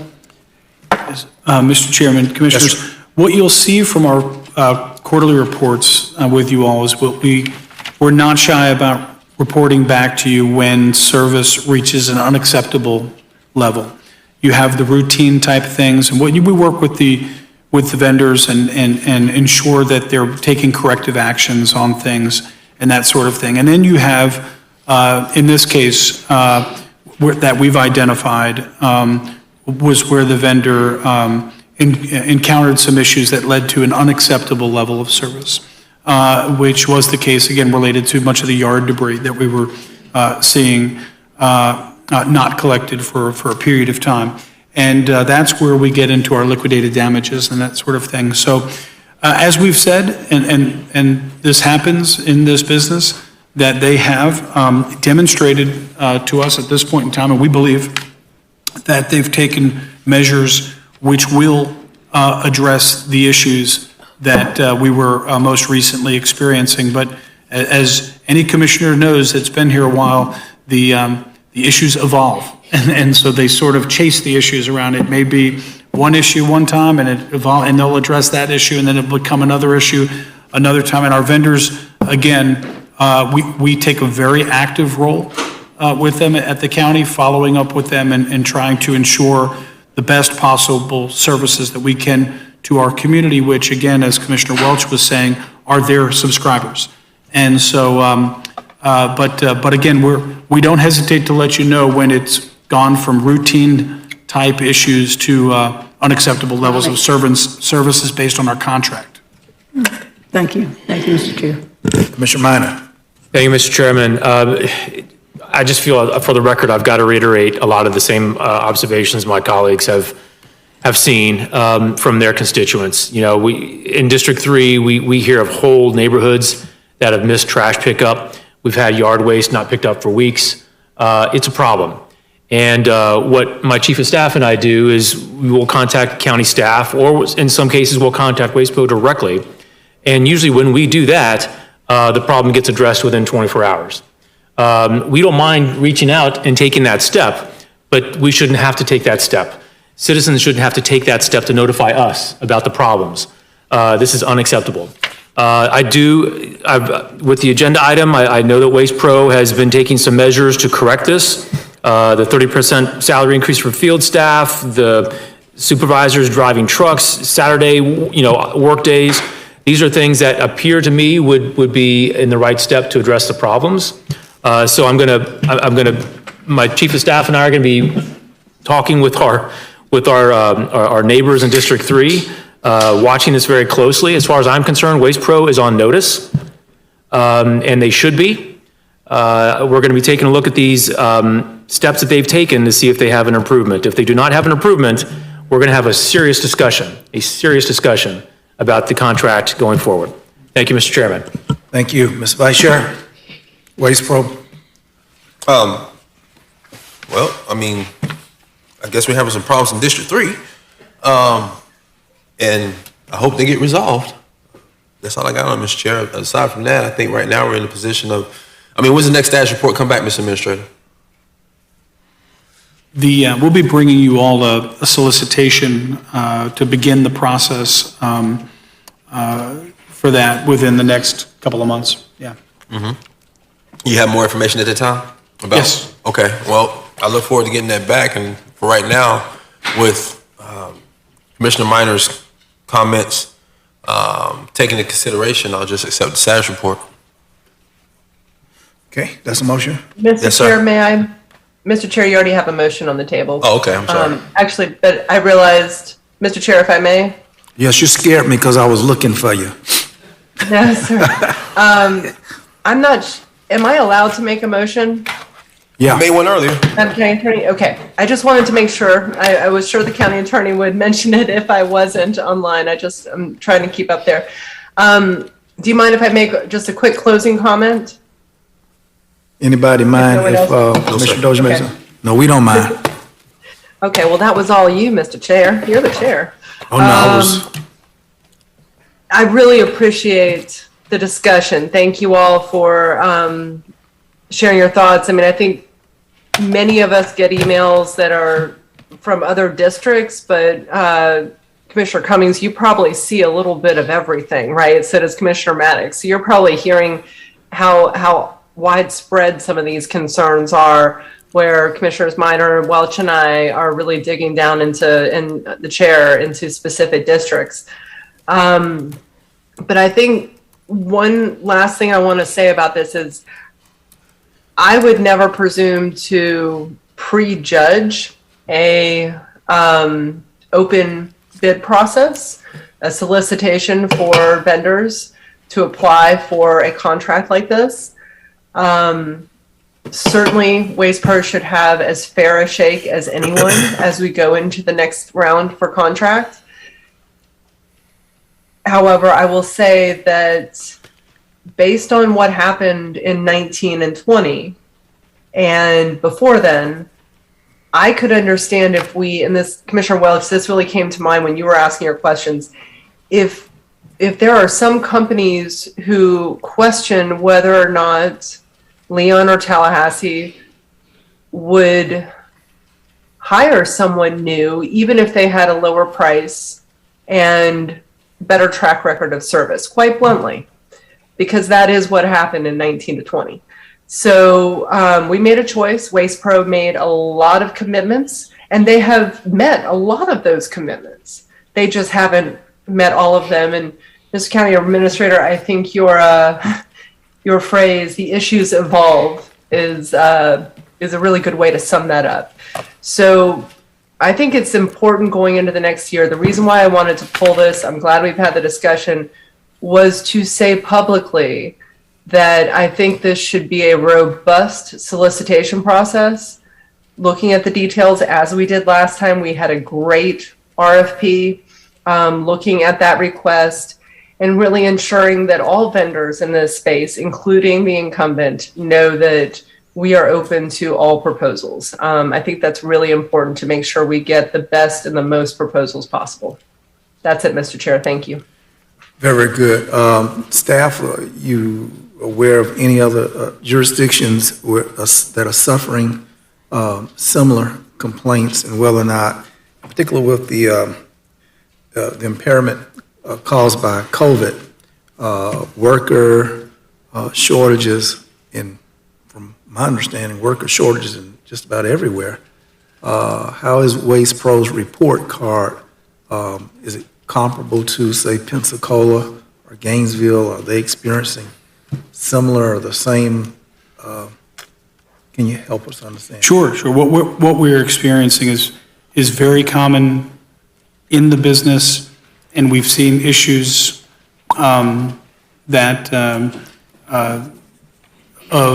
non-performance and service issues across multiple vendors in my time frame here. We've had periods of times where it's very, very good, and periods of time where we've got a lot to work on. And again, we very actively do that.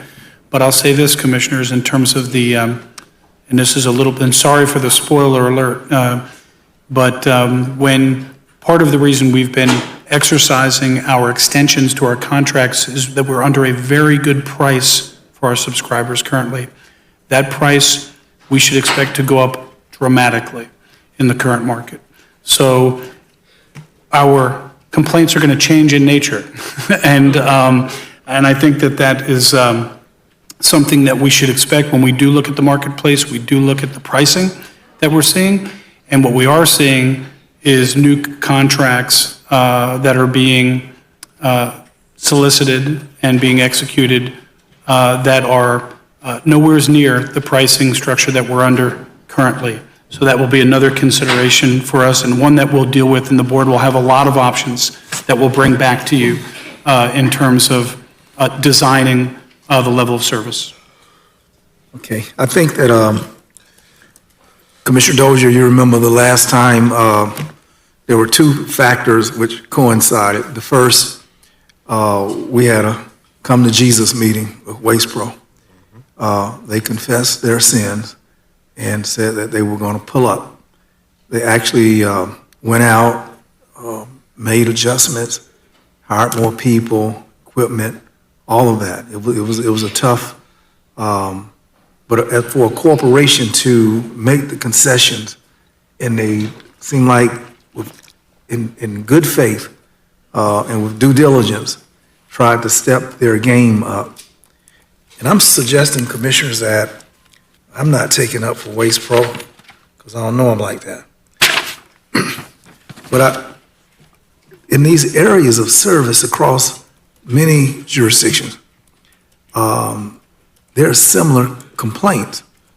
And I don't know if it's worker morale or COVID or people scared to, the culture of collecting trash and the skepticism with which the workers hold for and how they approach trash cans have changed.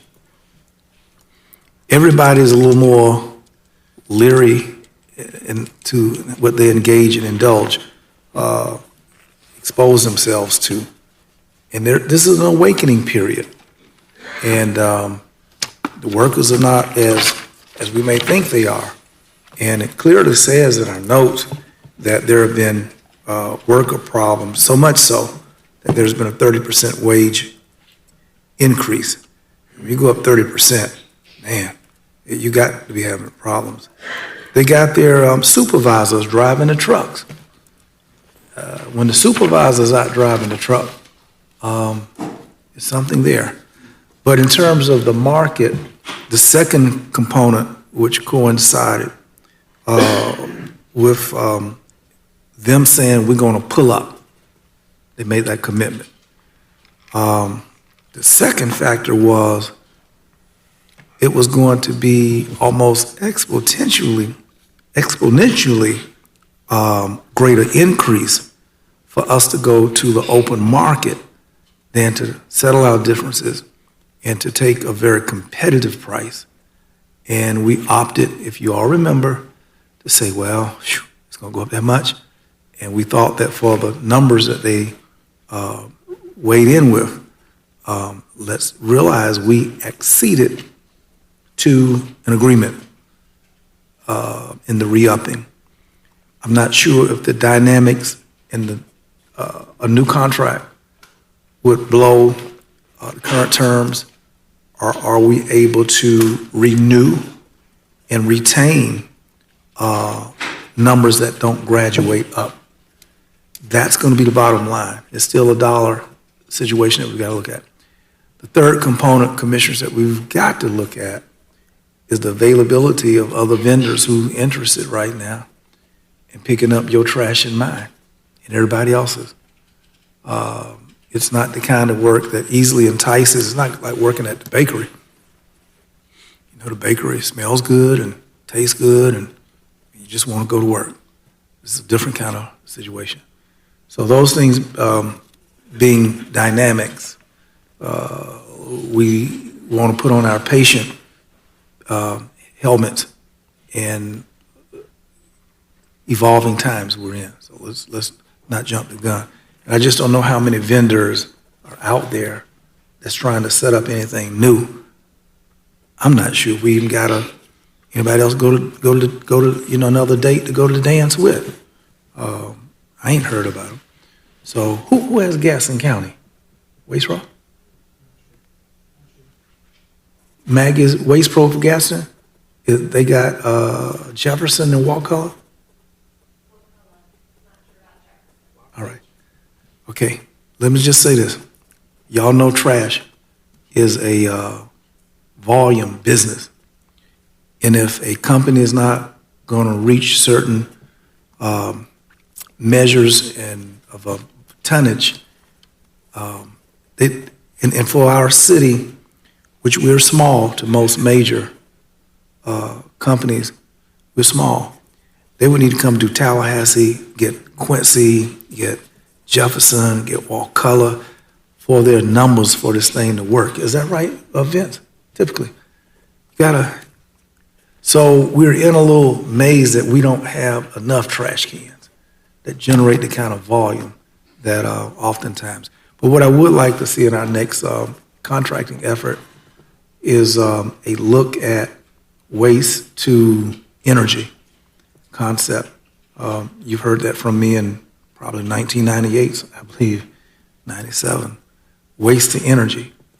How do we not bury and take the stuff over to Mariana and pay for that if we can get one of these counties to allow for interrupting that stream, and let's working with a new wave to energy, waste to energy. I would love to see when this comes back, that component expressed. All right, we have a motion from Commissioner Dozier, and we had a second from Commissioner Minor. Hear no other discussion. All in favor of our receiving staff's report, please say aye. It passes unanimously. I stand corrected. Scribner, Commissioner Cummings made the second. Thank you. All right, thank you. Mr. Administrator. Thank you, Mr. Chairman, Commissioners. This item number 25, provides to you a status report on the tourist development funds allocated to the CRA. And a lot of background here, Commissioners, but in a nutshell, it talks about the 2014 amendment to the CRA interlocal agreement, whereby the board provided funds previously dedicated to the Performing Arts Center to the CRA for the purpose of their distributing those funds within the CRAs for projects and programs and other expenses related to culture, visual arts, heritage programs, performing arts spaces, et cetera. As the item details, the CRA has initiated processes in the past. They've stopped the process that they've had and taken the time to reevaluate their grant processes, and we've been informed that at the next meeting on September 8th, that they will consider commencing a new grant solicitation process to disperse the remaining funds. Again, that's what we've asked them to do, notwithstanding sort of the twists and turns that have taken place to get to this point.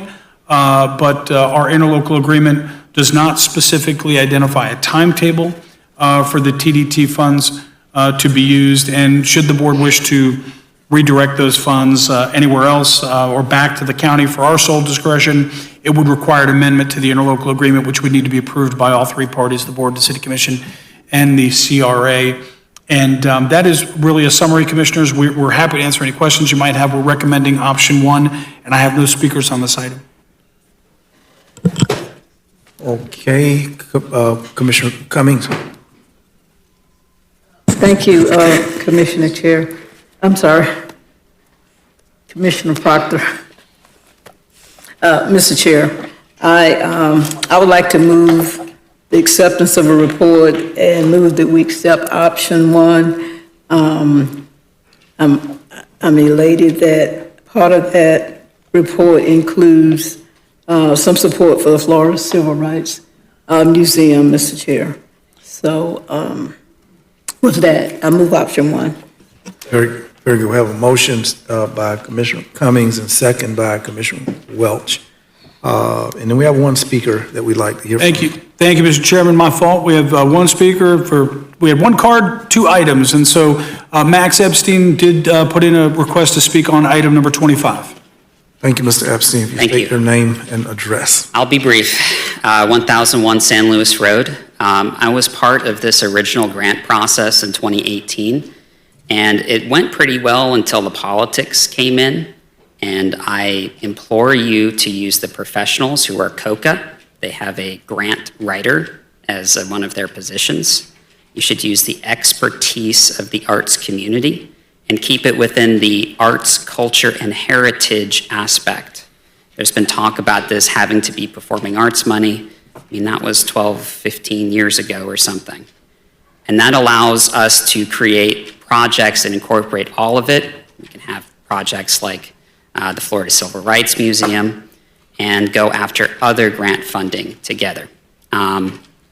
What really happened was you had TLH Arts who tied up this money for 4 years, and I would really like you all to look at the proposals and make sure they're fiscally responsible when they come before you. Think you're a bank and you're giving out a loan because there was no business plan, there was no nothing to support what came before you, and it sounded cool, but that doesn't make a good proposal. Personally, I helped write the Ashmore's grant proposal. The city then appropriated that grant and received $750,000 from the state, and that's great. They have shut us out of this process. But what I can tell you is I and our group spent thousands of dollars and hundreds of hours to develop that grant in 2018. And we were recommended by the experts to get funding. So please do not let politics get in the way. Let the folks that you pay already make the decisions. I don't want to see what happened to us happen to other folks, because that's money out of my pocket, and it seriously disrupted my business. And to have it come back repeatedly to the city was just unacceptable. So I'm probably going to try to wrap up my comments there a little early, but I support a new round of grants proposals from the CRA. The original committee, I believe, had members from CRA district neighborhoods. I saw Ronnie Wright, pictures up there. She reviewed these. And I think that you should also have citizens on that panel to see how they can impact neighborhoods like Bond or Providence and place these in these. I mean, that's what the CRA is supposed to be for, right? But you need to have citizens who look at these projects too to see if they work for them. So thank you, and I appreciate it. Thank you, Mr. Epstein. Commissioner, I want to do something. I wanted to know if Carrie Post desired to weigh in on this at all. Carrie, I see your presence. Is this palatable to you, what is occurring? Mr. Chair, as Carrie makes her way up, I'd like to get in queue to speak as well, please. Very well, Commissioner. Thank you.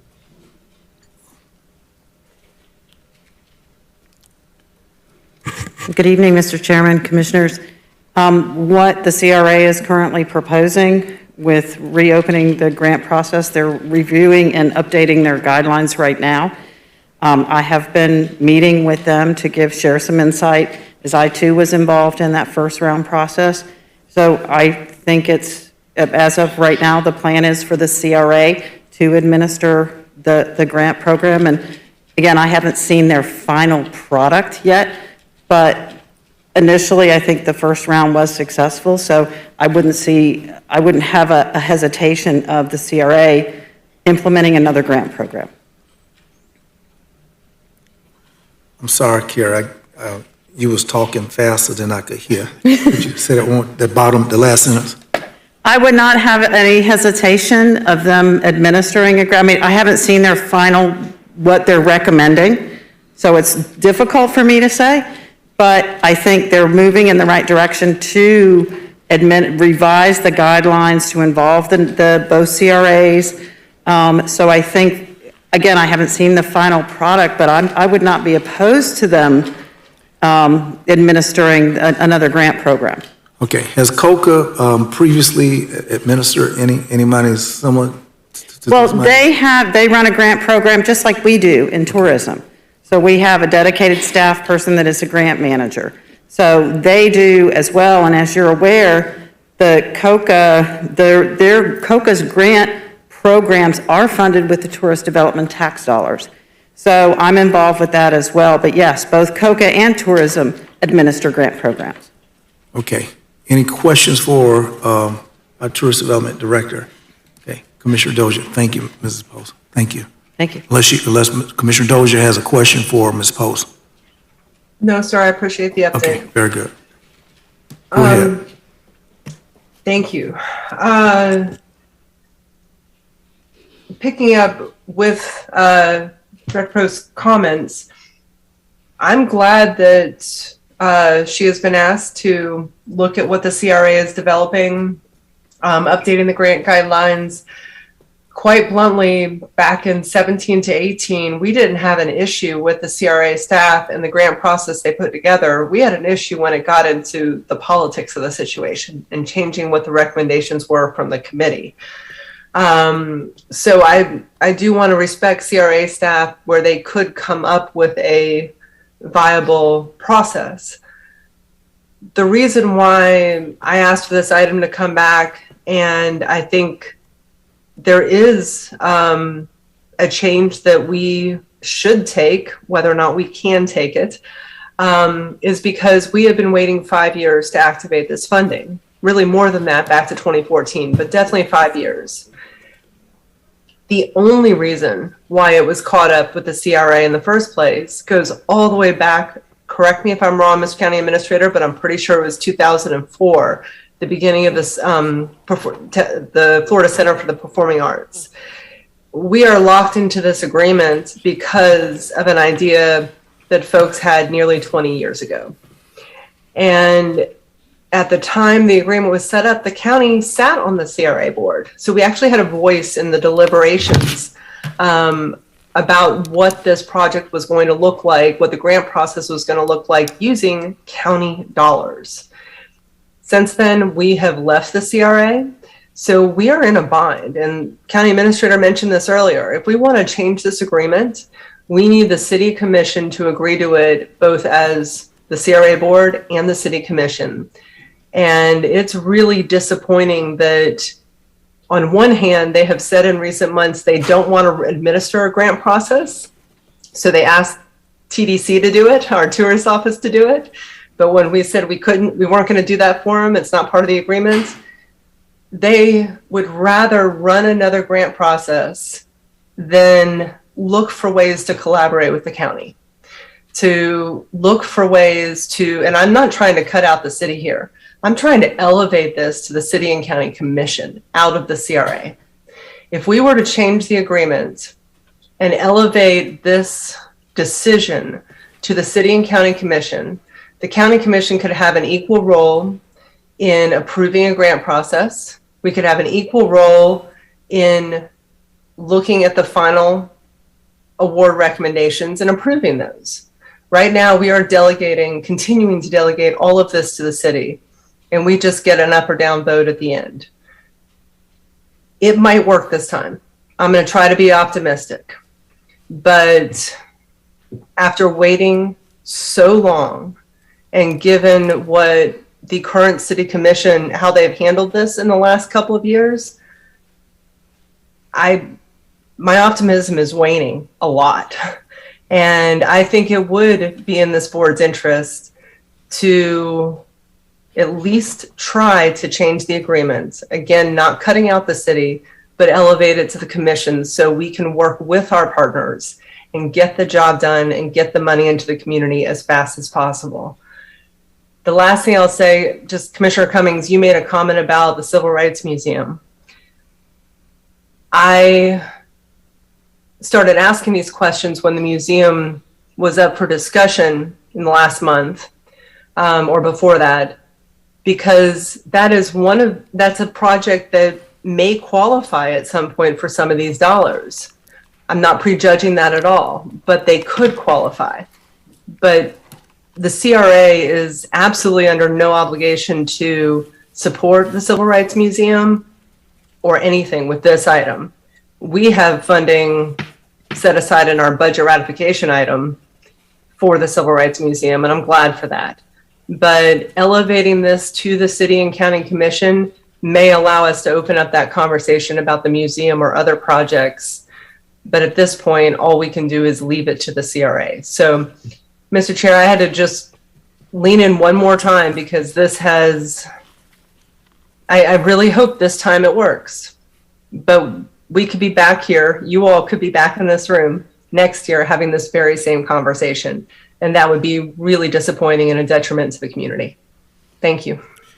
Very good. Eloquently stated. We appreciate your sentiments, and I like the way you separated out some of the historicity of these evolving dynamics.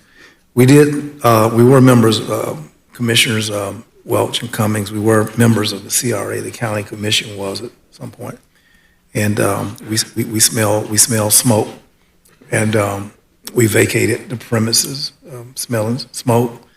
And does the CRA it had an executive director back then. They got a new one? Okay. So. Mr. Chair? Yes, ma'am. I'm sorry, significant change since then. The CRA director now reports directly to the CRA board. Previously, they reported to the city manager, but I'm pretty sure their new CRA director reports directly to the board. Okay, very good. So Commissioner Dozier, let me ask, do we look like we flip-flopping and can't make up our minds? We was on the CRA, and is there, and maybe the county attorney can hear, a way that we now re-engage that there is a new process, a new director, perhaps a new attitude, and most importantly, to me on the CRA, was that the projects that came had to be cleared through the executive director before it could come to the attention of the CRA board. We never got projects that we green-lighted and that started with us, and then we directed our staff to proceed, we like this, green light. we were told, teaspoon fed, this is it. And other people, such as Dr. C, for instance, projects that she brought forward never came to our board, couldn't get through the staff. Bureaucracy on steroids. And if those kinds of issues have been settled, the question is, in terms of what Commissioner Dozier is saying, the county, which our money is involved, but our voice is not. How do we establish that dual thingy without formally being on the CRA or asking that to be a new reconsideration? The only way to change the structure and the role of the county is to amend the agreement, and that would require, again, the approval of the CRA board, which is effectively the city commission, and the county commission. That's what would need to happen. Okay. Commissioners, that's something that we don't have to, you don't have to build Rome in a single night. But if it's something which Commissioner Dozier is allowing to marinate in her thoughts, and it's something that you're interested in doing, certainly when Chairman Maddox comes aboard, he will lead us in that discussion. I think the last time we ran, smelling smoke in the building, I'm a little guilty of being the commissioner who admonished us to leave the CRA alone. And I don't want to look yellow and crawl back up to the city for anything. But I am glad to know that the processes, which was so frustrating, may be improved under the new arrangement with the city. So that's great. We're grateful. All right. Was there a motion Mr. made? Chair, one last One final? comment. Your final? I was just going to say, the city is going to take this up in September. And at that point, I'm going to be looking at the grant guidelines, and I think it could deserve another conversation depending on those guidelines. But I also, to your point, we've got new staff over there, and I believe that they are capable of coming up with a good process. It is the politics that I'm worried about. And if I were on the city commission, I think there's a lot of ways that we could work better with the county and use some of those resources. Mr. Epstein talked about COCA, things like that. I mean, there's a lot of different ways that we could work together to expedite this. So I hope that is something that we can talk about in September if we have any suggestions or any concerns. Thank you. That's it. Okay. I will always say, Commissioner Dozier, that your continuing concern was with process with respect to the CRA, and it was quite unwieldy, to say the least. All right. Those things being said, where are we now with respect to the status of our discussion? Has a motion been made? Mr. Chair, we don't have a motion on the floor, do we? Oh, we Yes. do? What's the motion? And a motion We is do. second. Okay. You want to weigh in? No, I just want to know what the motion is. Okay. It's motion for option one. Okay, I'm good with that. Okay. I just, I will say that Carrie kind of convinced me there. I mean, she feels like they're moving in the right direction, and ultimately, whatever they decide has to come back to us for approval. I would think that if this gets botched again and it comes back, well, we have to have this conversation again, then to me, there is no option there. We take it back. But for the time being, if Carrie's comfortable saying they're moving in the right direction, and we get ultimately has to come back to us for final approval, I don't have a problem staying with the process that we have. Well, I just think that the question is, for the amount of money that we still defer to in support of the CRA, we got to decide if we're going to be a shadow member. The District of Columbia participates in the United States House of Representatives as a shadow representative.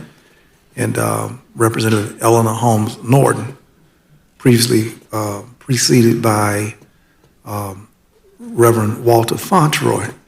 They go to Congress and sit there and listen, but they have no vote. They in it, but they have no vote. And it seems like we are in it and putting our money in it, but we ain't got no vote. It's kind of like the way the South Side feels. We in it, we got this electric meter, but we have no vote. We're in the same position. All right, here are no other comments. All in favor, please say aye. It passes unanimously. Item 26. Thank you, Mr. Chairman, Commissioners. This item seeks board ratifications of your actions taken at the June 21st board workshop. Commissioners, we are recommending options 1 through, wait for it, 21. And so, again, we're happy to answer any questions you might have. We have no speakers on this item. Okay, Commissioner Cummings. Thank you, Mr. Chair. I'd first of all, Mr. Chair, like to thank the county administrator and his staff for the synopsis of what we actually accomplished at our budget workshop. I think they very succinctly covered our actions from food insecurity to Integral Medical Center to supporting law enforcement with finances for law enforcement position. And I'm very proud of the work that we did at the workshop. I believe it demonstrates that every facet of the community, as reflected in the budget workshop, was addressed for the good of the citizens, for the protection of the citizens here in Leon County.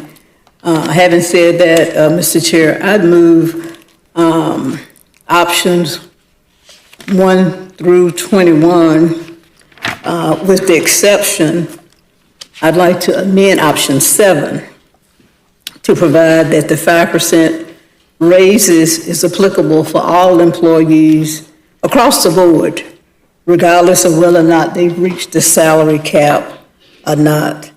And I guess prior to that, if I can ask the county administrator, if that's the case, would that present a budgetary problem, or is that achievable under our budget? Thank you, Mr. Chairman, Commissioners, and Commissioner Cummings.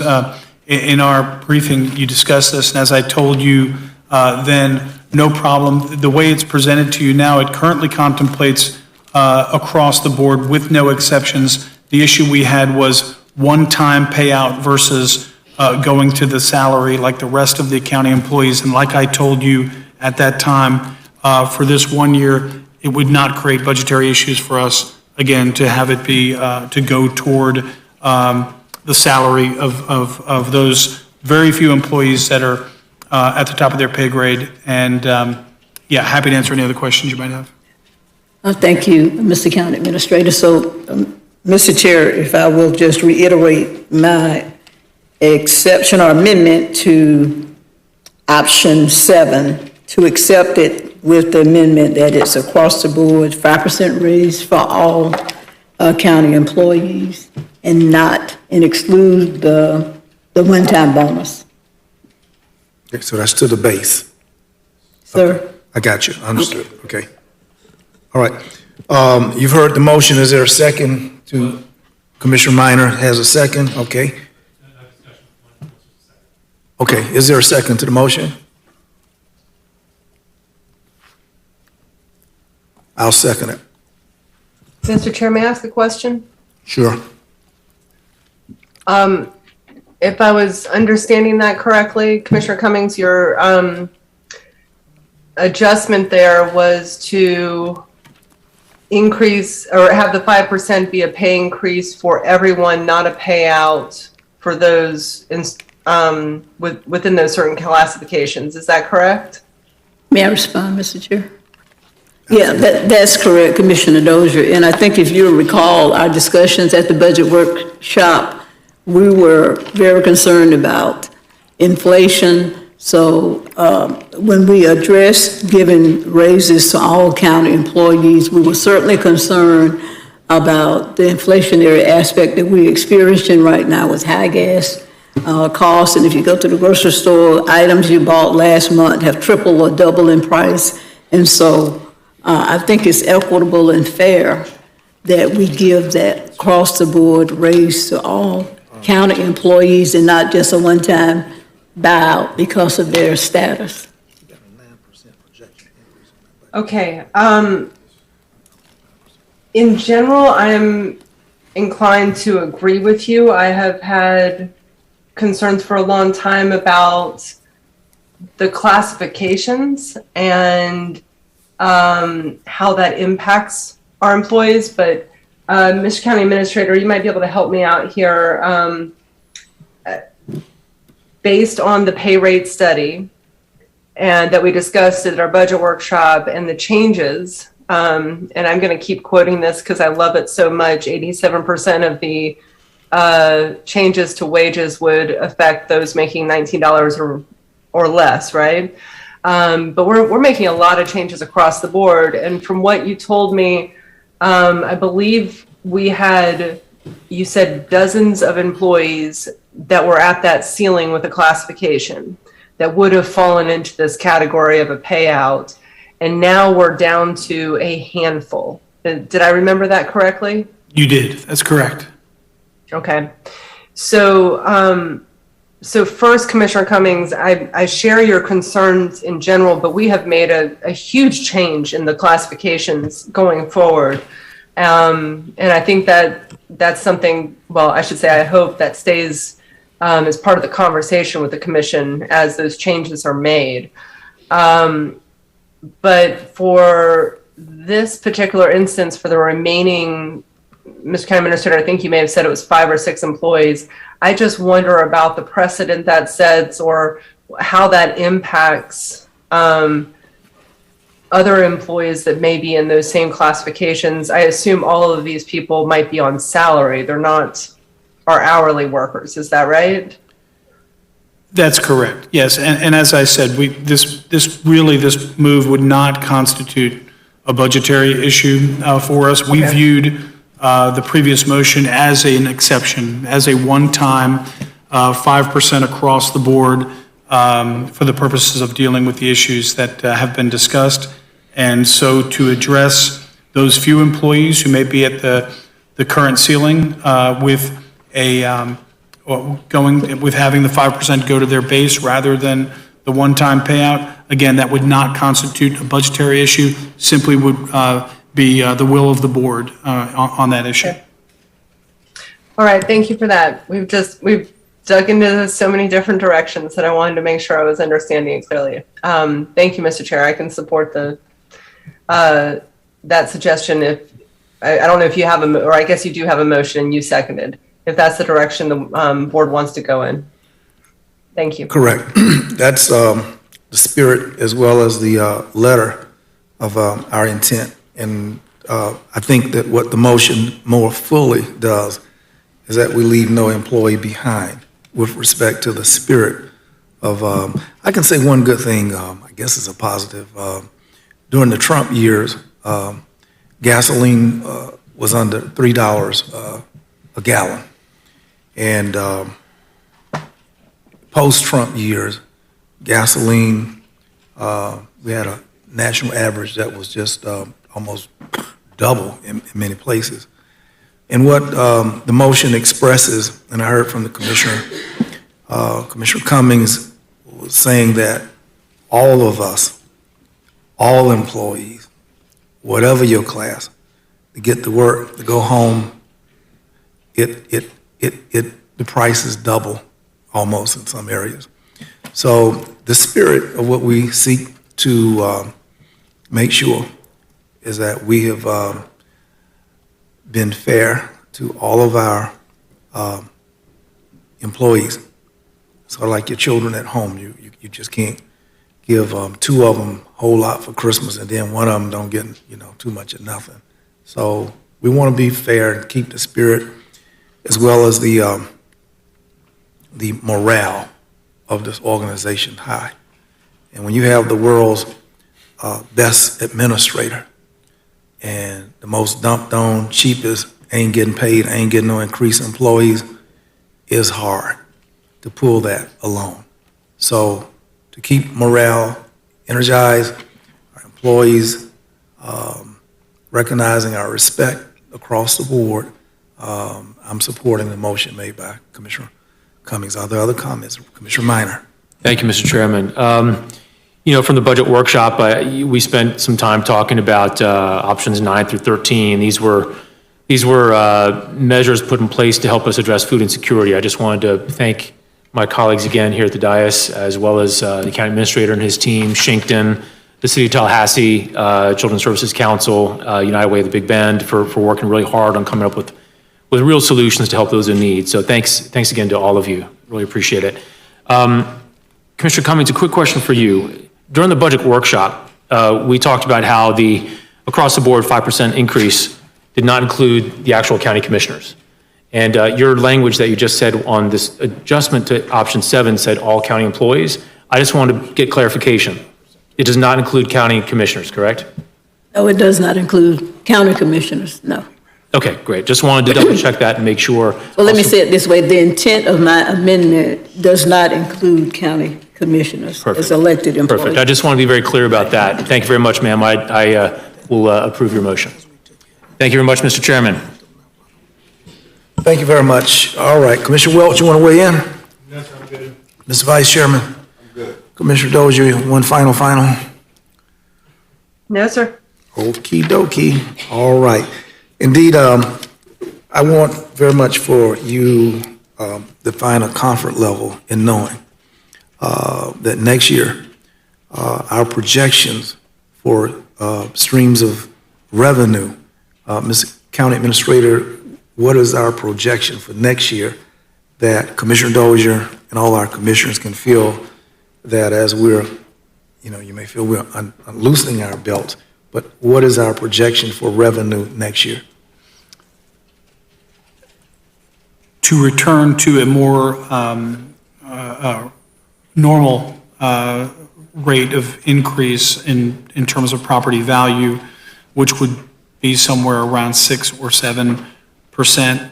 We can't really say that at this point in time, but those are our best estimations, and certainly the entire budget reflects that cautionary approach going into next year. But if we were not being as cautious, have we not seen numbers? Young people, before you exit, I think she's not paying attention. Hold on one second, young people, before you leave. It's not like you got to stand after class or anything like that. Hold just one second. Would we be generous in our thoughts if we thought it was an 8 to 9% increase in revenue based on the assessment of values of property going up? Are you saying that if we projected 8 to 9% for next year? Yes. That would be optimistic. And I'll look at Alan Rosenzweig as he shakes his head no. Okay. But this board can still feel that we have adequate increases to not feel that we are paying out but can't meet it next year. Correct. Correct. No problem there. Very good. All right. All in favor of this motion, please say aye. It passes unanimously. Commissioner Minor, your student is here, and you gave such sweet and lovely commendations to 2 of them, but I believe the swimmer is back. Yes, Mr. Chairman, thank you very much. I want to introduce to everybody Shubham Dixit. Shubham, as I mentioned earlier, is a rising senior in Rickard's IB program, and he swims every morning for 2 hours from 5:30 to 7:30 a.m. Before he comes to work. So just wanted to everybody meet Shubham. Good. So, thank you. Great. And then, of course, he and Aida and Cameron will be working with us through July 29th. So great. Look forward to working with you. All right. Thank you, Mr. Chairman. I know and they were alert, paying attention and on it. I always get those kind of students that be ready to go and looking and twitching and great selections. You all were fabulous, and the chairman is watching. You're dead in my sight line, and I watch you all evening. You were excellent, supreme, and I know you're great students because of your attention spans. You may be dismissed. Okay, have a good evening. All right, our next item. Okay, there was a, okay. Commissioners, item number 27 seeks your acceptance of 2 federal grants totaling over $4.6 million in federal funding for the Old Concord School in Miccosukee. Commissioners, some agenda items are just more exciting than others, and this one falls into that category. The item talks about how we're going to be able to do that renovation with an awful lot of community feedback that we've received. And I just want to acknowledge the hard work of our county team in getting out there in the community, and also those who are involved in the obtaining this grant. And with that, we're recommending actions 1 through 4, or options 1 through 4, rather, Commissioners. All right, the Vice No Chairman. speakers on this item. The Vice Chairman, I thought I heard, did I hear you making a motion on 1 through 4? I did, and I think that Commissioner Welch, whose district this is in, is making a second. That's correct. Okay, very good. Commissioners, are there comments that you desire? Commissioner Welch. Thank you, Mr. Chair, and thank you, Mr. Vice Chair, for making the motion. Just want to reiterate thanking staff. This is a real game changer for the Miccosukee community. A lot of you have been working on this project for longer than I've been blessed to serve on this board, and I just want to commend you. As you all know, increasing the capacity of our recreational facilities and our community centers is kind of a passion of mine, and Miccosukee is a beautiful community in rural northeast Leon County and in my district.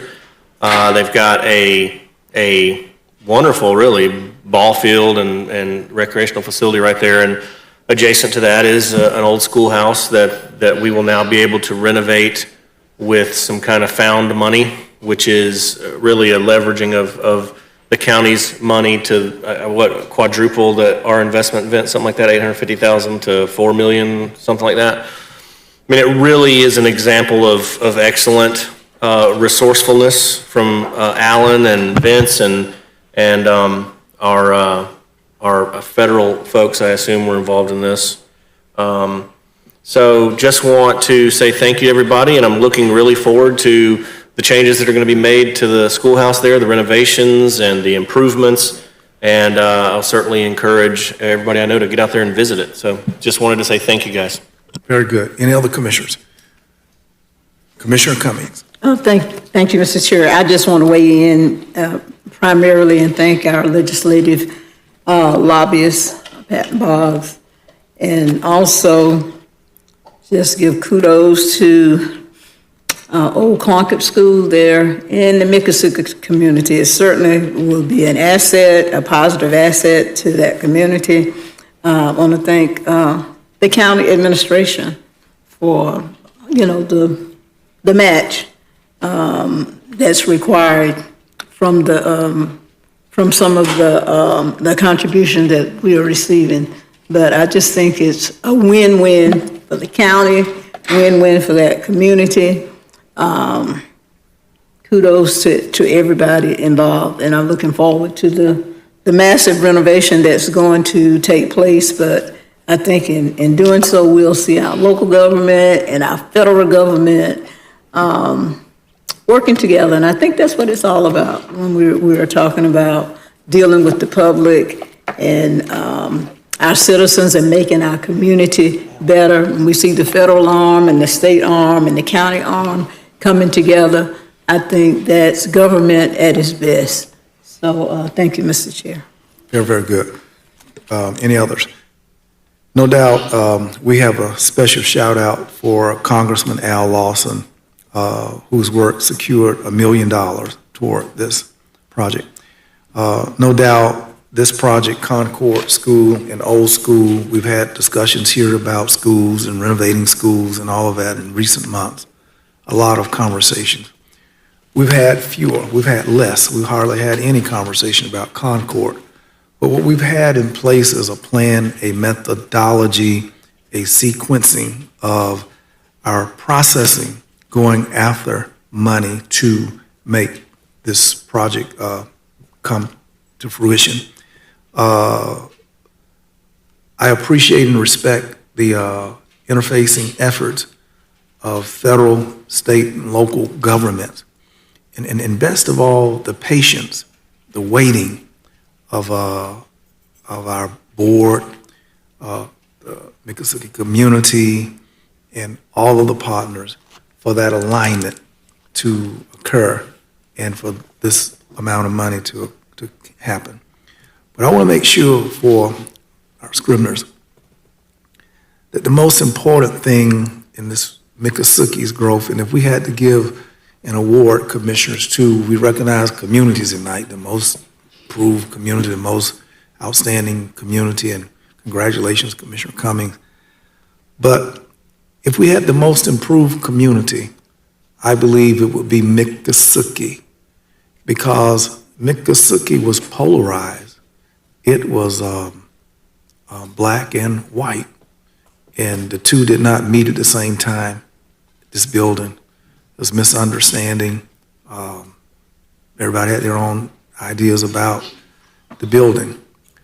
But if you look at an amalgamation of people coming together slowly and surely, collectively recognizing this jewel as the center point of community life, and embracing it.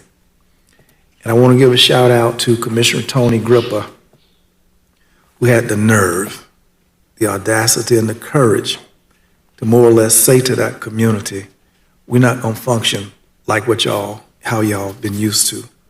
And those schisms which separated and divided, Grippa just stepped in with his New York brashness and suggested a new forward.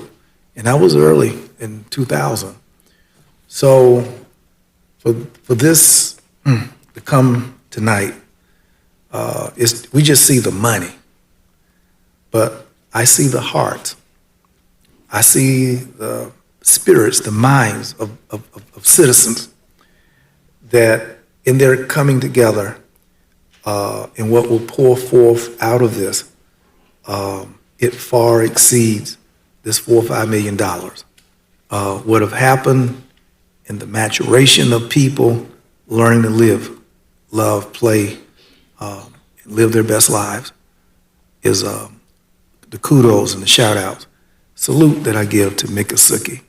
And I hope that this will be a down payment for a community to continue to grow and be a leader of what the future can come to in our community. So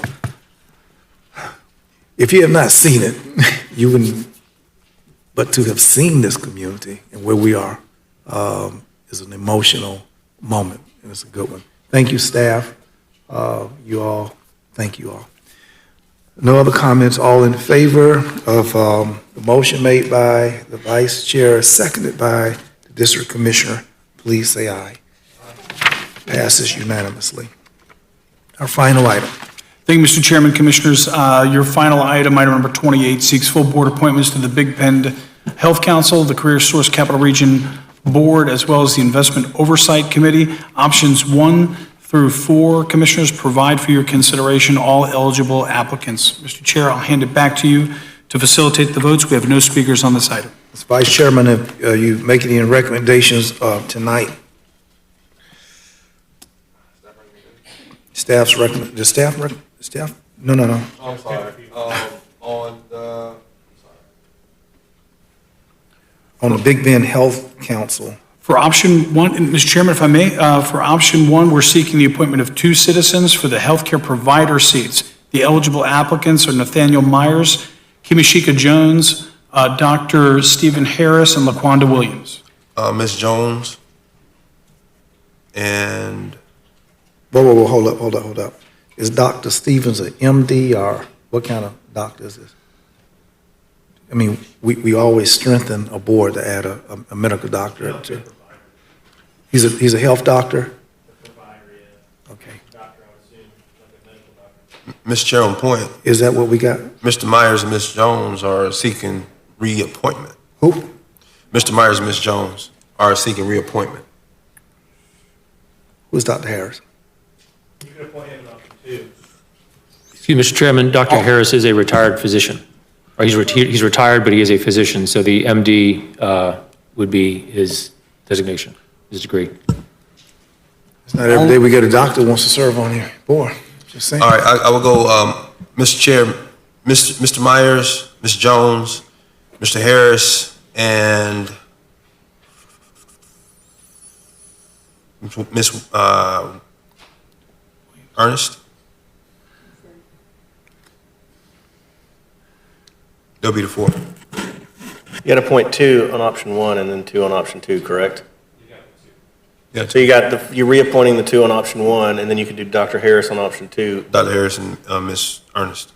There you go. I'll second that. Or is that a motion? You've heard the motion.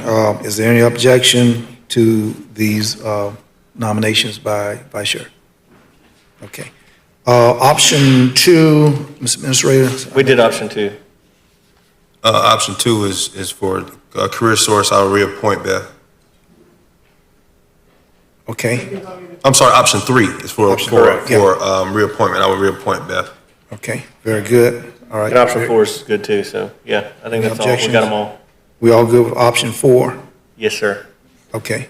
Yeah. Do we need a formal motion or just no objection? Just go ahead and include option 4 and reappointment to those 2 as well. Okay, there are no objections to those. Consider them reappointed. Yes, sir. Okay, very good. All right, thank you very much. That was our final. Madam County Attorney, did you want to weigh in tonight? You said very little tonight. Pondering everything okay? No, Mr. Chair, I hope everyone has a great summer break. Very good. You know, when the county attorney doesn't interrupt, the chair feels he's doing a good job, you know? She tried to earlier, but boy, you cut her down pretty quick. I felt sorry for her. Oh, man. No. It's all love. Mr. County Administrator, the legend, the myth, the man, the legend, the myth, the greatest on planet Earth. Thank you, Mr. Chairman. We have no speakers on the second time around here on non-agenda items, just to make that announcement. But just for me, I said enough tonight. Just another big thank you to the board and to our chairman. Appreciate it. Thank you very much. Very, very good. Thank you. Commissioner Minor? Thank you, Mr. Chairman. I jumped the gun about an hour and a half ago, told my items for discussion, and nothing has changed since then. So I'm good, sir. All right, Commissioner Welch. Thank you, Mr. Chair. I just wanted to thank our Blueprint staff for the grand opening of the skatable art park on FAMU Way, which a lot of us were at. The vice chairman gave some very eloquent words. I was hoping to catch him shred some gnar, but he did not. But Commissioner Cummings did very gingerly put her foot on the skateboard, and I thought she was going to take off, so it was exciting. That's a really cool project that I think we all can be very proud of. And then I wanted to also wish everybody, a nice little break, and I look forward to seeing you guys in September. As you know, June and July are slow for me, but August and September are pretty busy for me. So I'm not necessarily looking forward to it. I did want to encourage everybody to check out a website called reimaginekillarnecc.com, which is essentially a sort of holding place for the plans that are being made for the redesign and redevelopment of Killearn Country Club by an investor from Atlanta who's from Tallahassee originally. I'm very excited about the redevelopment of Killearn Country Club. As you may have heard, there's going to be some requests for rezoning the third 9 holes of Killearn Country Club back to a golf course, whereas it had been rezoned and made available for some development purposes. I know that the folks in Killearn are excited about that, especially those who live on that third 9 holes of golf course, to see that become a golf course again. And so there's big plans for the Killearn Country Club, and I just want to encourage you all to check that out and consider how important Killearn Country Club is to Killearn Estates. As one of our flagship neighborhoods, as we talked about neighborhoods tonight, Killearn Estates is our oldest, super planned community, and certainly very important to District 4. In Northeast Tallahassee, and I am extremely excited about the plans for the country club. and what that's going to do to the property values in the area, and to just continue to make Killearn an incredible neighborhood to live in, and increase the quality of life there, improve the quality of life there for generations to come. And this is a private investment that's being made there, which is really exciting. So reimaginekillearncc.com. Encourage everybody to go check that out. It's kind of special to me because I got married at Killearn Country Club, and I met my wife at Killearn Country Club, which I know I've mentioned to you guys before. So I've done everything there that you can do, from waiting tables and bussing tables to running weed eaters and shagging golf carts. I've done it all at Killearn Country Club. So I'm very excited about that redevelopment. Encourage everybody to check it out. Thank you, and have a great break. Very good. Thank you, Commissioner. Commissioner Cummings. Thank you, Mr. Chair. I am just elated and very excited today. The grades for Leon County Schools came out, and I just want to commend Superintendent Rocky Hanna, Deputy Superintendent Michelle Gale. We had our chair of the school board here earlier, Darrell Jones, and Leon County Schools received a B grade for 2021-2022. And that's, we are Leon County, that's our children. We're making progress coming out of COVID. And so I want to commend Leon County and the Leon County School Board, school system, all of the teachers that work extremely hard to teach and educate our children. So I think coming on the heels of honoring the best county administrator on planet Earth, I think that's certainly an accolade that we can be proud of for our students here in Leon County. And I guess I'm especially proud because I'm the county's representative on the Children's Services Council, and we are certainly trying to move the needle with our children in our school system as well. So kudos to the school system. Kudos to the school system. And my last and final comment is I want to thank the county administrator as well as the chairman of our county commission, who wrote greetings for me for the 73rd National Convention that's being held in Orlando for the National Association of University Women. Our branch here in Tallahassee is hosting it in Orlando, and I happen to have been the local president for the last 4 years. So we will be convening the last week in this month, week after next. So I just want to thank you all for your support. And I also want to ask, or maybe move or see if the commission would support a resolution for that national convention being held in Orlando. We are an international and national organization. We do public service. We support local initiatives here with Back to School. We support, the American Cancer Society and many of the local organizations here. We make a tremendous impact here locally. So that is my motion, that we would, if the county would do a resolution, is that the right word? Resolution. Thank you. Is it policy? It's proclamation. Oh, it's proclamation. I was wondering if I was using the right word. Yeah, a proclamation, absolutely. Can we have a motion and a second for a proclamation in support of the National Association of University Women. Absolutely. All in favor, please say aye. Passes unanimously. Thank you, Mr. Chair. That's all. Very good. Commissioner Dozier? Yes, sir. You ready for me? Yes, ma'am. Have at it. Okay. Sorry, I was just going back to my notes here. First, I would like to request a proclamation for the We Care Network's 30th anniversary. This will be presented at their program honoring the 30th anniversary. This will be out in Chambers. We have a motion and a second. to observe the request made by Commissioner Dozier. All in favor, please say aye. It passes unanimously. Thank you very much, and truly appreciate what We Care Network does for our community. The second issue, many years ago, this predates my time on the commission, the county conveyed approximately 18 acres of land on Eisenhower to Innovation Park. My understanding is this was a former borrow pit, but may actually have held some of the material. I'm not sure if it was taken from Munson or someplace else. County administrator might remember.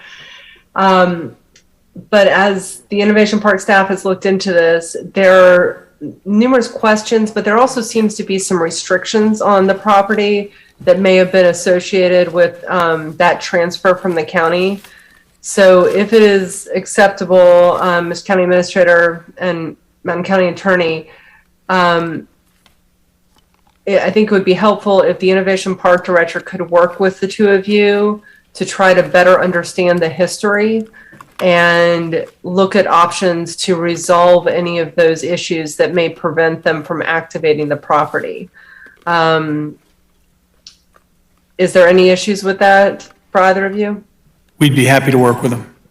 Okay, do we need a motion for that, or? I don't think so, no. Okay. Well, I will just convey that to the director that he should reach out to you. I will say that, so thank you very much for that. This is actually a good problem to have because of the restructuring at Innovation Park years ago and Dan Foss's most recent expansion, the North Florida Innovation Labs under construction. The park actually controls very little property that has not been developed. And we have a lot of interest in the park, which is great for all of us.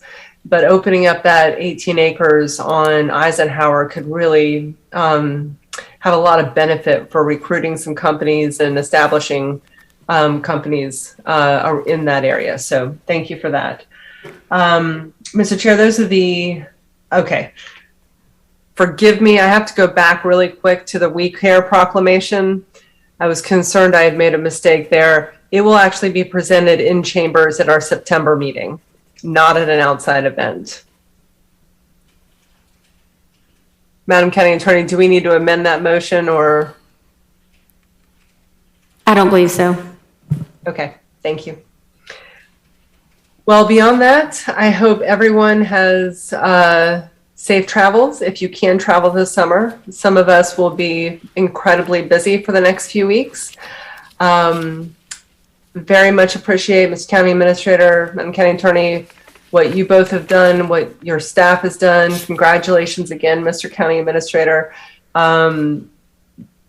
One meeting can never capture how much work goes into every single one of these items, and particularly items like the budget, legislative priorities, and some of the other issues we covered today. So thank you very much. I hope you all have a great evening, and I really am sorry I wasn't there in person with you today. I look forward to seeing you in September. Very good. Thank you. Ms. Vice Chairman. Mr. Chair, great meeting today. Have a great summer. Yes, sir. Thank you. Commissioners, thank you so much for your engagement tonight. We're going to get out of here before Santa Claus comes. To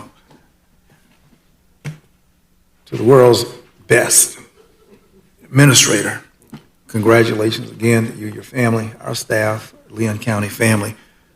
You all have heard me say over and over that we're working with the best. And now that someone else from way up in, where they from?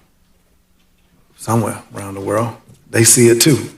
So let us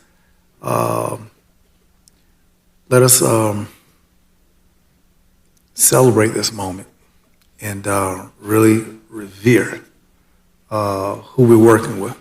And it's very rare that people get to play football with Tom Brady. And for those who had that experience, you never forget it. And no doubt, we've all worked with Michael Jordan and Scottie Pippen, with Vince and Allen, and their leadership team. And someone said earlier, Batman and Robin.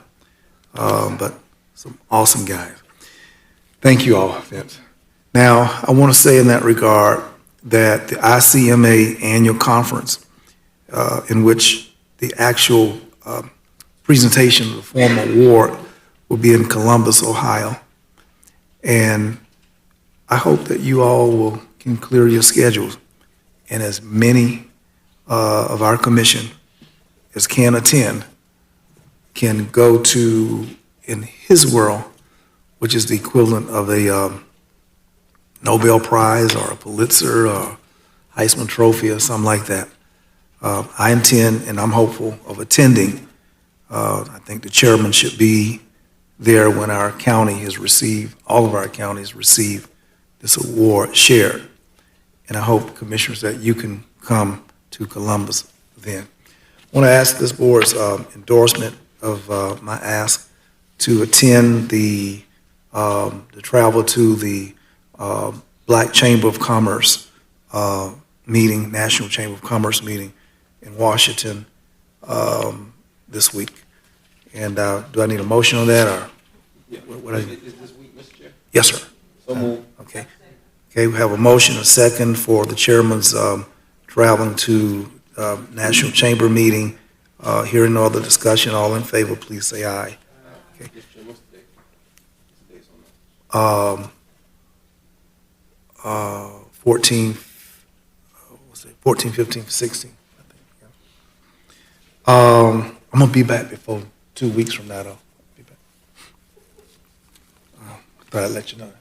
All right. Finally, Commissioner Dozier, I asked the board's support as I desire to meet with a community meeting with Woodville community, and concerns have raised with respect to the new development, which is the Horton development. It came up in front of our meeting at the comp plan. Since that meeting, it's kind of gone a little public, lots of questions there. In addition to that area south of Capitol Circle, the Munson community wants to know about these pipes, the money that we've gotten for sewer, and I'd like permission for staff, since we're out for the next 2 months, that staff can get down there and we can quell their discontent. And I would ask your support of staff being able to join me in meeting with Woodville and the dealing with the sewer, as well as the new development of Horton. Okay. There's a motion and a second by Commissioner Minor. We thank you. And then the final is the request that staff might also be able to join me in a 32304 update. And we have new revised information that we're desirous of sharing with the Springfield, the Frenchtown, the 32304 community. We have produced, I believe, 2, and we have that third book that the county produced, but we have actually more pertinent data. Also, the Florida State University, our ongoing conversations with their engagement with 32304. And I would just like to ask this commission if you would allow our staff to both engage the conversations with Florida State in their constructing a new partnership, if you will, in dealing with 32304 in the coming months, and a community meeting to update them with respect to what's on the horizon and the latest information.